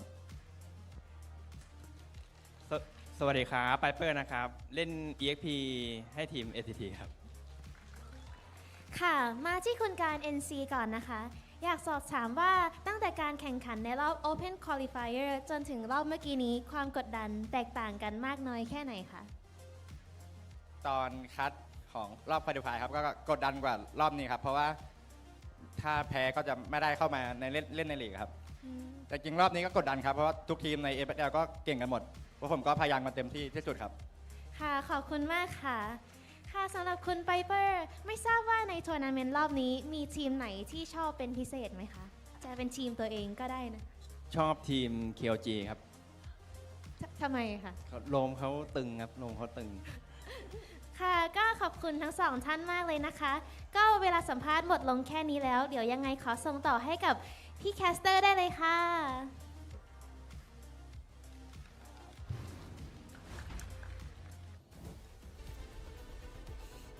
Yep, There they you looked have it. very, very happy after that win. And I guess among all the matches we saw today, theirs was the most convincing in terms of the win that they got. So it's telling as to what the potential rankings could be for the viewers out there or for our talents out there. But ACT is definitely a team that you could put up there. I agree. You know, I feel like, you know, they performed and they displayed a very convincing win, not just a game, both games. And it all started from the drafts. I feel like the drafts really set the tone. And both games, I feel like the drafts, it was a landslide win. And of course, let's give the MVP to Flukeo, 207, 69% KP. And yeah, just a textbook Claude performance laning phase. And also, you know, as a damage dealer, what a performance from Flukeo. Yep. Yet again, very Uh-huh, typical emblem builds we're seeing Very. from Flukeo here, but the entries, it's really the entries, and even his choice of targets, because yeah, you could say there were some instances that you just keep going for the frontliners, and that would be a quote unquote bad decision. But in this case, Mhm. where you're just too ahead, it was an okay call for Flukeo. He also handled the laning phase really well up against the Harith, and we know how the matchup goes. It pretty much is kind of even, but when it comes to the moments wherein the Harith finally gets his hands on the Holy Crystal and stuff like that, the entries for a Claude aren't as easy to pull off because you get surprised by the amount of damage that you actually receive from a Harith. But even Mhm. looking at the highlights right now, it's not necessarily Flukeo just constantly being on a on an aggressive position. It's also him using the blazing duet at the most unexpected timings. I guess it's either when they're going for the chase, or it's either when they're being chased and they just suddenly force um, tenacity to play more defensive and to eventually run away. So in um, moments like this, it's also props to your team for, of course, allowing you to get this much farm and space, but it's also Flukeo just really handling this very well. I love how we get to put individual emphasis or highlight on the players of ACT one by one, because really you could like point out a highlight play from each one of them and it's all gonna work for the MVP title. Yeah, I mean, again, just the execution. I again, ACT both games. Sure, hats off to Flukeo. Very perfect analysis right there, Briggs. But they're again 2 games. They move like a unit. I feel right. Yeah. And in the first game, Tenacity got 2 kills, if I'm not mistaken. The second game, they only got 1. And guess what? It was just towards the roamer, towards the Khalid. And you can see your turrets, Turtle, Lord. It's just all for ACT. Practically, it's a perfect game for ACT here. 14 minutes 03, a similar game time if you compare it to game 1. But then again, it was a one-sided dominating victory from the side of ACT. And again, just Flukeo dominating the charts here as the rich guy and the carry. And as for Sylvie, not a double-digit wingman assist, but Mm-hmm. you know, this also shows that you mentioned the opening that the twins, right? The connection, the Yeah. chemistry. And it just shows here in this series that Sylvie and Ceros, the dynamic duo, plus, of course, the help of 3 teammates, man, they are a force to be reckoned with. I hope they can be consistent, like day in and Yeah. day out in this league to show this sort of high tier performance of MLBB, high gameplay of drafts, perfect balance of drafts, and also execution. Finger crossed.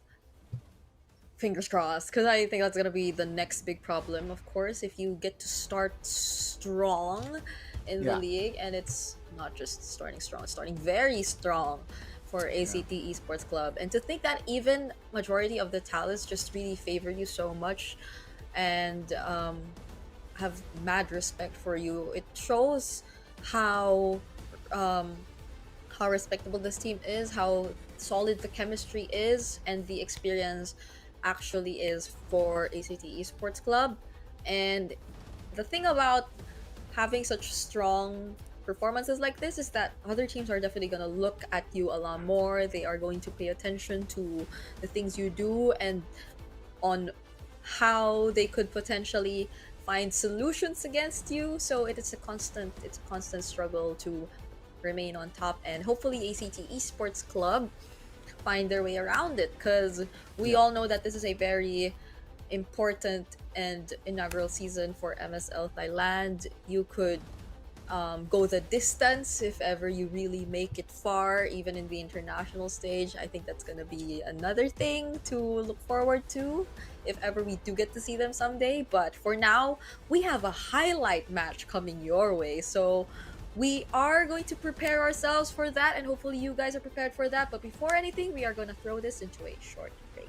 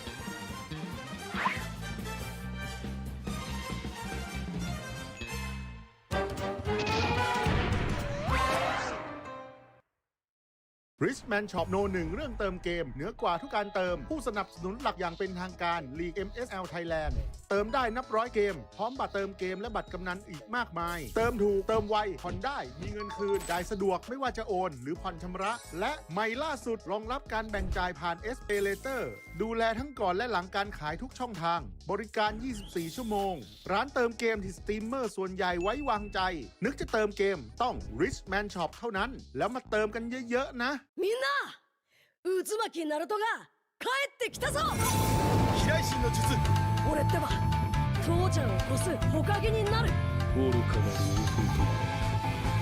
男子供騙しがアマテラスふっ行くぜこれが俺たちの力だってばよ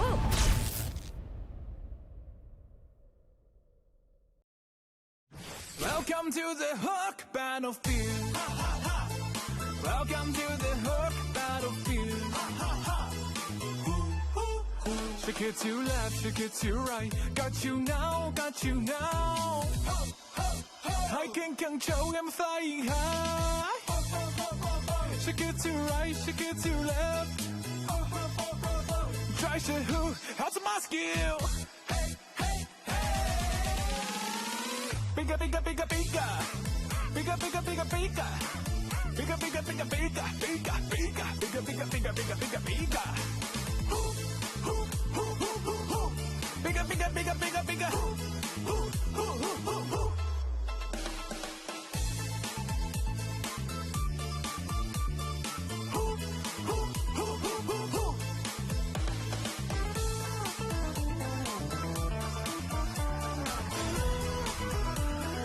Welcome to the Hook Battlefield.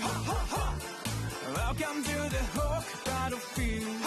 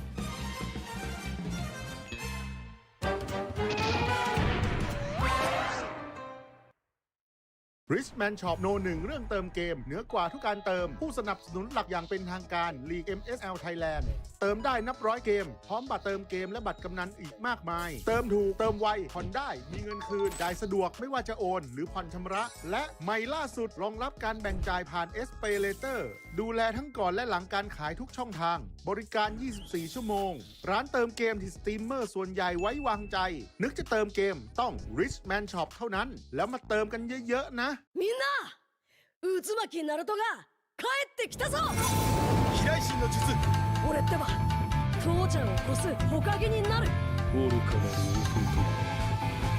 子供騙しかお待ってろふっ行くぜこれが俺たちの力だってばよ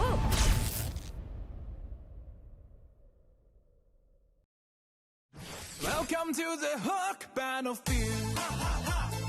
Welcome to the Hook Battlefield. Shake it to left, shake it to right. Got you now, got you now.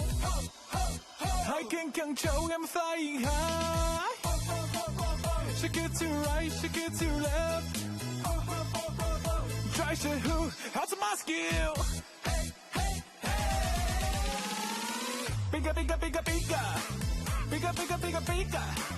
Bigger, bigger, bigger, bigger, bigger, bigger, bigger, bigger, bigger, bigger, bigger, bigger. Bigger, bigger, bigger, bigger, bigger.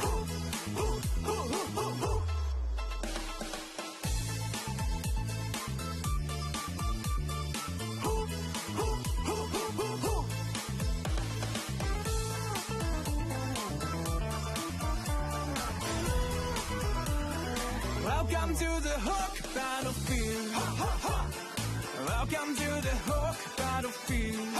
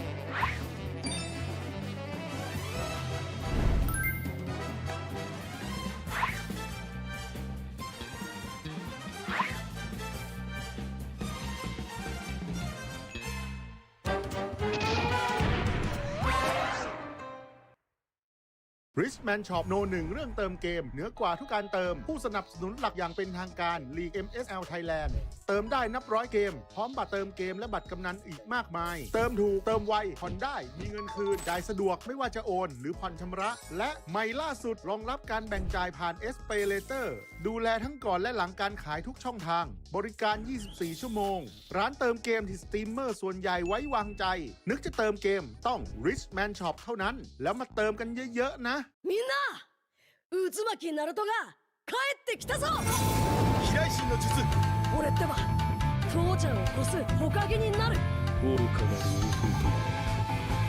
子供騙しかお待ってろふっ行くぜこれが俺たちの力だってばよ。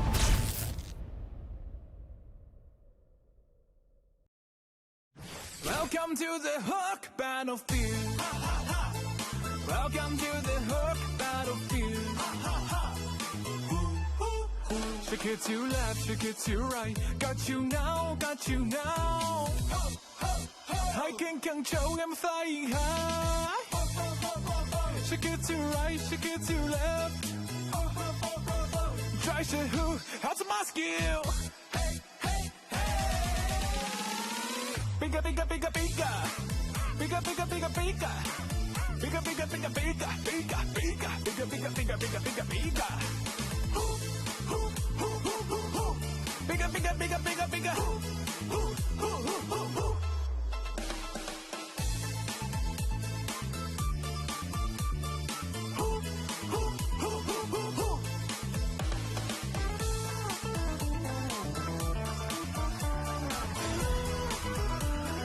Welcome to the Hook Battlefield.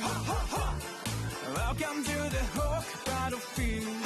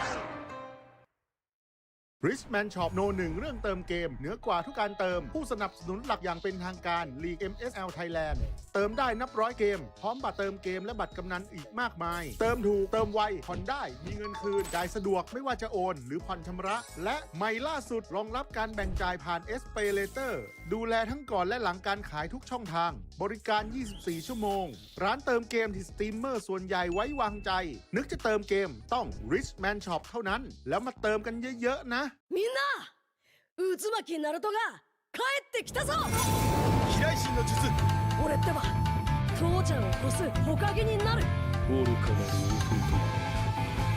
弟子供騙しが余ってふっ行くぜこれが俺たちの力だってばよ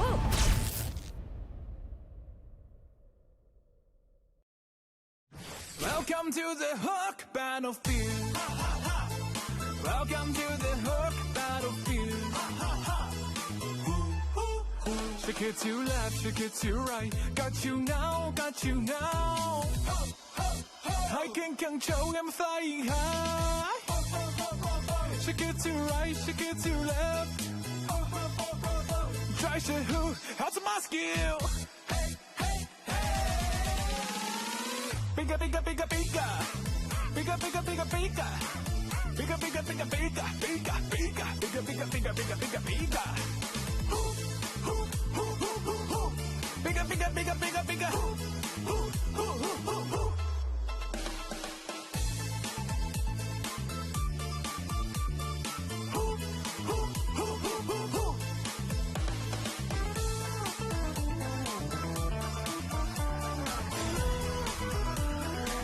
Welcome to the Hook battlefield. Welcome to the Hook battlefield.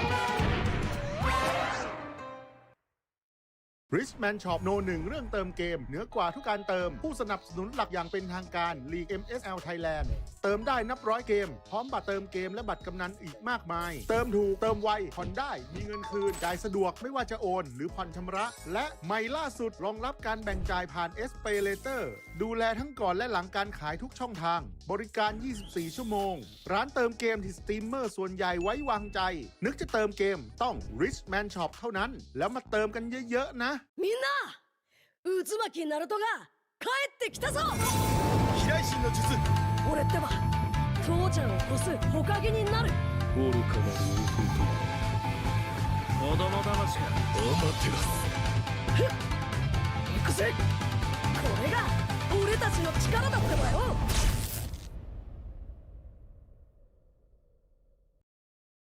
Welcome to the Hook battlefield. Welcome to the Hook battlefield. Shake it to left, shake it to right. Got you now, got you now. I can control, I'm flying high. Shake it to right, shake it to left. Try to who, how's my skill? Bigger, bigger, bigger, bigger. Bigger, bigger, bigger, bigger. Bigger, bigger, bigger, bigger, bigger, bigger, bigger, bigger, bigger, bigger, bigger, bigger. Bigger, bigger, bigger, bigger, bigger.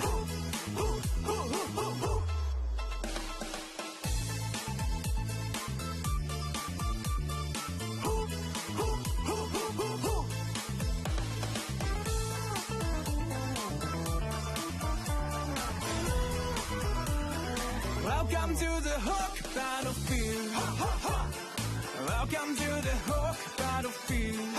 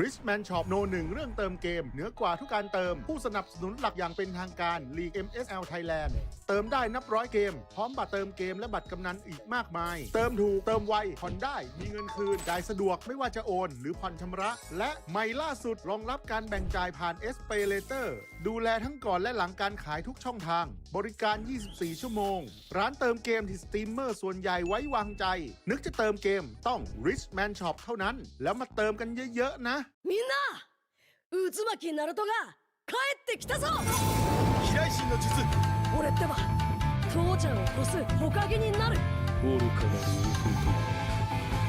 子供騙しかアマテラス行くぜこれが俺たちの力だってばよ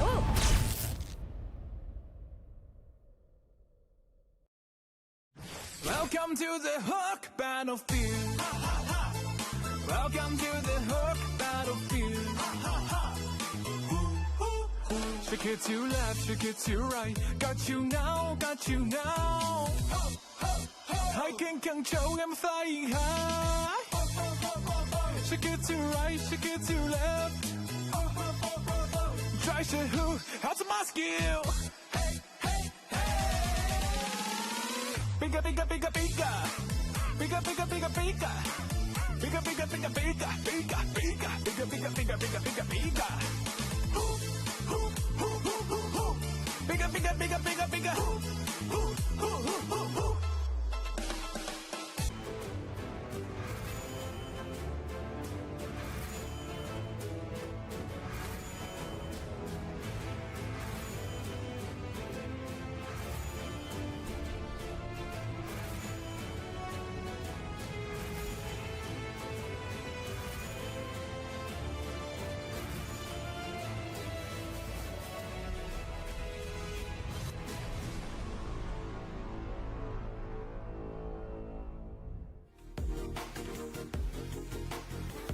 การแข่งขัน MSL Thailand Season 1 Powered by Moonton Official Telecommunication Partner True 5G Official Gaming Phone by Infinix Official Sponsor by Richman Shop Official Gaming Chair Partner DX Racer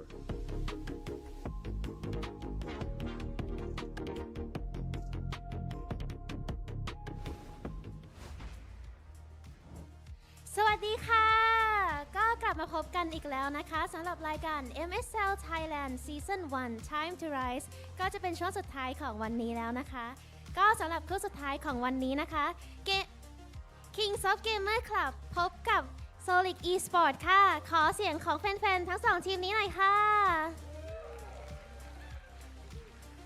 ขอบคุณมากค่ะ เดี๋ยวเรามาดูกันค่ะ Ladies and gentlemen, it is time for the highlight match of the day.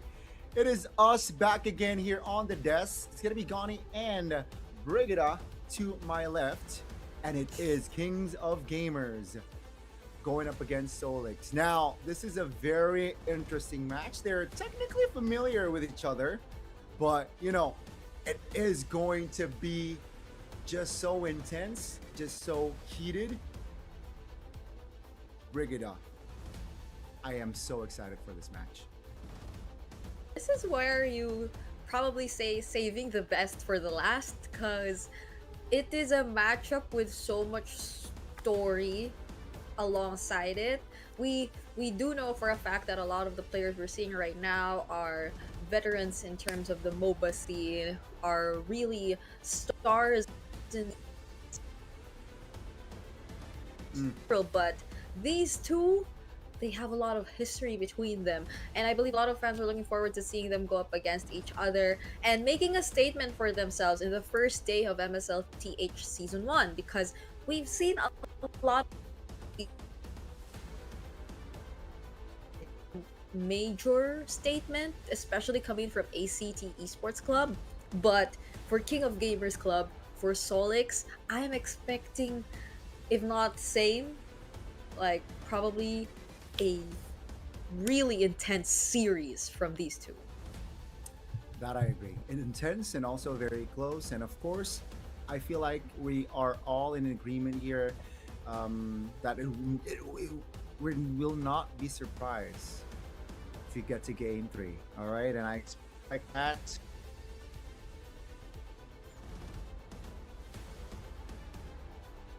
Just tension, I feel like in that preview, especially that. And let's see how these veterans are gonna go at each other here in this last series of the day. Wow, it's gonna be intense. It's gonna be somewhat personal as well, right? Yeah. Knowing their perhaps like history, they're quite familiar with each other, but this is gonna be the official team lineup here from the side of King of Gamers. 33rd, Keizen, Naya, Payen, and we got Hyuko. So these are the main lineups for Solix. Alright, so that's Cherry in the XP lane, Spectre in the jungle, Memmark as a mid laner, and I heard a content creator call him Xiao Xiao, so I'm assuming this is Xiao Shu or Xiao Xiao, and Moss will be the roamer for Solix Esports. So I could feel, I don't know if you would say the same, but I could feel the veteran aura coming from these two teams, Gani, honestly, which makes me very excited to cast this match and see where the draft is headed. I like how you said it, right? Veteran aura. Oh my god. And yeah, I do feel that veterancy aura coming from not just one but both, right? You can see them just preparing mentally. It's so evident that they do not want to lose this match, knowing again they are familiar with each other. Again, they will have bragging rights. And let's see here with the drafts, how will it go? I am also intrigued, but ladies and gentlemen, please do check our MSLTH social media page. We got Facebook, we got YouTube, we got also our TikTok. Please give a follow, and please also check out our Instagram as well. Same name. And also redeem the code, man. Yep. We've had, I think, at least, how many codes did we actually put out today? I think we had one for each game.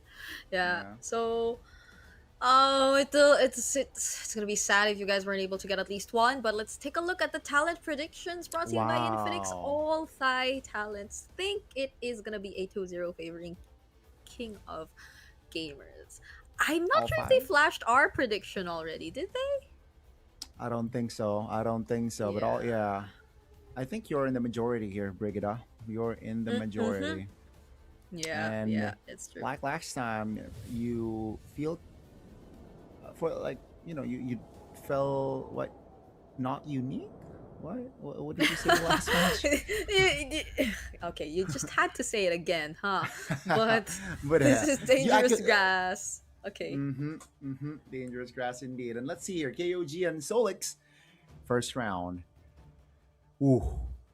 Who will they take? Who will they prioritize? Solix on blue, KOG on red. Yep. Oh, I wonder if this is the closest draft we'll get to, like, the drafts in our respective regions, because I think it's been fairly close, but there are some there occasionally in the past few games that we saw. Okay, so there goes the well, at least for now I can't say it's that identical. Banning it in blue because of a potential Zora prio? Yeah, I think if not the Sora, I think they will like to go for the Freya, right? But yeah, that's true. But it's bad. KOG, KOG will respond with the Freya ban. So what's left on the table here if we're talking about prio picks? Apart from, I think, if you want to go for a crazy like Eve pick, that's also up for grabs if they're really good at it, Yeah, it's true. So it's still a lot of the heroes still on the table. Okay, even though Hilda gets taken out here, So blue that was in game number 2 of series 3, but we don't know exactly what the gameplay is for both Solix and King of Gamers. But this is the last ban. If they what typically okay there. So that leaves Harley, Sora. actually in first Oh. pick. Oh, I personally forgot about this hero. where he did show up earlier today. It didn't work. Yeah. Okay. Unfortunate. It's gonna be the Harley though. Harley. So yeah, I think KOG, they will try to focus on themselves first. Take a look at the first 2 picks. Taking a look at the first 2 picks is they want map control, right? They know Yeah. that's Stranger's Grass, that they will pick up the Khalid is great in this map as well. And Harley, with the amount of bushes in this map, of course, it will allow you to find flanks. It will allow you to find more potential pickoffs. And Solix responded, okay, you go for pickoffs here. I'm gonna go and pick up the Uranus, a hero that technically, if on par, is hard to be bursted at. So yeah, there you go. That's gonna be the Uranus. And again, the Sora is still up and available. Oh, but the Suyo. So yeah, as you mentioned, if you want to go for pickoffs, here's a guy who can't easily pick off. That's gonna be the Uranus, and you could see the same for Suyu as well, because he has a lot of escape mechanisms and is just overall a busted hero, as we've been repeatedly saying throughout the day. So, King of Gamers, would you want or your gold lane here? So you already have an answer to the Uranus, or are you willing to save it for later and maybe put a bit more priority on the mid lane, because the mid lane's about to run out of options as well. There you go. It's a Kimi that gets slotted in for red 3. So if I were to think of bans, wouldn't it be the best time to take away the likes of the Farsas, the those ranged artillery mages that could just make things difficult for the Kimi, or even Definitely. Yeah. Oh, but it feels like Whoa. it seems like I think King of Gamers are saying like, okay, we're hinting at a Claude pick here. We're hinting at a Claude pick, because why? Because they ban out the YSS, which is good going up against the Claude in the gold lane. So let's see if Solix bite and ban the Claude themselves. But you mentioned the Farsas, the Yves, right? I think that also is a good shout. Because KOG, they definitely can keep their Whoa. distance. That's a Selena ban. I feel like it's a respect ban. I think so too. It's the first time we've seen a Selena in the draft, be it in the bans or the picks, at all today. So okay, that again just proves our point that these two have a lot of history and they know each other really well.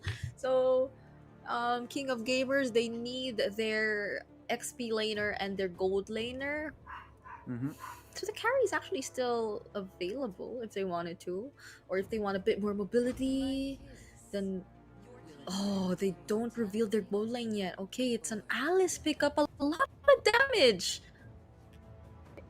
Ooh, I like that pick. Especially with the Sora band out, right, Briggs? It's the Alice can definitely be one of your playmaking source if there were an angle. But let's see here the response from the side of Solix, because I feel like they're really lacking in damage, and they actually can. Will they be able to pick up the Claude? Is this a good? Right, Harith. Is this a good Harith pickup here? The thing is, okay, there goes the Farsa, exactly as we Mhm. mentioned. Oh, the And they're carry. the Oh, ones to pick wow. up the carry. Oh, well, to Alice Khalid, you might need a bit more shred, and you go for the Farsa anyway, so that's more burst than DPS. Or, what do you pick for gold lane then? Are you just gonna revert to the Claude? Cause it works well with the dive. Yeah. It complements the draft of King of Gamers well.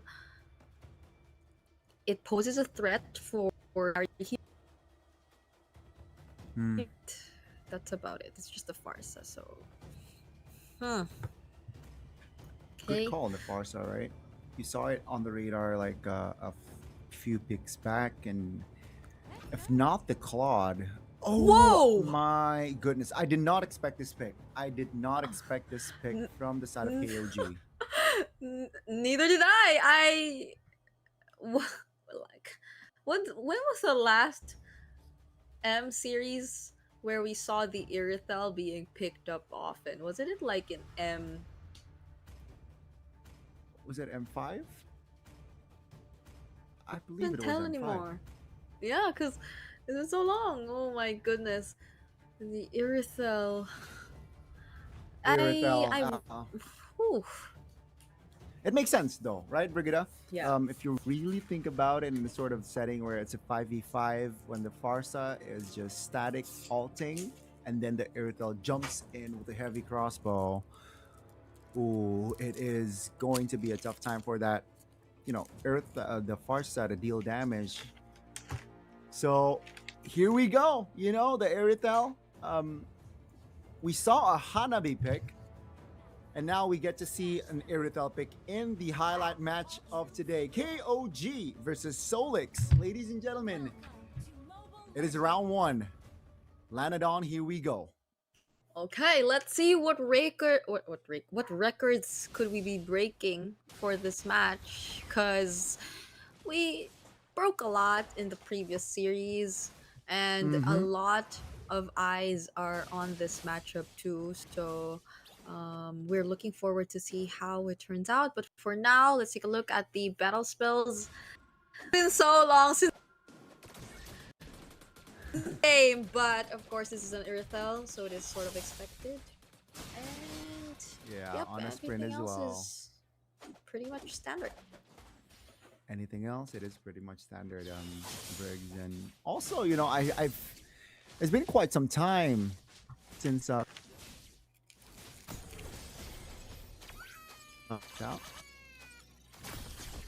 But we can see here already just both of the EXP laners, Sherry and 33rd, just recalling, having fun.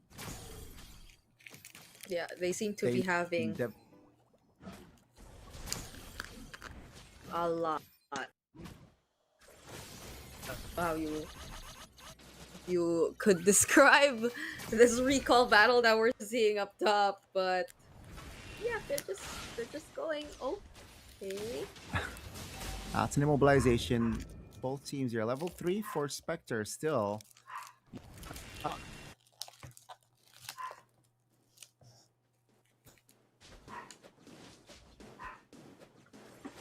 Okay. All right.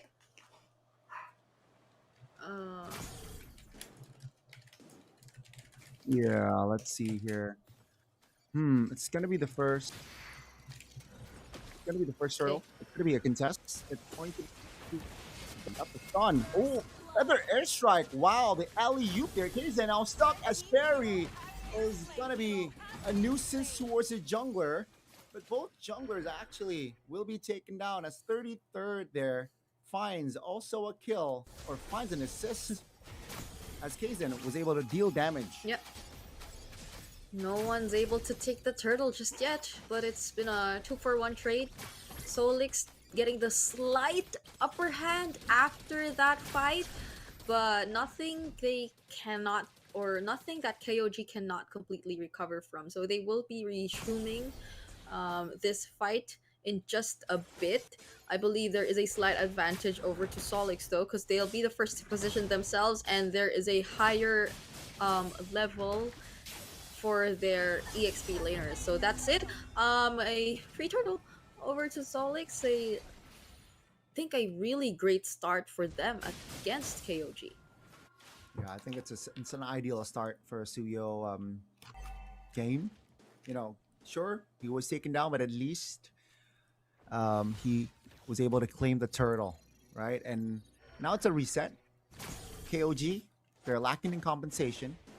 And looking at the rotations, at least, it's Solix. They're going down. They want to gank this Payen. They want to gank those Earthel, but great awareness on the positioning here.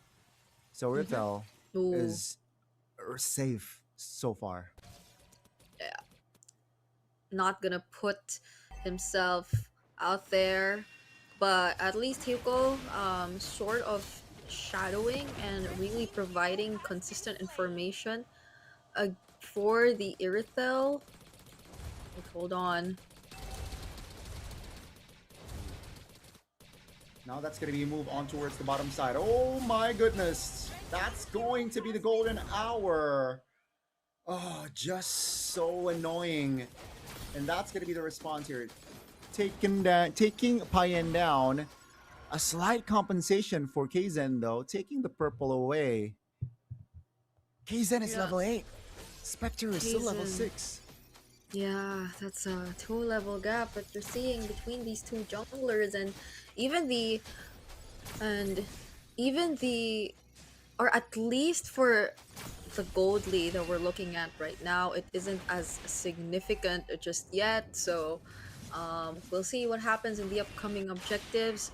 As of the moment, at least they're still keeping everything in check. There is a lot of information that's coming in from Hiko. It's just that Solix are able to punish him so well a lot of times. So we get to see him at least on a 0-2 KDA stat as early as 5 minutes into the game. Oh, okay. Deadly Magic already used. And here comes the turtle. KOG will find the turtle, no problem now. The call is not to go for a fight. I really like that, right? They're keeping their tempo, you know, just taking what is necessary. And now they move on towards the top side here. Great awareness as well from the carry. Will move slowly back. Economy-wise, nothing like significant separates them. So, you know, it's still anybody's game here. Even though kill-wise, it's 4-1. Yeah. At least they're just really not allowing for Solix to find any conversions across the map just yet. Probably the closest they could is this tier 1 up top, because Payen, they already did some switching and it's gonna be very tough for them to defend this one. So now that's gonna grow a bit more, but I think KOG are fully aware of what they need to do anyway. It's just really making sure that Payen doesn't get gapped too much, is still able to farm despite clearly struggling a bit in this current situation. But it's sort of a given because we rarely see the Irithels come out anymore, and it seems as if Solix is equipped to deal with this Irithel. You have burst damage into Farsa, you have reach, and you have brief stunts to pair up with it. That makes sense. And you can see, right, just the movement here. Oh, that's a Raging Sandstorm canceling the Feather Airstrike. Now Hiko trying to dodge, disengage. That's a lot of damage though taken.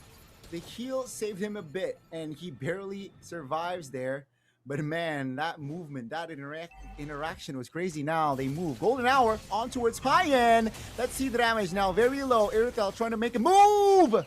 That's the utilization right there. Locking Spectre down just before the turtle fight.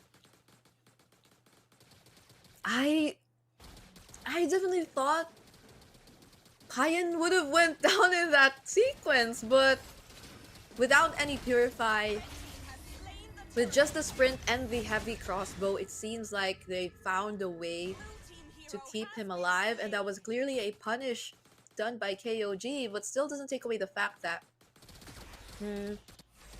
Solix are still able to manage the map pretty well. Okay, hold on.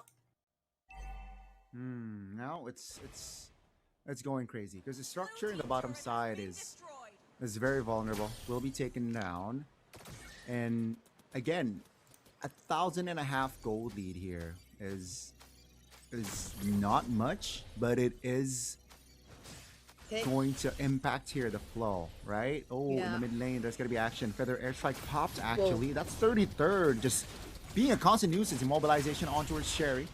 That's gonna be damage taken, but the Uranus is still a-okay. Top lane, again, the Irithel is having an okay game. Sure, he got taken down once, but he was able to recover with the farming pattern.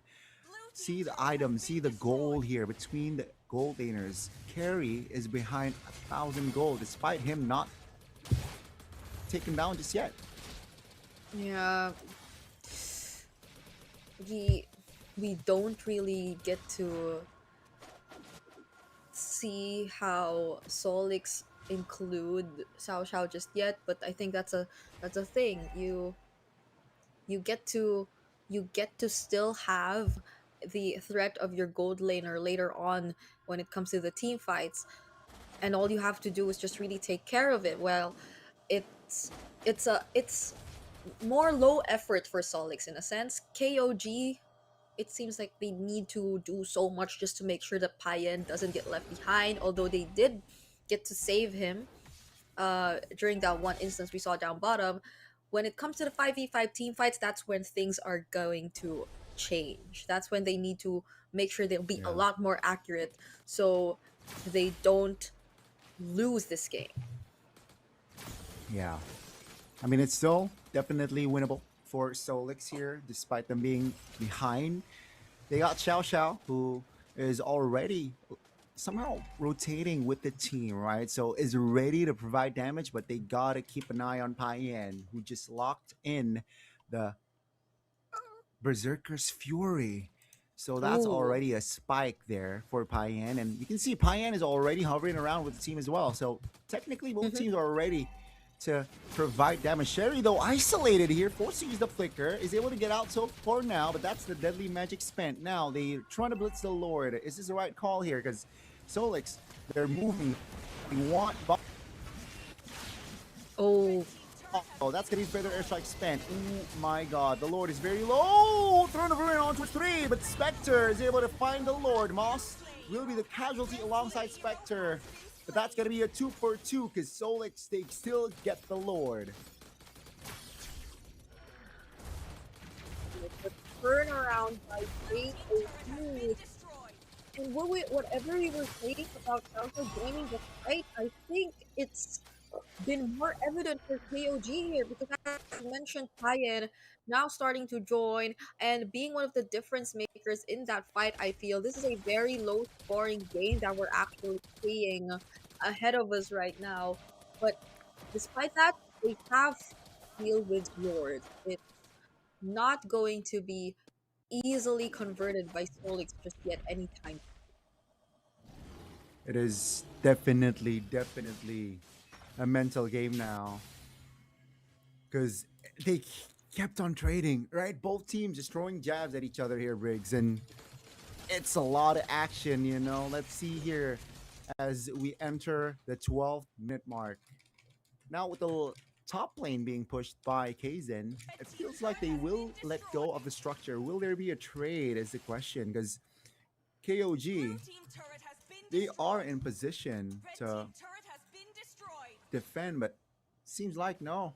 Both teams actually losing their inner turrets respectively. Okay. Wait, let's see what Hiko finds here. There are multiple members hiding in the brushes. Okay. I think they're gonna be safe for now. They will. And Solix needs to do a cleanup, right? Top lane is actually half HP, and KOG, they're slowly but surely here running away with it.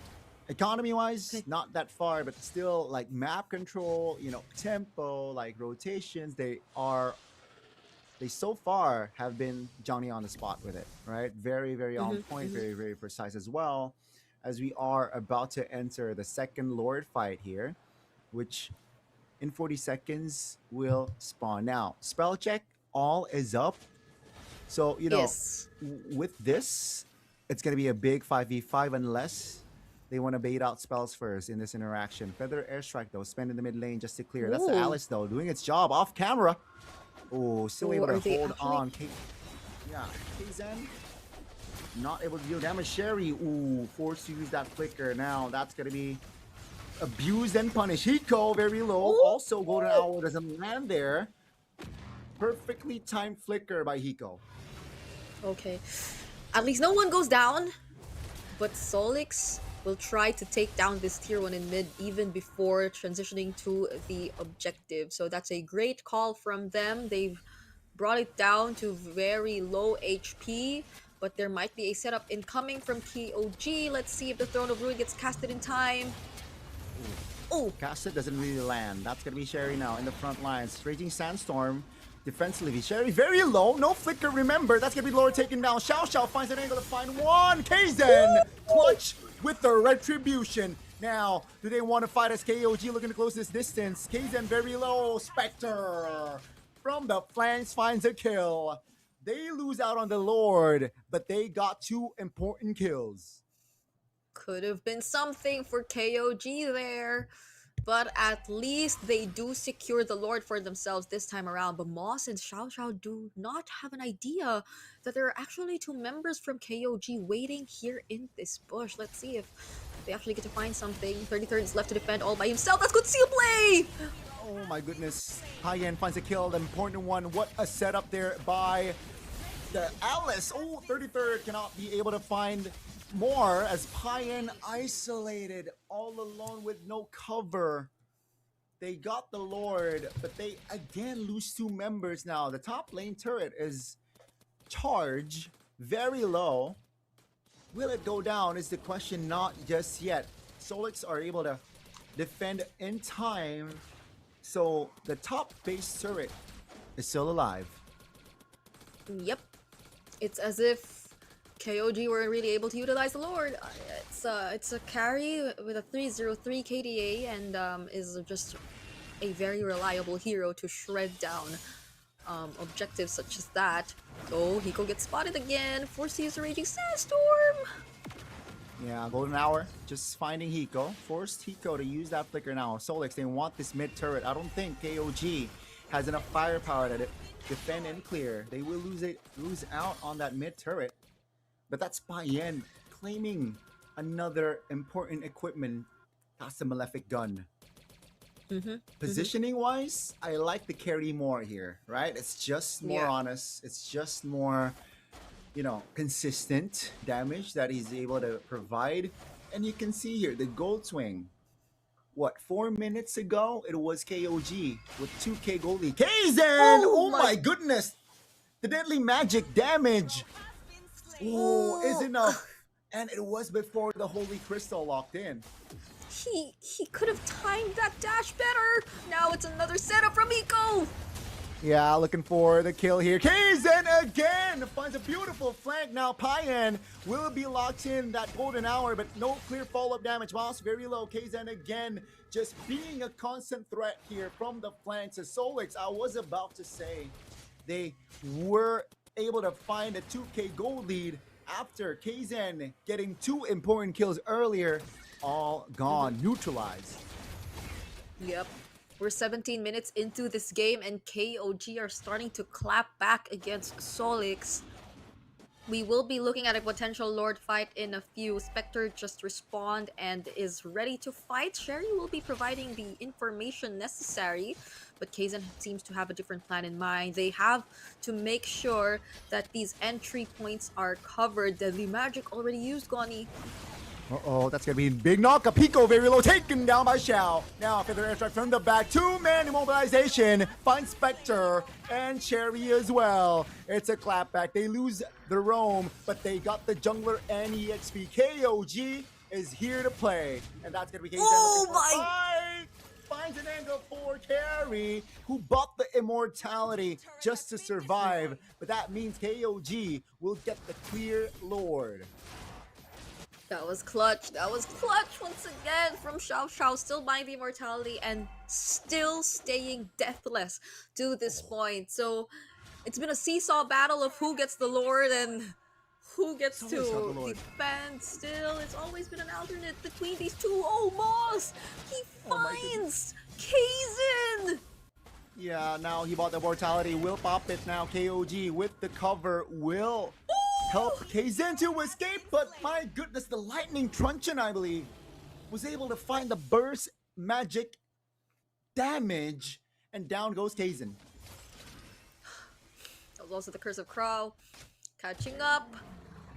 And it was already such a great start for Kaizen too, but okay, now we look at Payan already picking up the Wind of Nature as well. Let's see how that's going to help him in terms of positioning and the upcoming team fight, because at the moment it's Solix who's starting to push forward. They will be looking to take a base turret away from KOG. Look at Xiao Xiao just really focused on that turret. Yeah, I mean, that's a far lane as well, Briggs, so that's not a good sign for KOG.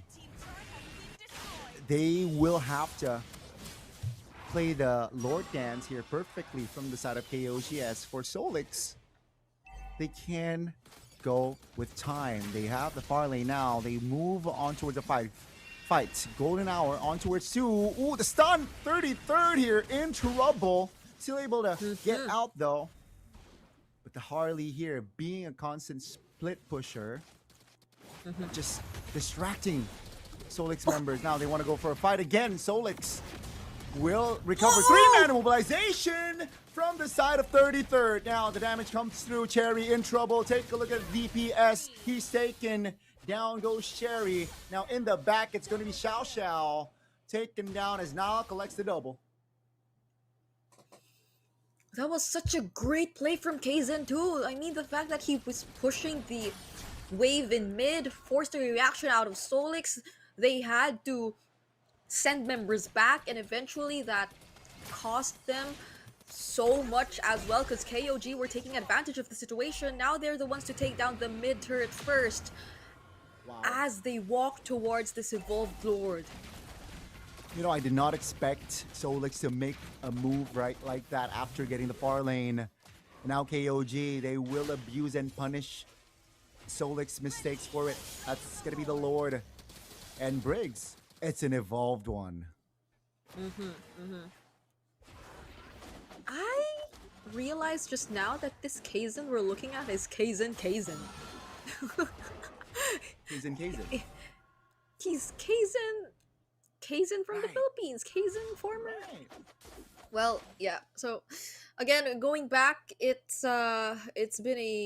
been such a turn of events for KOG, now in the lead, and might be the first time we actually get to see a team utilize the Lord that they've captured. Kaizen though, oh, he gets stunned, dances around members of SLX, but he's gonna go down. Let's see if they get to end this here though.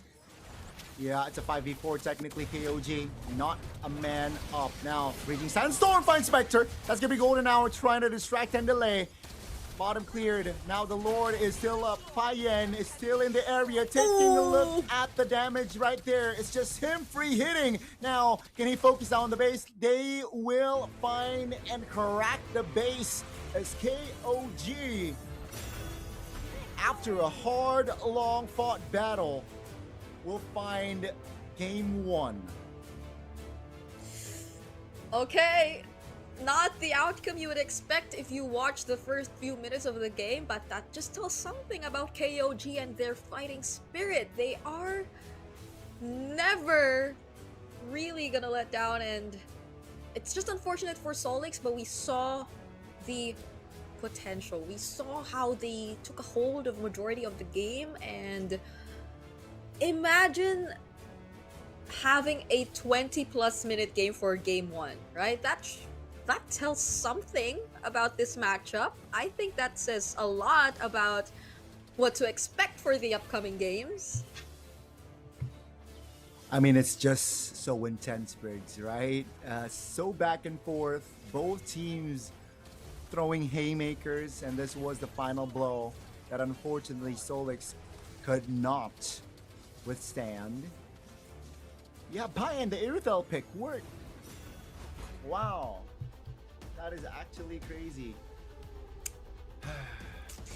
How often do you see a surprise pick actually work that way? It's not a lot. There's not a lot of times. Like sometimes even the most meta picks get shut down, but in this scenario, ooh, that was an amazing performance brought to us by Payan.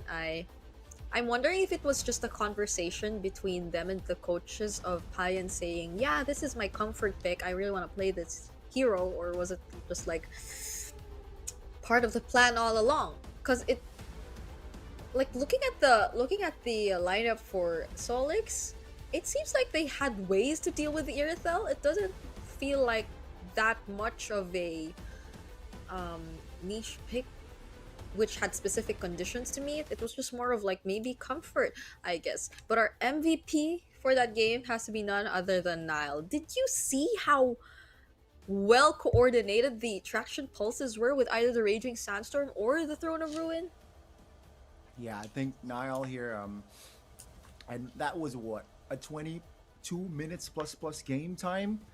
He was deathless against a Suyo, against a Farsa, by the way. And yeah, I think Yep. his positioning is what stands out for me. Of course, kill participation also, KDA also, right? And you can see here the item. He built DHS not towards the end as well, towards the mid game. So he understands, he wants that attack speed, he wants to enhance his basic attacks as well, just to shred the Uranus, just to give pressure as well.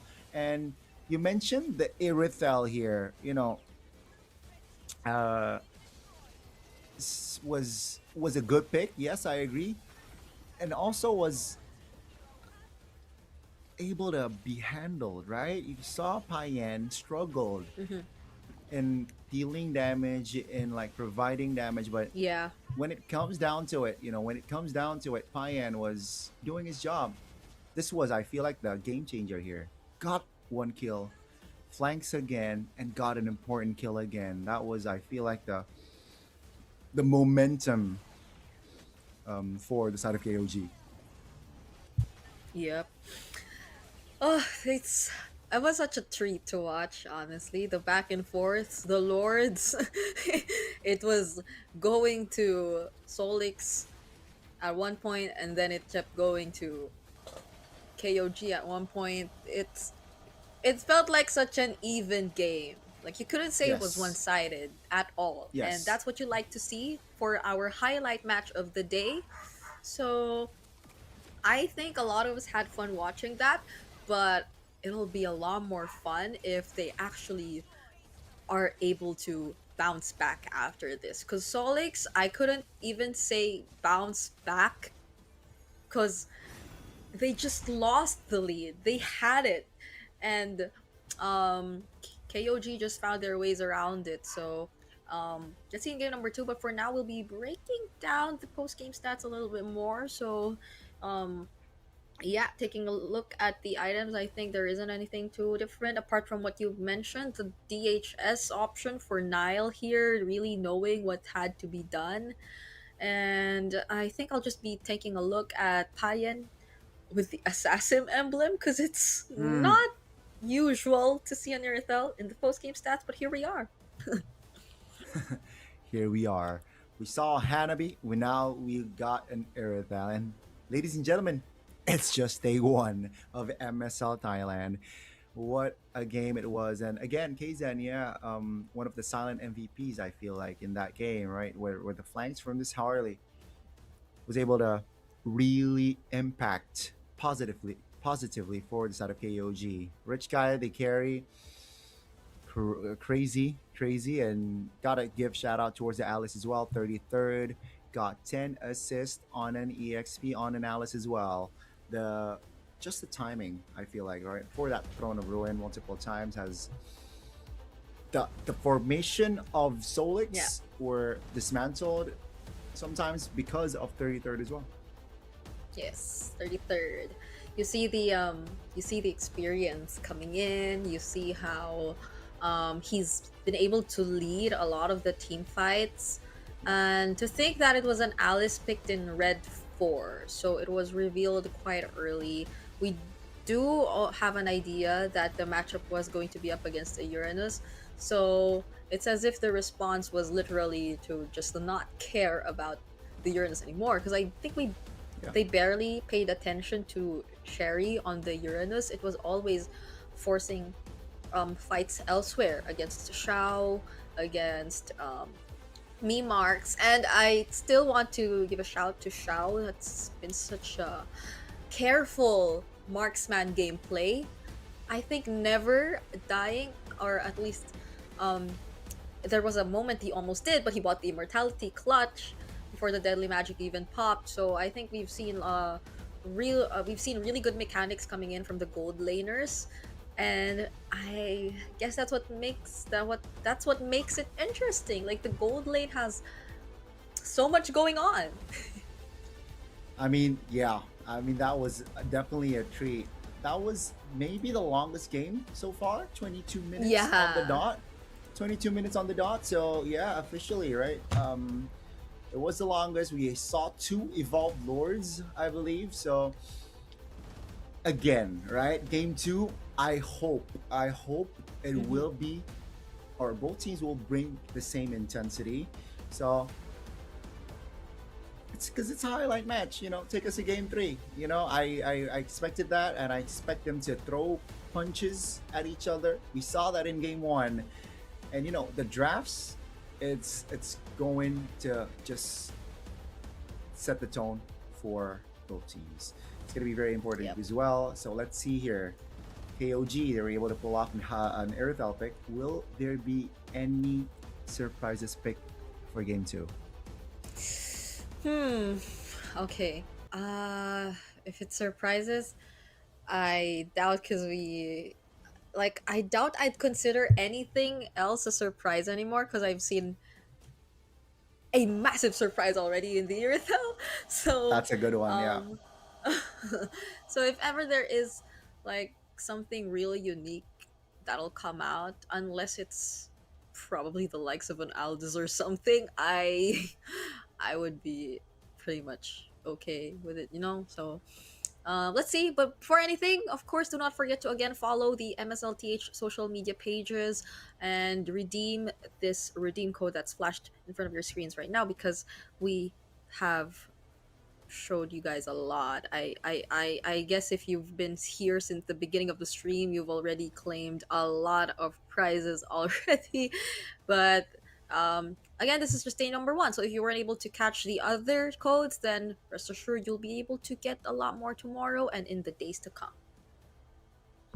Check it out, boys and girls. Tomorrow, be ready for another possible redeemable code.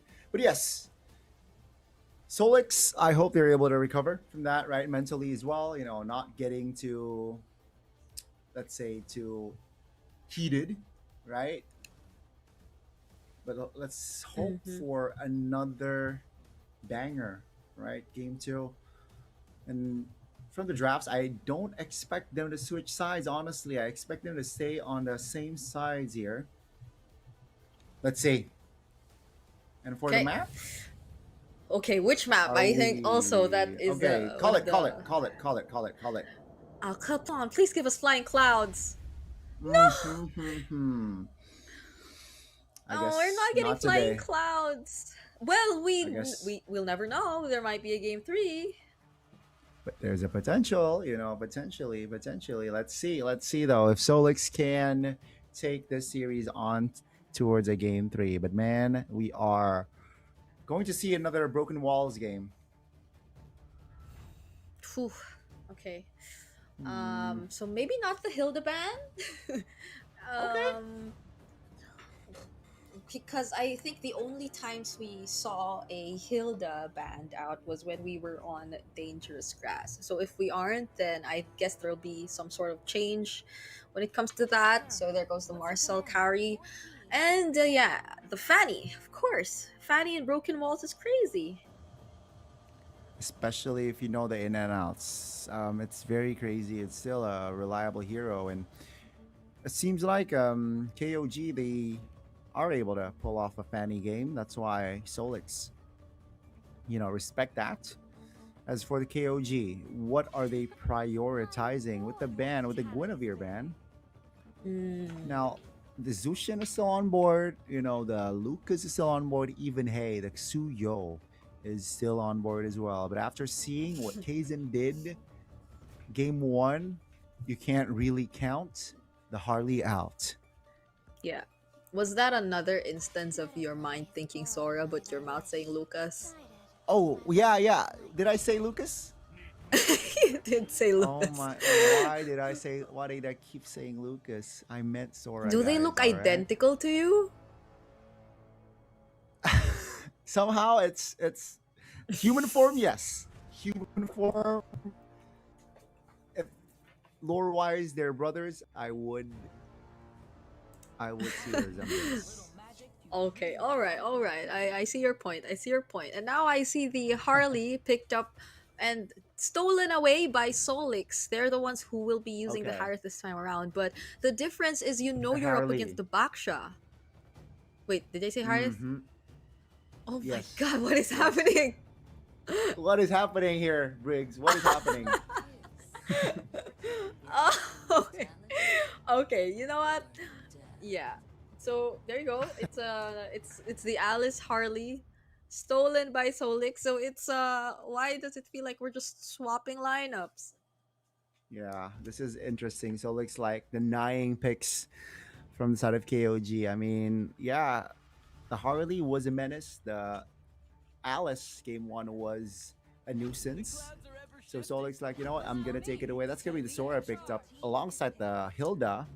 You mentioned the Lucas. Hilda being a very good hero on Dangerous Grass, but we will get Broken Wall. So Hilda is also with the flank potential, can do damage, right? And it was banned, by the way, on game one. Yeah. So you kinda have to worry about the Harley and how you are going to assist him in the jungling, but they will be leaving their roamer for later. They pick up the Claude instead, want to make sure that Xiao Xiao gets his hands on another comfort pick, and if he is able to perform that well on the carry earlier on, then I'm expecting that same level when it comes to the Claude as one of the most meta gold laners in our or even internationally nowadays. But the difference is, if you're a very meta gold laner, you're up against a gold laner who doesn't mind playing Irithel. So that's where things get a bit tricky, I guess. I don't think you could really ban out Payan if that were to be the case, because you did see him bring out an Irithel in the previous game. So they'll just focus down on heroes for Nile, who was again the MVP in game number 1. So the Kimi was the MVP hero, but KOG have a similar response. They're banning out mid laners. And it's a very specific hero, Valor. Wow, I did not expect a Valor ban in this game, but I feel like it's just another respect ban. I think they did their homework, they did their research. The Valir is respected, and looking at their composition, it makes sense why they ban out the Valir, right? They got a Hilda, they got 3 fighters technically, and Valir can definitely burn them all. So Whoa. Solix will close out their bans with another mage artillery, or mage with range. That's gonna be the far side. Wow, 4 mages Kimmy. off the board in the Could this second be a phase. Kimmy? Yes, Kimmy is sensible. No, because they're stealing away majority of the KOG picks Yeah. in game number 1, so might as well. Might as well, right? Just full circle it, pick up the Kimmy, and it's also good going up against heroes that wants to close the distance or have like short range Yeah. heroes. Kimmy does well with that. Oh, but that's like 2 marksmen, 3 magic damage sources. Okay, well, this is still technically another magic damage source, but it's not really a marksman. So Niall gets his Yeah. hands on the Kimmy once again, and there's a Harith alongside him this time. Okay, we need a roamer. We need a roamer for Solix. Ooh, Gatot Kacha.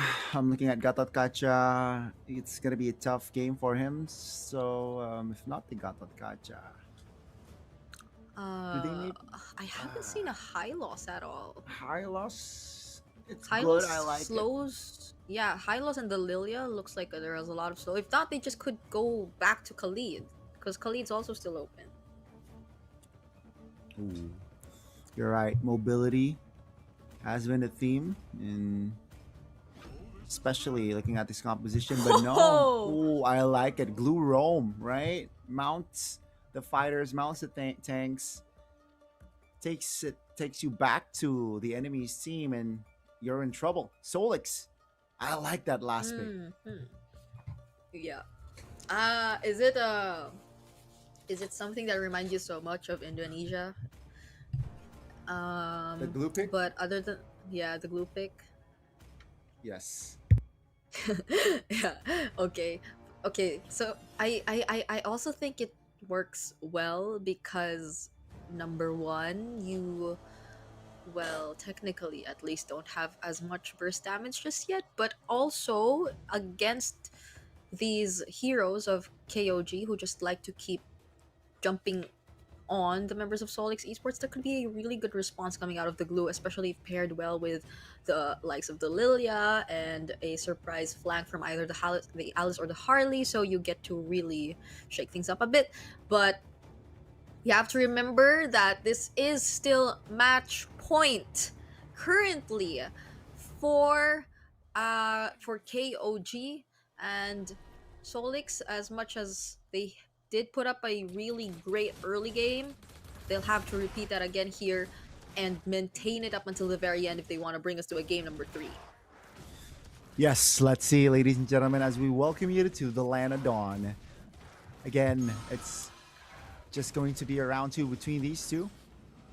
And let's see if KOG can just end the series in this game, or like you said, Solix perhaps might take us to game 3. Okay.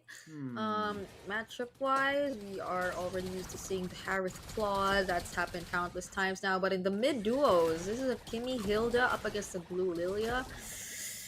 I guess it's just really down to like the micro, because both can deliver a really good early game, I say. But so far as we're seeing it, okay, Little Wanderer is likely to go over to SLX.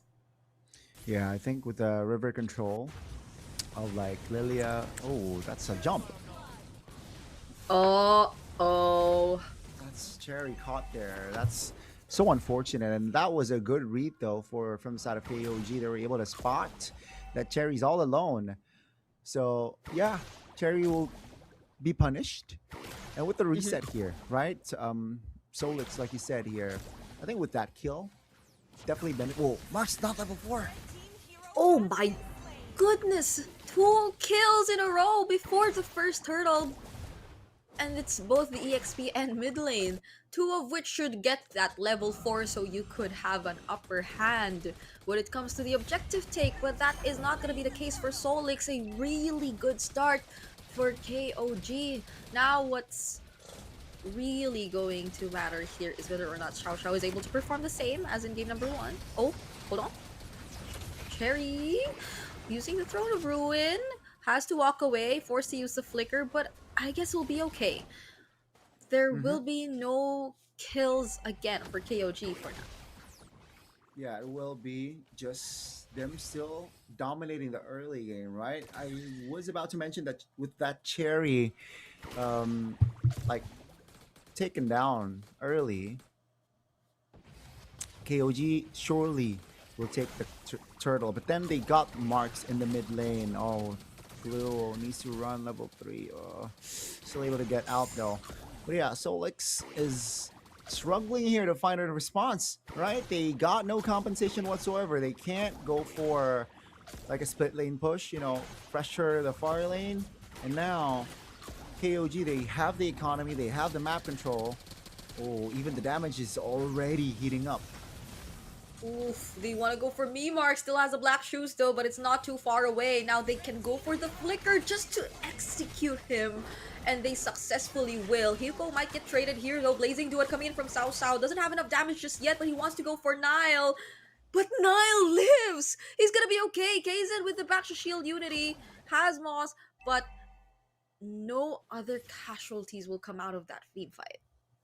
No, it was just another kill on the board for KOG, and Solix finding a kill on the board in this game. It's still 3-1, and you can see here the economy is it's 1,000. Doesn't seem much, right? But that's honest work right there. So the build up is definitely, you can feel the build up. Oh, that's a stun. Black Shoes is there though. Oh, yeah, Black Shoes closer to the enemy, but you have a lot of backup here. Hyuko finally going down. Mimarks too though gets taken out by KOG as the initial target. It's Nile picking up a double kill for KOG, and I don't think he has the Piercer just yet, but it's really great. It's really great momentum for a Kimi mid lane. Yeah, I mean, Nile displayed an MVP performance for game 1. It feels like game 2 with his positioning, with his precision. We might see another MVP coming from this guy again. But man, the lead economy-wise doubled from a minute ago. So that speaks volume on what KOG was able to do in that, I gotta say, fight, right? They lose out on one, they lose out on Hiko, but they trade with 2. Oh, off-cam kill top. The Harley taken down again. So you can see here the farm for Spectre will definitely be slower, already a level below Mr. Kaizen. Yeah, things are slowing down for Solix. Not sure if that's the route you really want to go for, because I don't know if it's just me, but when it's a Lilia lineup, I'm really just expecting to see the aggression in the early strong. But every single time we do see Mimarks, his Black Shoes get forced out. He has to either flicker out. So it's rare to see a Lilia struggle in terms of positioning, but I guess that's what KOG is just really doing so well, because there's a presence of a Hilda, there's a presence of Nile, who's been dealing so much damage already, and the threat of a back to shield unity suddenly popping up. So this is a very understandable situation for Mimarks and the rest of Solix. But even if, let's say, they're forced to play defensive, you could play the Lilia just the same. I think there is still some strength in terms of the defense that a Lilia can offer, and you just need to farm. If you're Shao, you just need to farm. You have the Claude. Yeah, I think that is going to be the keys to victory from side of Solix here. Just allow and give Xiao Xiao, the farm, and not contesting any objectives. Oh, Spectre there, teasing, looking for an angle. Definitely that angle will be closed out. And that's just going to be the turtle taken away from the side of Solix. And slowly but surely, KOG, they're suffocating their opponent. Oh, bottom side. Okay, so for the first time in the series, actually goes down in the hands of KOG. Now that's a Throne of Ruin casted here by Cherry. Doesn't land onto anyone though. And Nile will just keep going. Look at that damage. Not even the tankiest members are able to just stand in front of that. Yeah, that was just so unfortunate. I think the speed again, right? The mobility that the Hilda, the shield unity on that Bakshia provides. If you snooze, you lose. And I feel like with that positioning, Xiao Xiao, he was snoozing just a bit, and KOG was able to punish, right? Managed to overwhelm and just dive in towards that hero. Now, they're gonna be able to save that mid lane turret. But you can see, Briggs, right? It's 5,500 gold lead. It's slowly, slowly building up to a one-sided game. No response here. No, like, concrete response from the side of Solix. And after seeing game one, it's harsh. It's sad. But KOG has been playing it very, very well. Yep. If we were to look at potential angles for SLX, though, I think it's mostly going to be on the back of a really good Throne of Ruin, and paired up with the AoE from either the Blooms or the Blazing Duet. And maybe that comes after a really good pickup from Spectre, because you need to at least take out a member from KOG and not fight them 5v5, because the gold lead, it's definitely gonna be felt. Now they do pick up additional items. That's the Golden Staff for Xiao Xiao and the Divine Blade for Spectre, so hopefully that allows them to move a bit more around the map. But KOG, they don't seem to be looking for a fight. They just wanna quickly burst down this Lord even before Solix gets to find them. Yeah, it's quite clear. That's going to be a clean Lord take from inside of KOG. With the economy, with the map control and map pressure that KOG has on Solix. And you can see your structure. They got compensation though, right? They got a structure top. But I feel like KOG, they can't afford to lose a side structure. And that's why they don't really care. As long as Payan here is able to dance with the Shaman Force, as long as Payan is safe. All is Sherry is and Alice finally built the Radiant though, but I feel like it's a little bit too late now. Let's see though if that Radiant armor comes into clutch. Okay. Now they will be accompanying the Lord down bottom. Ooh, flicker out for Moss. Even before the Lord gets to reach the base, no holy shields whatsoever too, but does KOG have what it takes to already take down this base turret? It seems like it's gonna be a no for now. They will take out the outer turrets first before anything, but Kaizen's watching the backlines. That's the Throne of Ruin already committed. They just really want to defend this tier 1 in mid, but with Kaizen and Hyuko in the backlines, does SLX still want to commit? They try to fight. Okay, Spectre forced to move away. That's a lot of. Those are a lot of back and forths. Definitely, Briggs. All 10 heroes, all 10 players are still alive though, right after that interaction there. But again, the jungles will be the target from side of KOG, and the Harley purple buff, cannot take his own purple buff. He's level 12. Kaizen's almost level 15. And that's gonna be his the damage from Payan. There goes the black shoes again. And look at Moss! Doesn't have the flicker. Fortunately, is able to walk away from that. But man, this is looking really rough for Solix. They have no one to tank the damage. They have no one to go for the setup. It's just mostly Sherry, but he still doesn't have his ultimate right now.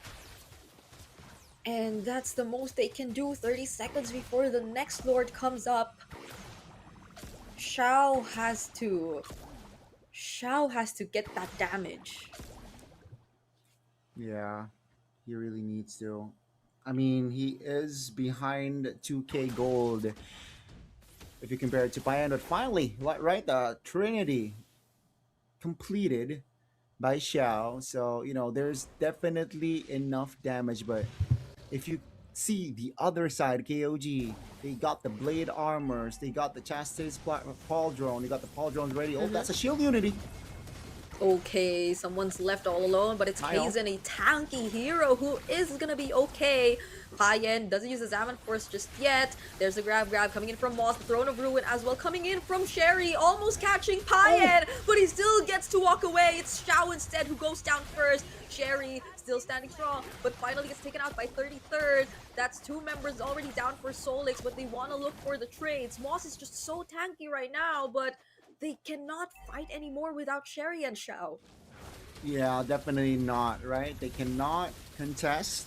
And the shifting clouds, I feel like, from the side of 33rd earlier, was what make them pay. Oh, they go for fight.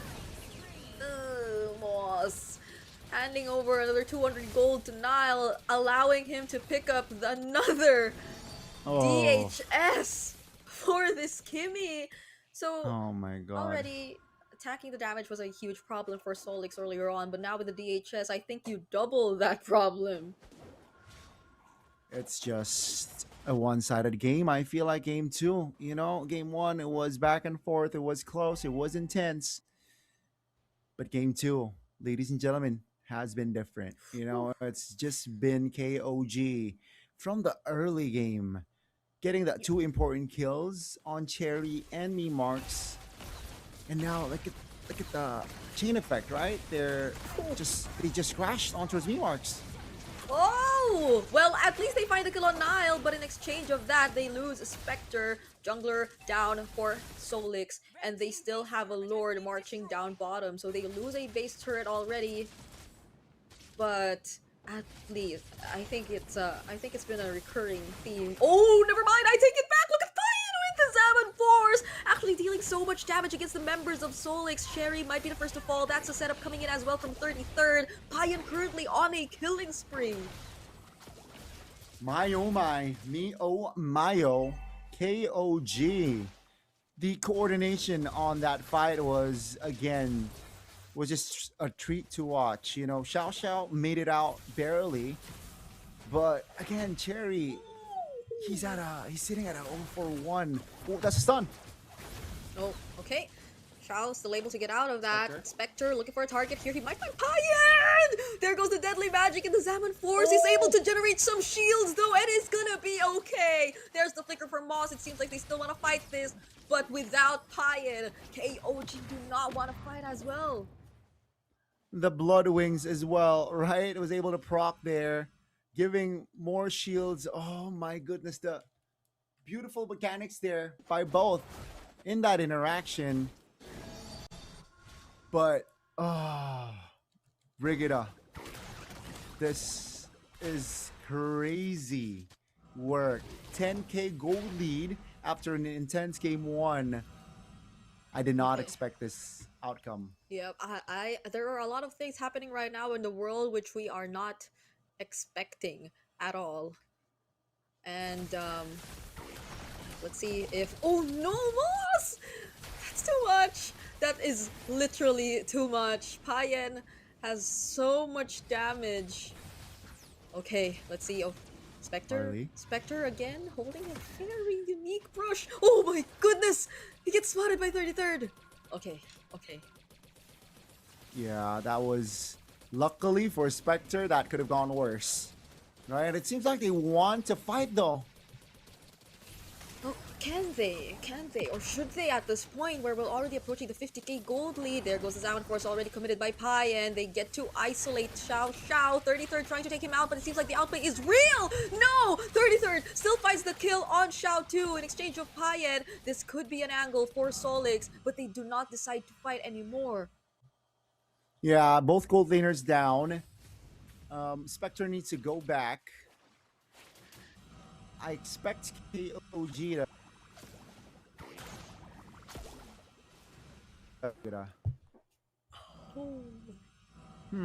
Now with that fight, right? That what happened? It was just too scattered, right? Luckily, you know, both gold laners were down, so Solix can wait and breathe just for a bit. They're really trying to extend the series. They're really trying to extend and delay the game. But again, the timing positioning here needs to be on point. As Yep. for KOG, you mentioned it, 50K mark means that, we're almost at that cap. And that's why they're slowing down their tempo. They're taking their time here. They cannot just go in random fights. Solix now, they're confident enough to maybe bait out the positionings of Solix by going for this Lord. Okay. It's okay. Interesting to see that Solix are the ones starting this now. 33rd might be a bit late here, but the Lord gets reset anyway. Spectre using the space escape. That's the Throne of Ruin. It feels as if it was forced out rather than them trying to go for the initiate. But look at the Blazing Dude coming for Zhao! Sherry falls down first though. Memarks finds the shutdown on 33rd, but Moss gets left behind. Now might be another kill over to KOG. Look at Payan! Look at his damage! No Black Shoes! Still available actually for Memarks, but that's not gonna keep him safe anymore. And no! Spectre gets caught in it as well! It's a triple for Payan, and it's gonna be the game-ending push for KOG! Ladies and gentlemen, it's a bang, bang, bang for Payan, and they will close the series out in a clean sweep fashion. Congratulations! But what a game from KOG in the second game especially.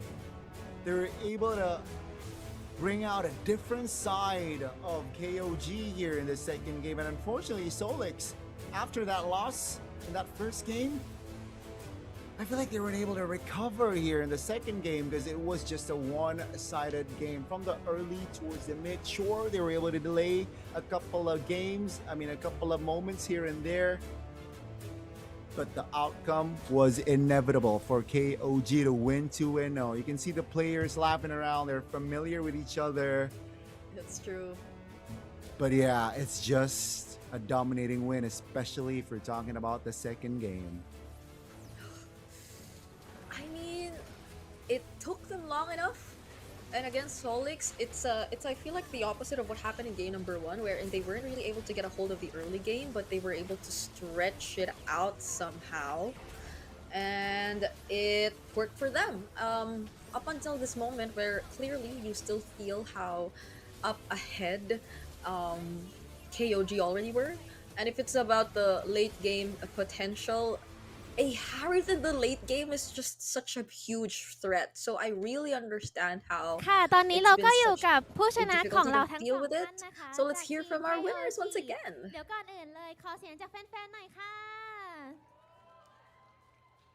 ขอบคุณมากค่ะ เดี๋ยวก่อนอื่นเลยแนะนำตัวสั้นๆให้แฟนๆหน่อยค่ะ Please introduce yourself to the fans. Pomchu Keizen from KOG Jungler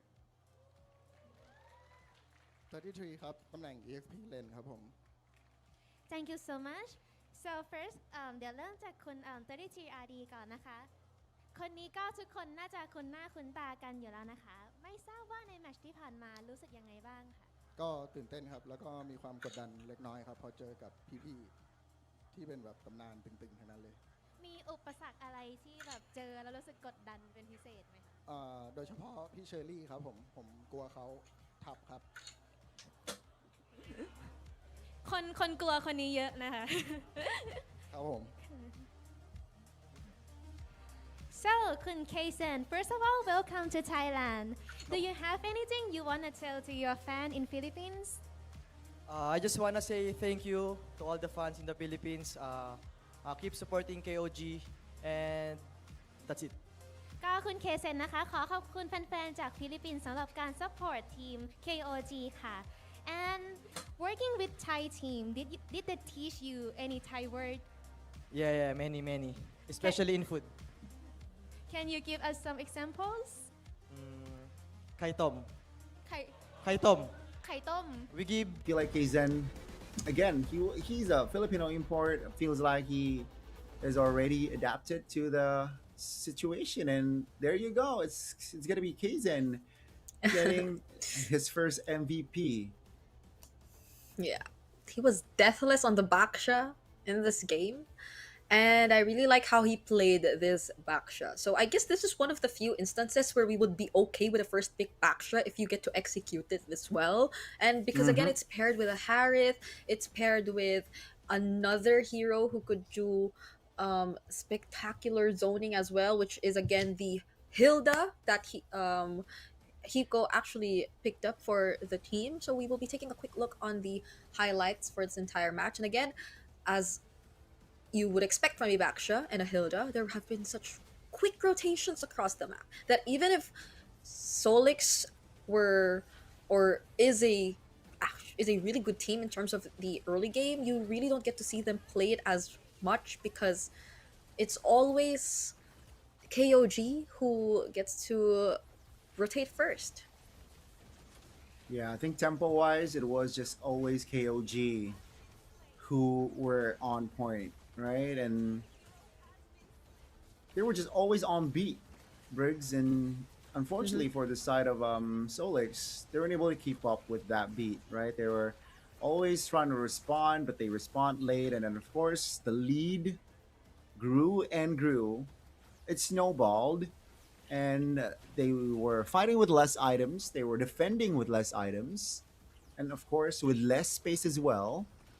And of course, KOG, they were able to just stay afloat and keep the momentum going for their side. This was when the trade of gold laners happened earlier on, but with this fight here, it was just too separated. The items were just too, I guess, wide, or the difference is too huge.